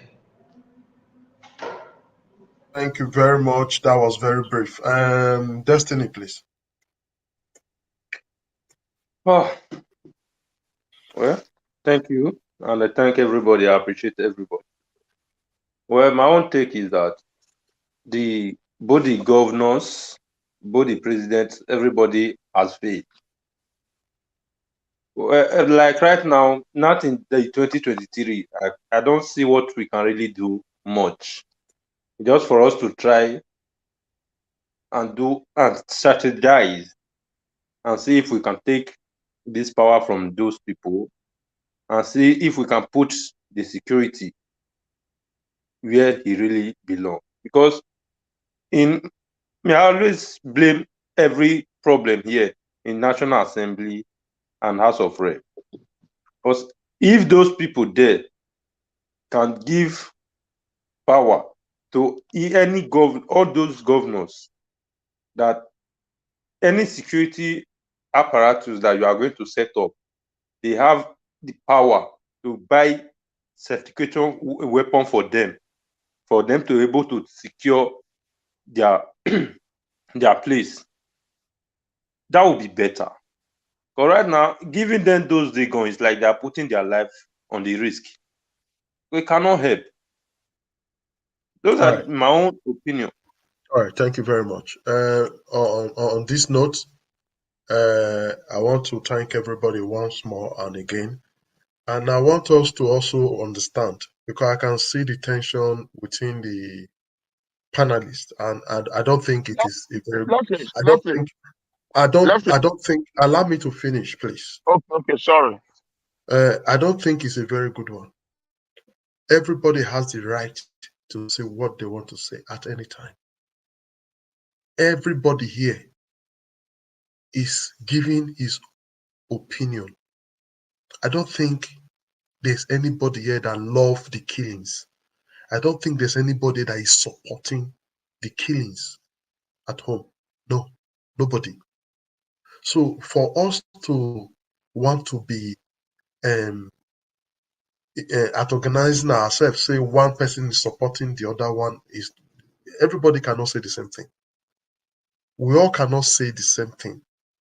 So if somebody is saying something different, it is his opinion. That's why it's called debate. So for us to we don't need to insult ourselves. So on this note, I think Engineer Ken, not Engineer Ken, the good comrade, please.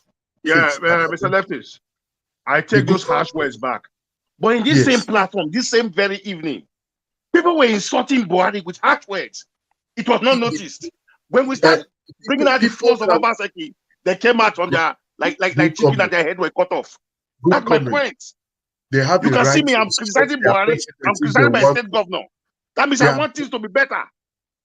Good comrade. Everybody have right to insult his representative. They are not doing well. Anybody can insult anybody. And if anybody is insulting Governor Obaseki, yes, he deserves it. He put himself there. He has to do what is good for people not to insult him. So if anybody is insulting Buhari and the person is not insulting Obaseki, the person has his idea what he believes in. So we don't need to call the person a dull person. Nobody's dull here. Nobody's dull. That is an insult. No, you're not getting my point. I got you know, your one of our message. brothers tried to call him. No, our sister in the platform tried to explain.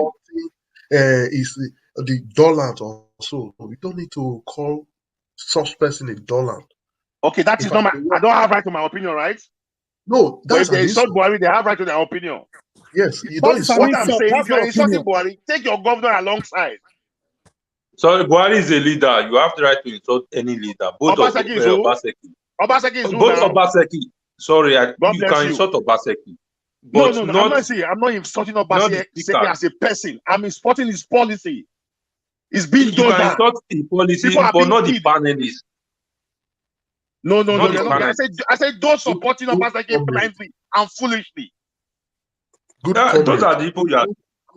Good comrade. I'm just trying. I ran away from Buhari. Good comrade. Please. I just wanted everybody to finish before I make my statement. When you were talking, you say I did not answer you. Somebody tried to say I did not take charge. I'm not stupid. I'll say everybody go on, because I know I listen to everybody. That last word, it was an insult to a panelist, and it is not fair. It is not. I must say it. And it is when the same panelist was referring to me, saying he had a romance with them, everybody was. Romancing with them is not an insult. Please, let's use nice languages. Like you said, for peace to go, for peace to reign, I'm a peaceful man. I take those harsh words back. But my pain is that I hate to see blood. I hate to see one person die. So it's okay, my brother. It's okay, Mr. Good Comrade. Nobody likes to see. Apologize. Not taking it back. Just tell us you are sorry. We'll take deeply sorry for those harsh words. Moving forward. I'm a peaceful man. You can say I've been in the platform. I've not shouted since. But when it came to people being killed, I can't stand that. Right. I'm sorry. I don't know how to pretend. It's okay.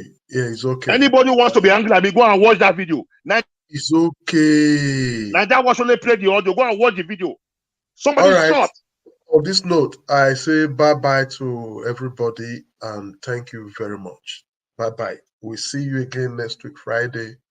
And I hope you enjoy your weekend.